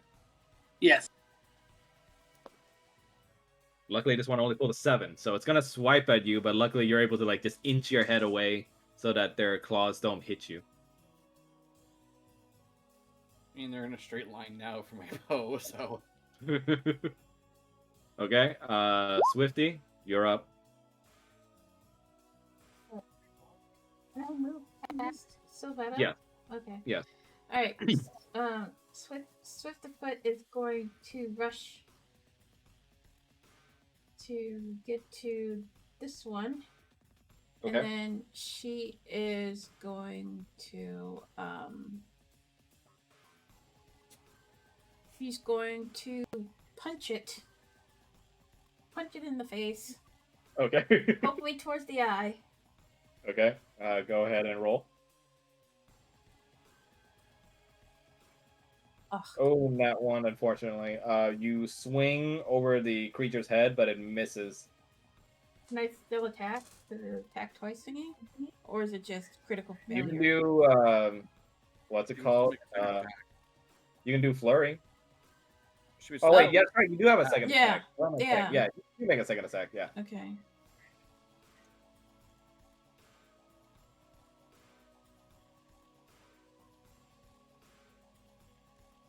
That one hit? Let me see. 17. Yes, that one did hit. So missing your first strike, you follow up with a second strike this time. Now that the thing dodged right where your fist was waiting for them, and you basically crack the other one across the face so hard that you see one of his mandibles shatter. Nice. Okay, then I'm going to use Flurry of Blows as. Hold on, let me calculate damage. Okay, please. I know you fast, but I'm not fast. Fast kitty. Fucking killing everybody with paw pads over here. Well, they keep fucking with her, so they're pissing her off. I mean, Okay, come on. Go ahead. Use one key point. Okay, and then she is going to take another swing at. Another 2 swings at the motherfucker. Yes. Ooh. Ooh. That's another 7 damage, and Oh, okay. So you do deal 7 additional damage with like a pile driver with your freaking moves on this thing, which is like 7 additional damage, but the additional attacks misses because it slides out of the way. Hold on. Okay. You're like, can I attack again? Hold on. Okay, never mind. Yeah. Okay. Damn, I was gonna say 3. You basically did 4 attacks. I'd say that's pretty good. Okay, then I'm going to end my turn. Okay. Koromak. Yeah, unfortunately you're not able to do an attack action here because you're bound. But I'd Bonus. say what do you say? I'm using a bonus action. Okay. What do you want to do? This one beneath me. I need him to make a save. Ooh, okay. What kind of save?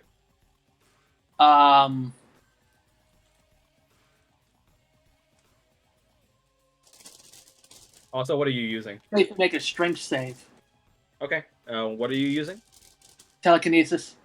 Oh, okay. Unfortunately, this thing has, or rather, fortunately for you, this thing has a -2 on strength. So let's roll. What's the strength or save amount? That's 16. gotta be 16. Okay, with a -2. Hold on, strength 8. It failed. So it's 16, right?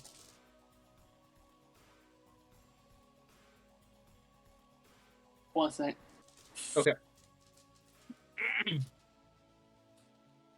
I just play with my dice tower. Like playing with a little slot machine, kind of. Excuse me, 14. 14. Yeah, still Yeah. failed. It rolled a 15, but it's a -2, so it's literally 13. All right, so I get to move him 5 feet. Okay. So you want to push him back, or? I'm gonna slam him into this other one next to me. Oh, okay. Is that possible, or? That's 5 feet. He's adjacent. I'll allow it. Why not? Go ahead and I guess we roll for AC for this. Just roll a d20 for this one. Do I add my dex or whatever? Sure. Well, actually, since it's telekinesis, why don't you add your wisdom to it?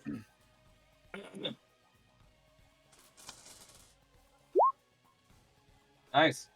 Okay, so you managed to bash this other main lock into the other one, and I'm gonna say this will accumulate the same kind of force as a punch. So I'm gonna just make it like bludgeoning damage. I think bludgeoning damage is like 1d8, right, Mel? Or For monk, yeah, it's a 1d8. 1d6 plus 4. Oh wait, no, 1d6. Yeah, sorry. 1d6 then. Let's Yeah. see how much damage. So, okay, I'll roll a 1d6 then.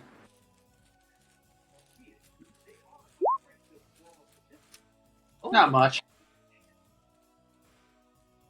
And I'm gonna spend a moment getting myself free, if at all possible. So they'll both take 1 damage. like head bonk. Ow.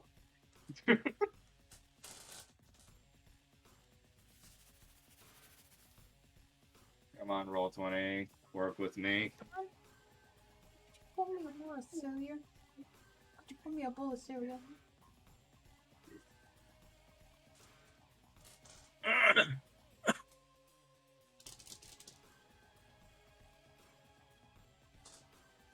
A D20 since I didn't really tonight.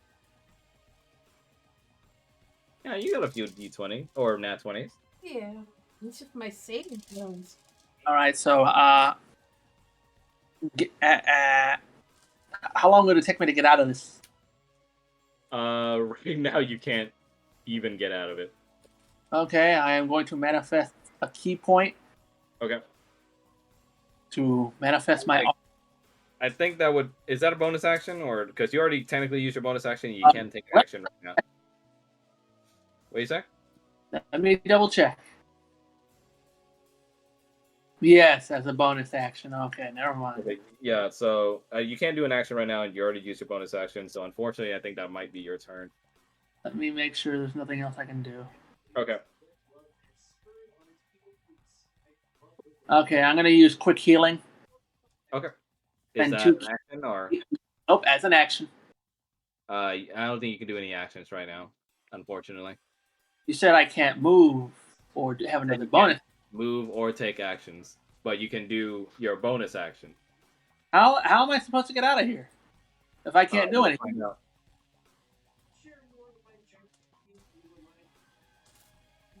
There does need to be options for the person to get out of a trap. You're gonna find out. Don't worry. Because even and the only thing I can do is still an action. It's called grovel, cower, and beg. I don't know what to tell you, man. Okay, whatever. Okay. Oh yeah, end my turn. I'm not. I can't do shit. Sylvetta, your turn. Okay. Going to go with a sharpshooter for the one that's closest to me. Okay. 17 plus 3, so 20. Okay, that definitely hits. Go ahead and roll damage. And since it's below max HP, it takes an extra 1d8. I can only do this once per turn, though, so I can't even do it on the second one. Okay. It has 1 point of balance for that.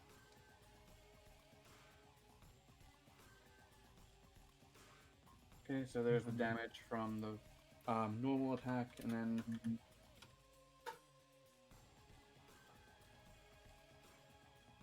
so this thing takes 25 damage. Nice. So that thing's definitely dead. So your arrow flies straight through its skull and comes out the other side, and you And see it since just I can make fall a over second dead. attack, and since I do have a second attack now from level 5, Yep. Go I ahead. aim another sharpshooter at the second one. Because Go I can ahead. use that more than once per turn. But I can't do the Colossus Slayer more than once per turn. Yep. Go ahead. That's a 14 plus 3, so 17. That definitely still hits. Go ahead.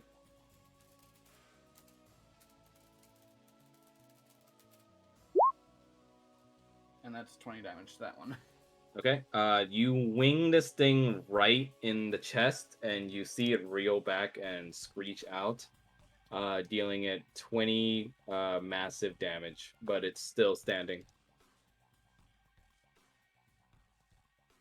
Come on, roll 20. And I end my turn.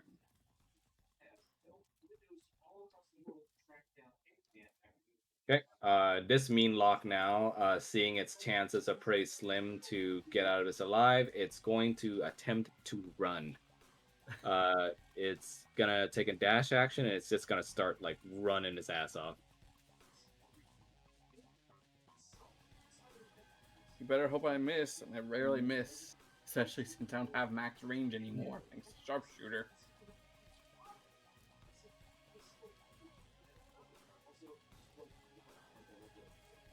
Okay. And now you guys can either choose to chase it or just disengage and let it go, and that'll end the encounter. If we let it go, it's gonna be a problem. Yep. Oh, Your Sylvella's guys' still choice, aim though. for it. She has a range of 120, and she doesn't take disadvantage Okay, so- on. Swift of foot is gonna go after it. All right. I'm gonna try to use my telekinesis to drag it back before it's out of 30 feet. So, It went this way.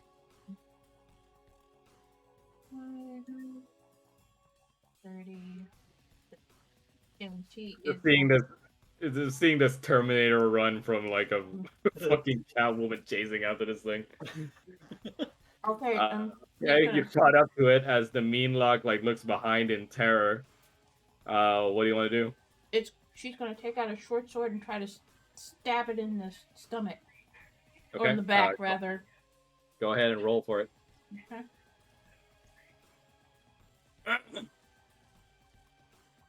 Come on. Ooh, yeah. Unfortunately, that attack does not hit. Okay. You try to stab it in the stomach, but it's a little too quick for you as it like dodges a little forward. Okay, so I'm gonna try again. Okay.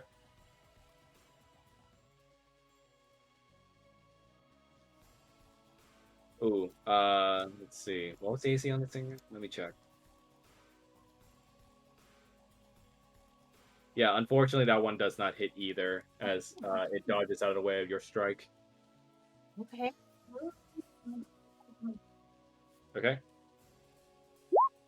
Now, Cormac, with the influence of the mean locks, going away, you see the tentacles start melting away at your body, and now you are free to move again. This seems suspiciously like black tentacles. Which way did these people move? Over here.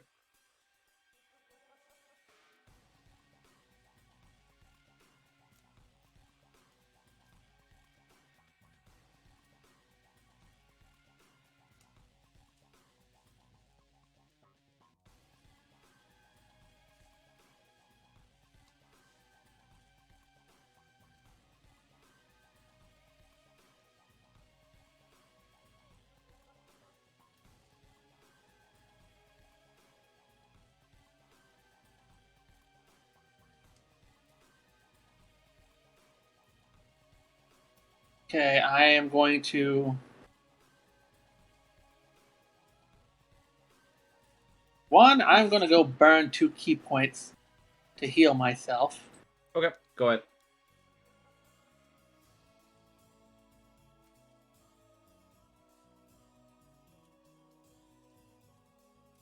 How much healing does that do again? It says roll a martial action die. Okay, so 1d20, I guess. And you heal a number of hit points equal to the number you roll plus your proficiency bonus. Okay, go ahead. Okay. Yes.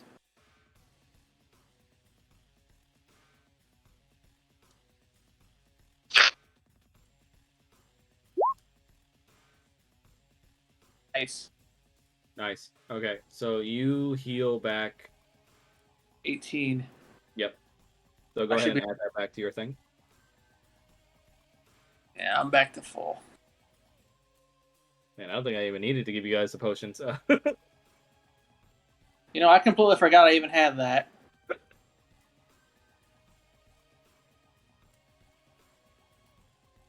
Okay. Anything else with your turn? Yeah, I'm going to use telekinesis. Okay. How much range does it have? Remind me. 30. Okay. Yeah, that'll reach. So you're going to pull the mean lock back, right? Yeah, I'm pulling him back. Okay. You're gonna be pulling it back. Yeah, I'd say that works with like how the grid is arranged. Okay. Yeah, it's right next to Mel. What's the strength save, right? Yes. Okay, so it's a -20 on this strength save, and it's got to be how much? 14. 14. Okay, let's see. Okay, 15 -2, that's 13. So fortunately, it fails. You pull this thing right backwards towards Mel, and you see it bonk back up against the wall. And that is my turn. Sylvetta, you're up.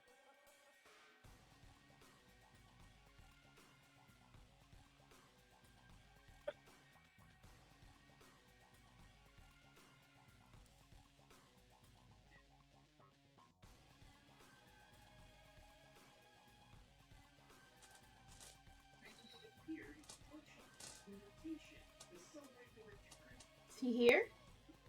Yeah, I'm here.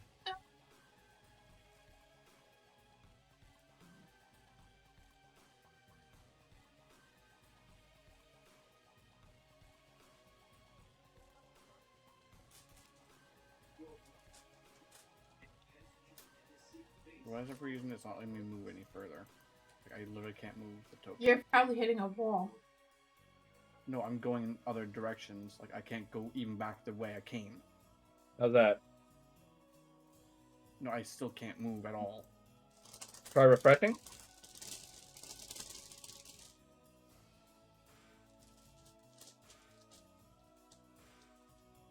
You know, I just can't move the token at all. I'm trying to get within range, sight of range to even see the thing, and I can't. I'm 20 feet so far. Try to refresh. I did, and it's not letting me move at all. That's weird. Let me see your permissions again. Let me see. Yeah, you're still got permission to it. I don't know what's wrong. Here, I'll just move for you for now. Let me know if I'm going the right direction. Okay. Okay. But I still can't see the thing. Is that good? Yeah. Okay. And I'm going to attack again, but without the sharpshooter. Okay, So go ahead. it's 1d20 plus 8. Okay, go ahead. Nat 10 plus 8, so 18. Okay, yeah, that hits. Go roll for damage.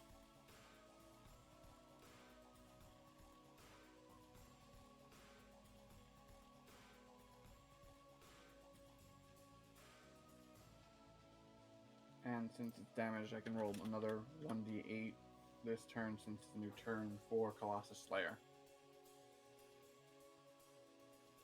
Nice. So So yeah, your arrow flies through this meme lock that's now impacted against the wall, and you hit it straight in the mandible through the mouth, and you see it pinned against the wall now as it dies. And before you can celebrate your victory, you start now hearing a larger. It's not a similar cry to the one you heard from the meme lock. This one is a more guttural, almost like otherworldly, shrill, like shriek that seems to reverberate and shake the entire foundations of the cave. And you fear that a cave-in might start, but then it stops. What was that? Question is, do we continue on? I don't like the idea of being trapped in a cave-in. What's the direction these things were running?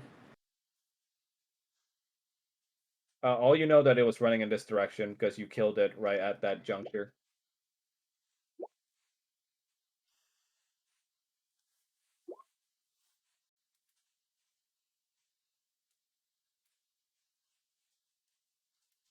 Wow.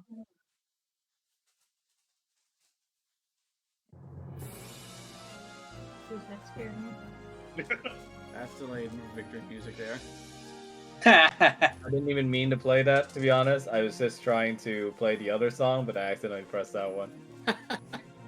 Like, what is that? Okay, let me refresh for a sec, because Roll20 is bugging out. Play the song again. What is man but miserable pile of secrets? Go ahead. Well, she's gonna take a look down this way since they're already here.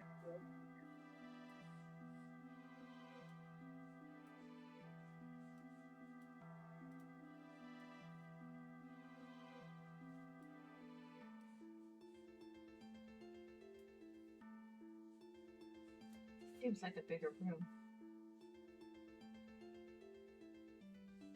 Yep, you can either go left or right. Which way shall we go?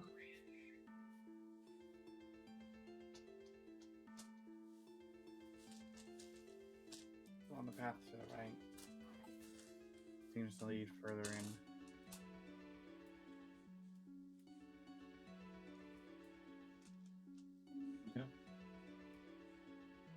So, stop there for a sec.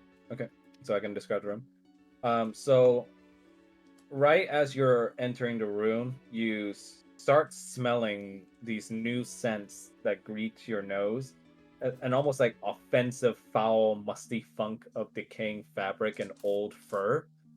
And the smell of rot lingers with stagnant air inside this large room.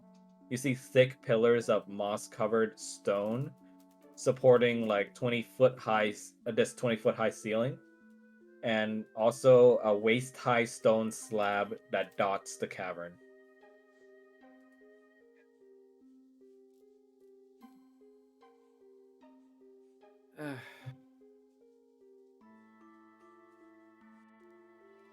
Yeah. Are they solid slabs, or does it look like they're sarcophagi? They're slabs, stone slabs.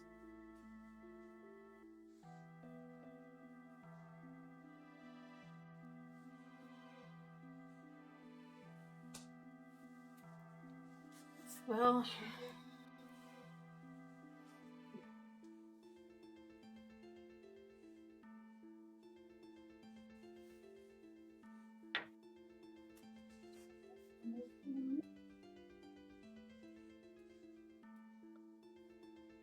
I'd say so.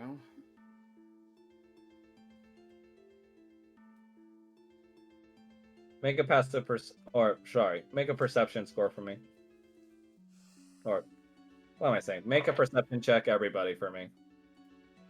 do I roll with disadvantage? No. No, because it's not wisdom. Okay. Well, it is, but it's not an ability Oh. check. That's not a saving throw, so no, you don't gotta do it with disadvantage. Okay, 16 plus 8, 24. Okay.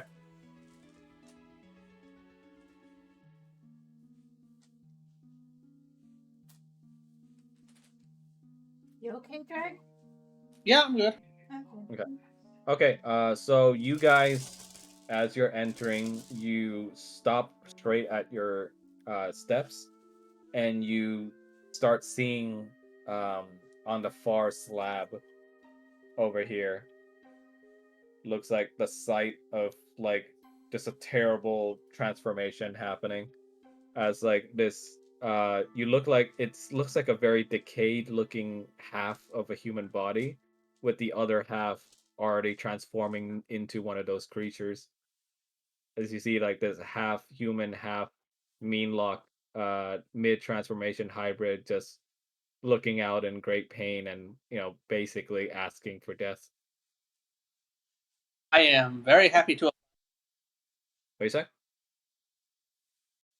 If it wants to die, I am very quick to move in there and end it. And from your perception checks, you also see that the stone pillars nearby have something strapped to them. What kind And of when you look, you see that attached to each of these pillars are sticks of dynamite with a long fuse that leads into a plunger trigger. Oh.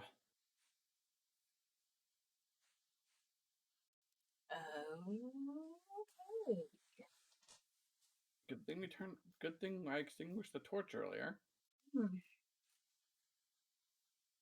So So from your high perception check, if you guys want, you guys can disable these dynamites by cutting the fuse. Sylvetta's gonna get right on that. Okay. as is Swift of Foot. Yeah, we're quick enough. I might as well do that first. Yeah, I'd rather. It's probably best we not have this place potentially.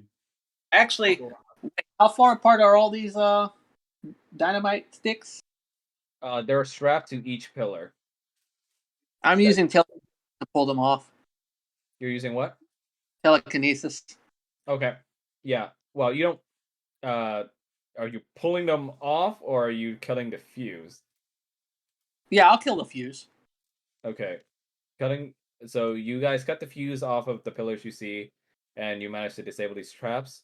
Uh, Meanwhile, you're following like the line of the long fuse, and you see in the very back of the room just two big eyes staring back at you in the dark. And upon closer inspection, you see that wait, no, it is a fucking huge ass meme lock. Looks like it has been growing for days on end, This feeding makes off an of easier target. despair and fear I here. to let the thing blow up. You're gonna do what? Probably should have let this place blow up. We'd go with it. Well, we're fast. Yeah, so just to let you guys know, if you guys had let that guy escape, he would have blown the whole place up. Oh.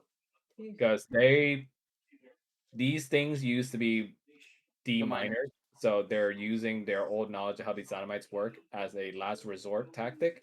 If they feel their territory is threatened, they're just gonna blow this whole place up and take you out with it. Huh. But you're facing basically the queen now, so roll for initiative.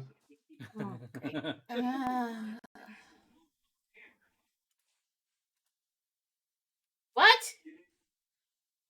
Ooh, Oh wow, she finally got Nat a better one. initiative roll. Oh no. Why are you getting low ones? What the hell? Okay.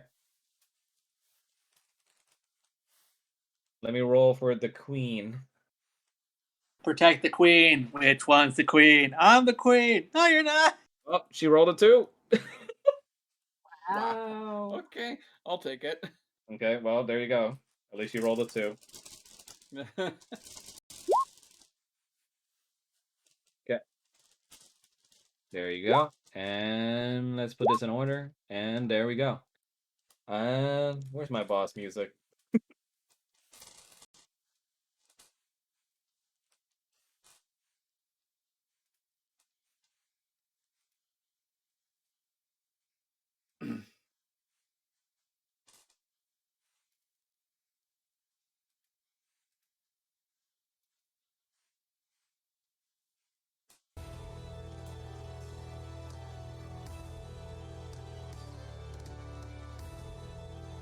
Oh, this is actually music from Curse of Strahd. Okay.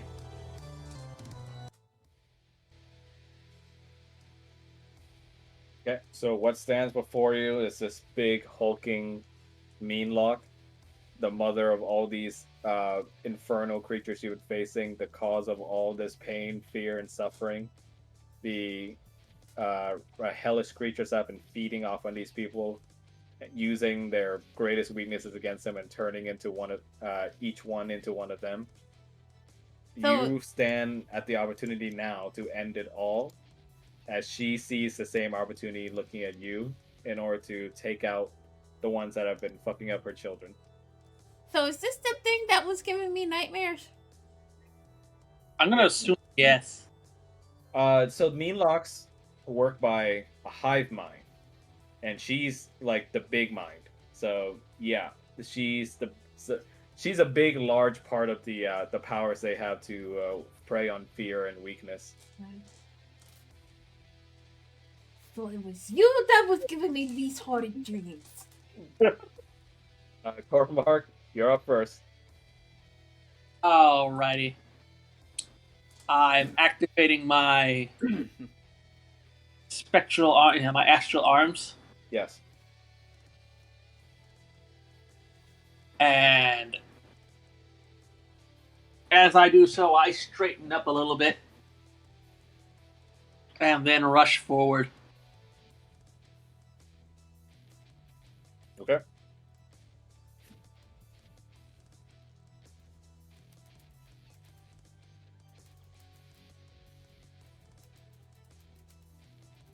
Are you gonna attack her? Yeah, I'm attacking. Okay. Go ahead. Well, actually, it doesn't matter anyway. But I was gonna ask you, do you want to use your wisdom as a modifier here, since you have the spectral fist? Yeah, it's already kind of calculated in there. Yeah, but I was just wondering if you wanted to switch back to the other one or not. That way I can change it for you.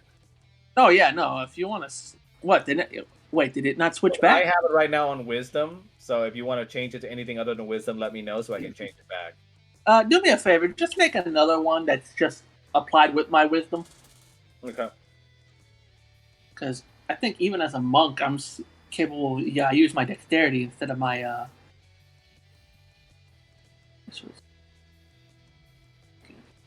yeah, I use the dexterity, strength for my rolls.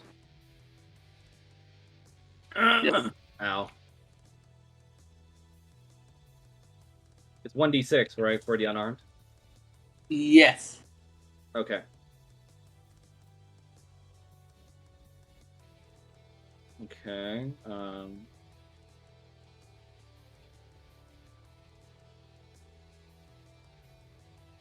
You don't have to keep changing it back and forth. Yeah, give me a sec. Means I would have done at least one more point of damage.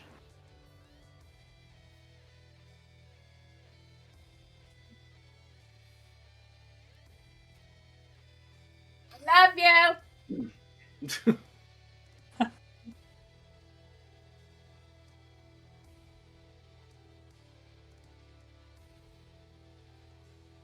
So you want this one to be the wisdom one, the one I'm adding, right? Yeah. Okay. Got it.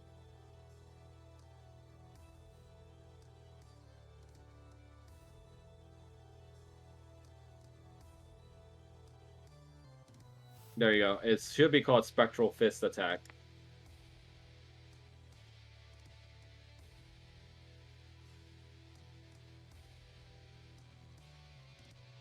Actually, let me remove that +5. There you go.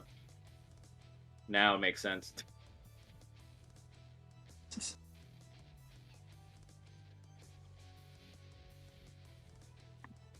Alrighty.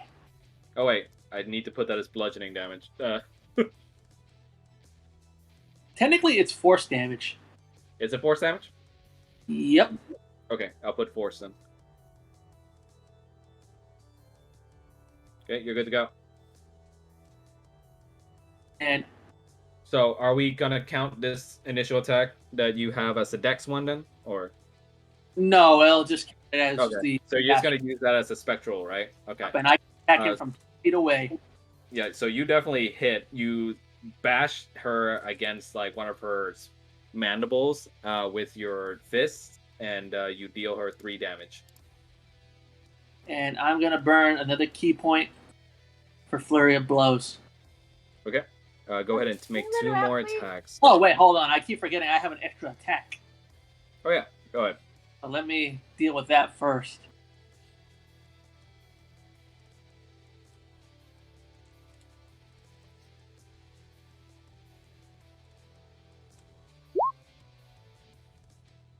Ooh. Unfortunately, your astral fist attack does not hit on the second time around. Yeah, I'm gonna burn. Yeah, I'm gonna burn flurry of blows. Sorry, right? Okay. Go ahead.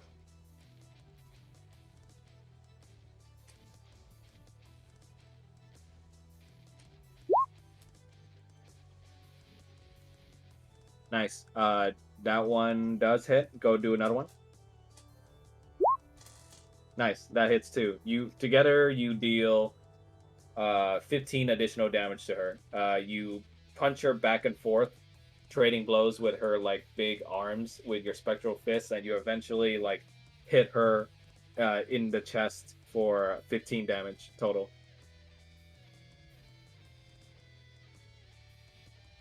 Anything else? No, I will. Well, actually, yeah, I'll use a bonus action. Okay.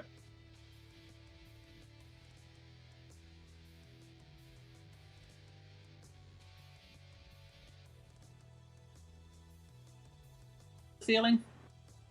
What's what? How high is the ceiling? I think I mentioned it was like 20 foot above. 20 feet up? Yeah. Awesome. Is there anything directly above her? Just the ceiling. Okay. I think he's thinking like, are there like stalagmites or something? No, it's a pretty, like I said before, it's like smooth covering here. Okay, well, I'm gonna telekinetically shove her. Against the wall? Yeah. Okay. Away from me. Okay. Go ahead. Oh, well, I have to do a strength saving, right? Okay. Yeah. So Queen has just 0 modifier, so she doesn't get a bonus on this. Or a minus. So let's see. Straight roll.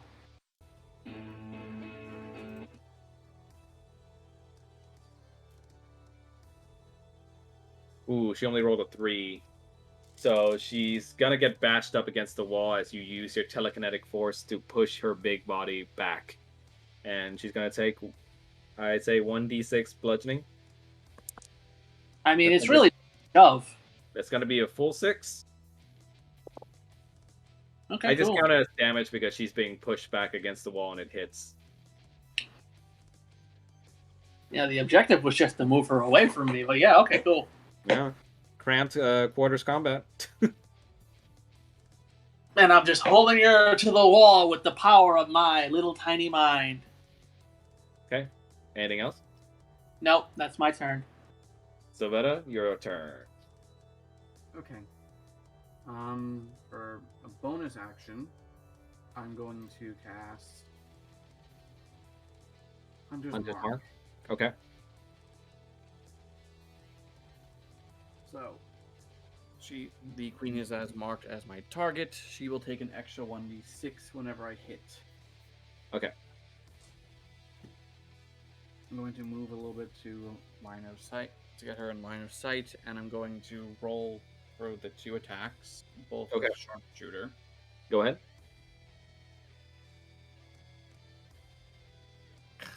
First one was a 2, so that's only +3, so that's 5. Okay. So the first shot, unfortunately, she's able to swat it away with her claws. Second one is a 14 + 6 of 20. Okay.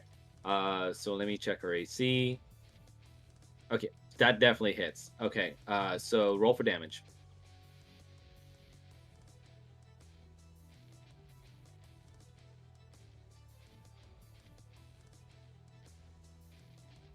Okay, so that's 10, 14, 18 from that.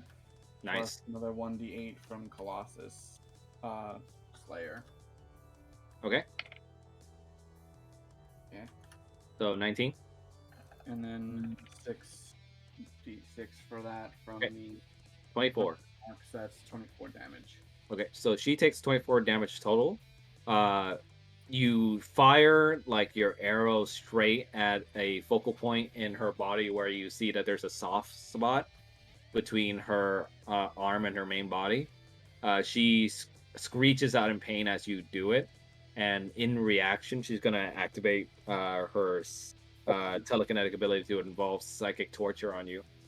So roll for a wisdom saving throw for me.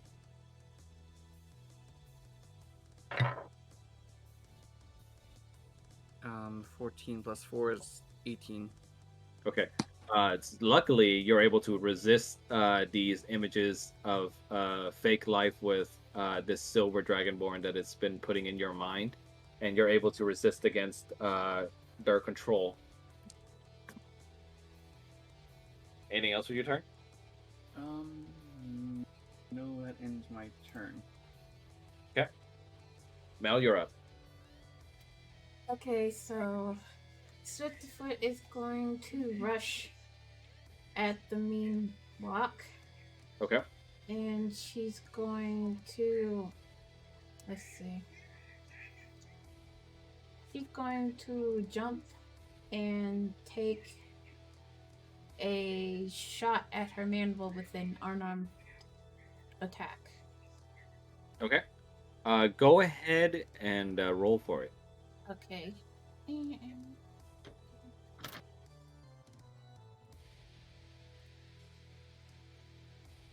Nice. I would Okay, like to hold on. I would like to add Hand of Harm Oh, to this attack. can you link that for me? Yep, sure. You use your key to inflict wounds. When you hit a creature with an unarmed strike, you can spend 1 key to. Ooh, nice. Okay. Yeah. -1 key point, and then let's see. Equals What the or hell one is a roll, martial arts die? plus wisdom. I Basically, have you're no- unarmed. So it's like a D6 or Yeah, it's her unarmed strike plus her wisdom modifier. Which her okay, wisdom so modifier D6 is plus 0. your wisdom modifier, which is 0, right? Yeah. Okay, so just Oh. Okay, I would hope not. Wait, what? so what's your is one wisdom of the modifier? preferred stats for a monk. Oh wait, hold on. What? What's your wisdom modifier, Mel? 0, Oh. right? Yeah. Does it add Okay, extra damage? Yeah, you do. Just 1d6. Okay, 1d6. Okay. For future reference, wisdom is very important for a monk. Okay. I'll It's look like their for it. second most important stat besides their main attacking stat. All right. Strength attack. Okay, then that's gonna be 6 total. Then I'm gonna make my second attack.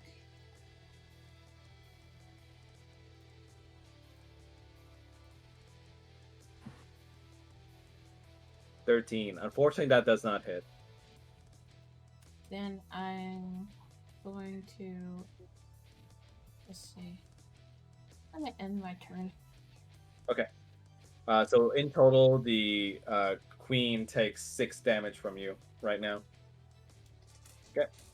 And on her turn, she's going to use her shadow teleport to teleport over to Sylvetta's location. and she's gonna try and attack Sylvetta with 2 claw attacks. AC is 16. Okay, thank you. Let's see her stat block. That's a +5 to hit. So let's see, 16. You said, right? Yeah. Okay. She rolled dirty 20 on this one, so definitely hits. So that's gonna be 3 d4s worth of damage. I need more d4s. 2, 1, and 2. Okay, so that's 5 total damage to you for the first claw attack. And for this one, make a Constitution saving throw.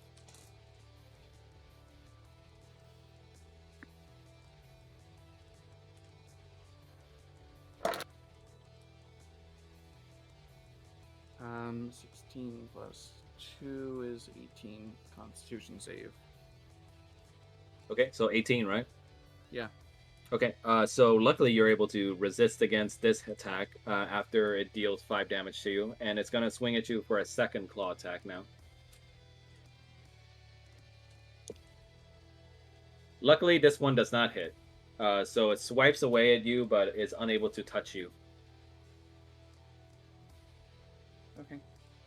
And yeah, she's just going to end her turn there. Did you -5 from your health already? Yes, I did. Okay. For some reason on my screen it still says 50 out of 52. On the sheet it says 45 out of 52, but yes. I'm just Okay, there we seeing go. on the token part. Okay. And it's going to end its turn there. Koromak is back to you. Alrighty. I mean, he's still technically within range of my attack. And you get advantage since we're within 5 Yep. feet of it. Yep, go ahead.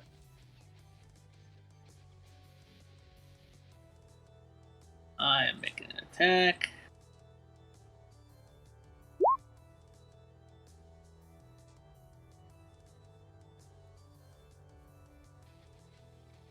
Okay.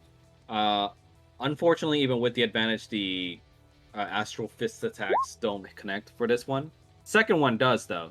So you Hey. deal her 4 damage as your Got second it. fist does connect.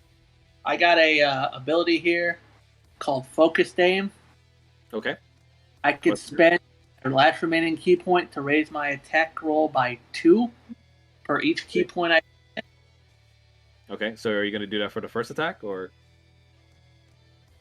Put it up to a 15. Okay. Yeah, that one does connect then.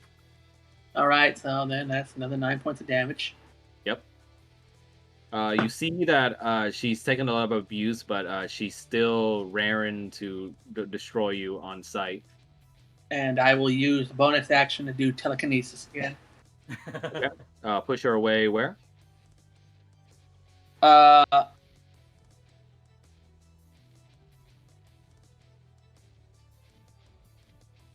Diagonally, 5 feet. Okay. Like over here, or? Over here. I don't know if I'm making anything happen. Well, technically, if you move her to the range of your allies, you can. Or am I If you over move to? away from Sylvetta, I think she can make an opportunity attack. Okay, there's nothing over there. That's why. All right. Yeah. Okay. I'll move her away. Okay. To which direction? Down. Like this? Yeah. Okay. So Sylvetta, you can make your opportunity attack if you want.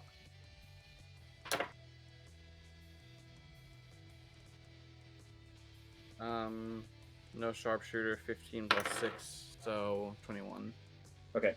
As the creature is being telekinetically pulled away from you by your ally Koromak, you're able to land a good cheap shot against its eye, and you poke out one of her eyes.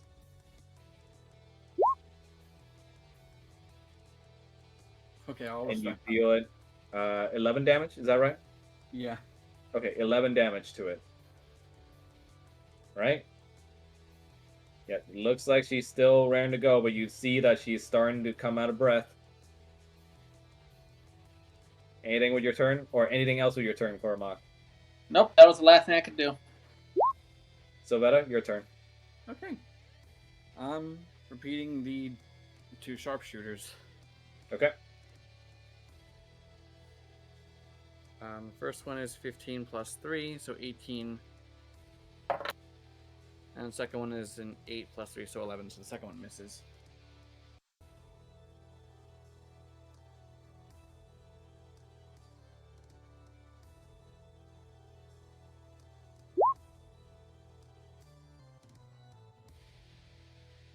Okay. Anything else? Or is that the total damage? Okay. So you deal 24 damage to her overall. Oh, is there another one? Oh, Yeah, okay. because there's still a d6 from the Hunter's Price since that lasts an hour. Nice. Okay. So that's gonna be 30 damage total. You managed to line up a perfect shot, like almost right in between her eyes. And even though it doesn't connect straight through her head, you see that it does connect with like a rather meaty part of her head in between her antennae. And you see that it's hurting her a lot to the point where she's gonna try in a last ditch effort to do her psychic torture on you again. And with all her strength this time, she's gonna try and make you do this with a disadvantage. So go ahead and do a con save with disadvantage. Okay, first one is a 16 plus 2, so that's 18. Okay. And what's the second one?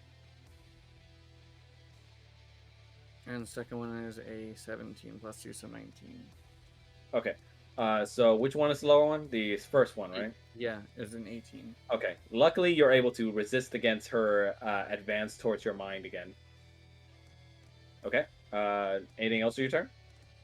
No, that finishes my turn. So I'm gonna press that. Okay. Swifty, you're up.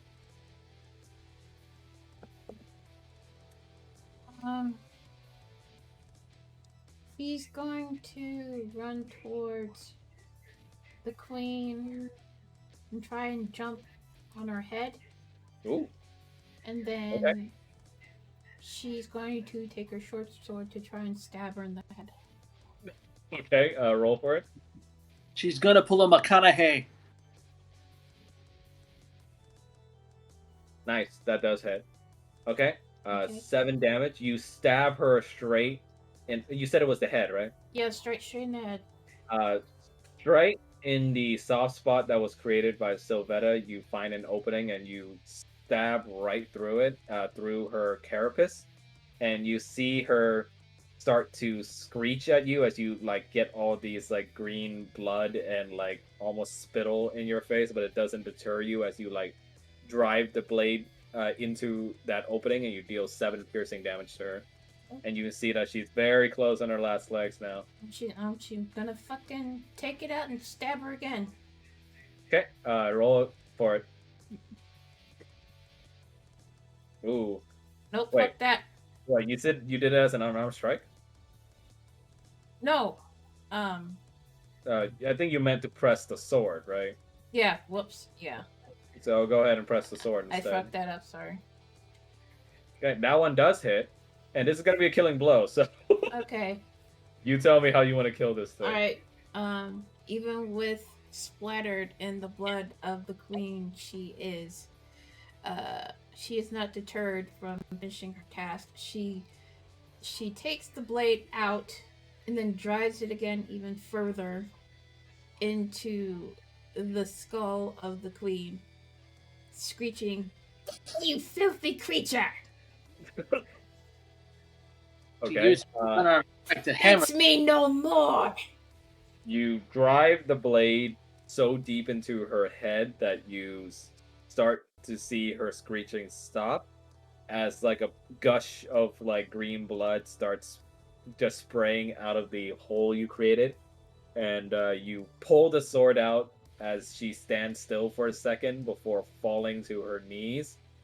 And you just see her before you. And I'm just gonna say you do a little Shaolin little pose because I can. But like standing And, on with- one leg, like holding the sword. Yes, yes. And with that, the monstrous creature falls over dead, and it twitches many times, but after a bit, you see that it lies still as this creature that's been tormenting. God, how am I keep forgetting this place's name? Vermalion. Vermilion is finally and at last gone. You have won a great victory today and have freed this town of the plague that's been striking it. And you have won. Foot drops her weapon and falls to her knees, like panting hard. Because the nightmares are finally over. Congratulations, team. You did it. Yay! Congratulations. You Fuck won. that monster. Like, seriously. Like, almost fucking shitty wisdom saving throws. I was kidding. Hey, you killed it. And You guys did it. rejoicing. Yay. Cut off. Great job, gang. Cormac is like, could Cormac see sword? No. Okay. Cormac goes over to the body and then just starts to tear the head off with his astral hands. Okay. Are you taking it as a trophy? No, It's I don't want to make sure. Okay. Yeah, you basically tear this thing's head off. He just holds it over his head like some fucked up Sub-Zero. Okay. With the death of that Milok, you start to feel that the uneasiness and just overall black moss that's been oppressing you throughout the entire cave goes silent, and you see the black goo just starts to slide off the walls now, and What? you feel like a big pulse in your body as if something had just closed. Cormac thinks something died inside Cormac. Foot picks up her weapon and tries to clean herself off as best she could. I am going to skitter around the whole place and, in addition to picking up all the explosive, see if there's anything else in here. Yeah, so in the far back over here, you guys do see like a chest that the miners had kept there for utility reasons. Uh-huh. Do you want to open it? Yeah. Yes. Okay, you open it and you find inside like a mishmash of different kinds of items from traders and merchants. It looks like this was where they were storing all the useless knickknacks that they didn't need after they had transformed their victims. And from these treasures, you guys see a collection of various gold coins and also silver. Uh, if you count them out specifically, it looks like there are about 150 silver in there, enough for all each, by the way. And in counting, there are about 200 gold pieces in there for you all. 150 silver each. Yeah, for each of you, and also 200 gold for each of you. Nice. And along with that, inside you also see like what looks like a tiny little scroll-like item. Okay. And alongside with that, you also see various other knickknacks, like an ornate knife that looks like it has the initial um just LP written on it. Belongs to Launchpad.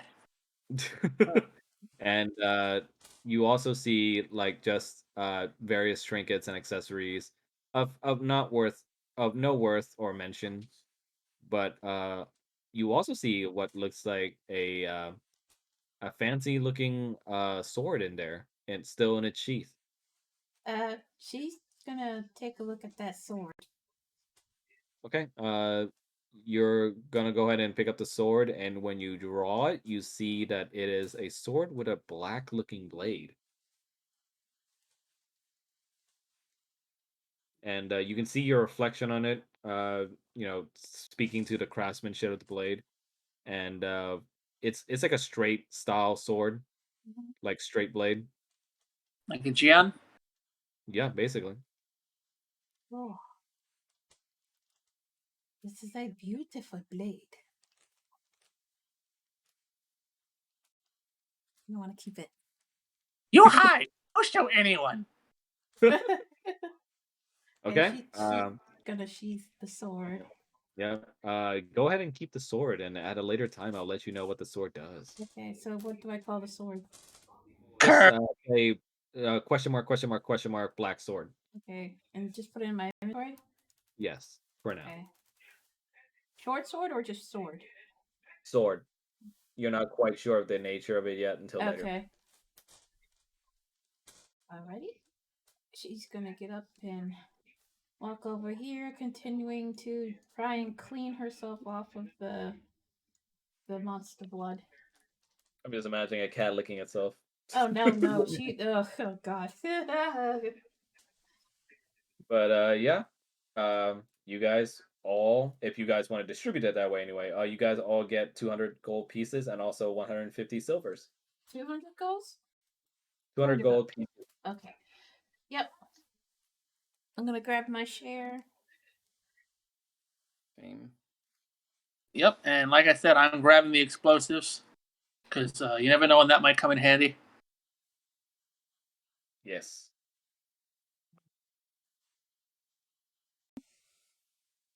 Okay. Get out of here. Yeah. Okay. So you guys are leaving the dungeon? Yes. Would you like to, please? Yeah. I'm gonna go ahead and save guys time and just teleport you guys back to outside of Vermalen. Holding my legs screaming. But yeah. From your victory, I'm just gonna do some theater of the mind here. You guys go back to Marine, and you report to Lucas that the threat had finally gone. You explain to him what had been happening all this time. You bring almost like a tear to this old man's eyes as he gets confirmation from you that what the threat was and that they weren't just going crazy and that it's finally gone. And he weeps further upon confirmation that you tell him that you put flowers on his wife's grave and that the necklace was still there. And he lets you all know that he's going to start an effort to repopulate this place now that it's safe.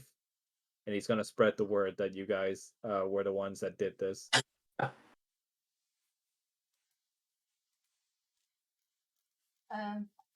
And of course, as a thanks for all this, he gives you guys a round of free drinks on the house, along with a big food celebration at the tavern. Coromac's just stuffing his Is face. he gonna give us like a free room to sleep into? Yes. Sweet. She's gonna. And yeah. in the meantime, of course, you guys would send a missive over to the mage that you guys got this job from, that the job is completed. As he eventually, over a few days, you guys spend in Marine, you get a message back stating that congratulations are in order and that his research and findings will be greatly furthered now by your travels, and that your reward will be sent to you. He's gonna kill us. And he does not say what it is, but it will entail you guys now owning something. Okay. Yes, and then that brings us to the end of this one shot with our intrepid heroes now enjoying the spoils of victory and partying it up at the Lazy Goose. Or sorry, Lazy Otter. Lazy otter. Oh, That was fun. Yes. Wow, that was a long. Your first completed one shot. Good job. Yeah. What you guys think? I like that. I'm gonna have to use this character for later. Yeah. Yeah. Feel free. You guys Yeah. have free reign of using these characters if you want. Cool. God forbid I was throwing visages of Falmouth at Blaze. That's why I figured. Oh no, he's not dead. He's just in Ravenloft. He dead. No, like since Sylvetta is still alive, this is before he even went to Ravenloft. This is before he even became a paladin. Because in Dead! Fallout story, she's dead. Yeah, but just let me know if you guys want to do any more one shots in the future. I have plenty. One shot all back on. Especially since two of you are monks, there's a very fun one we could do. Wait, Oh, what? yeah. It's Asian centered.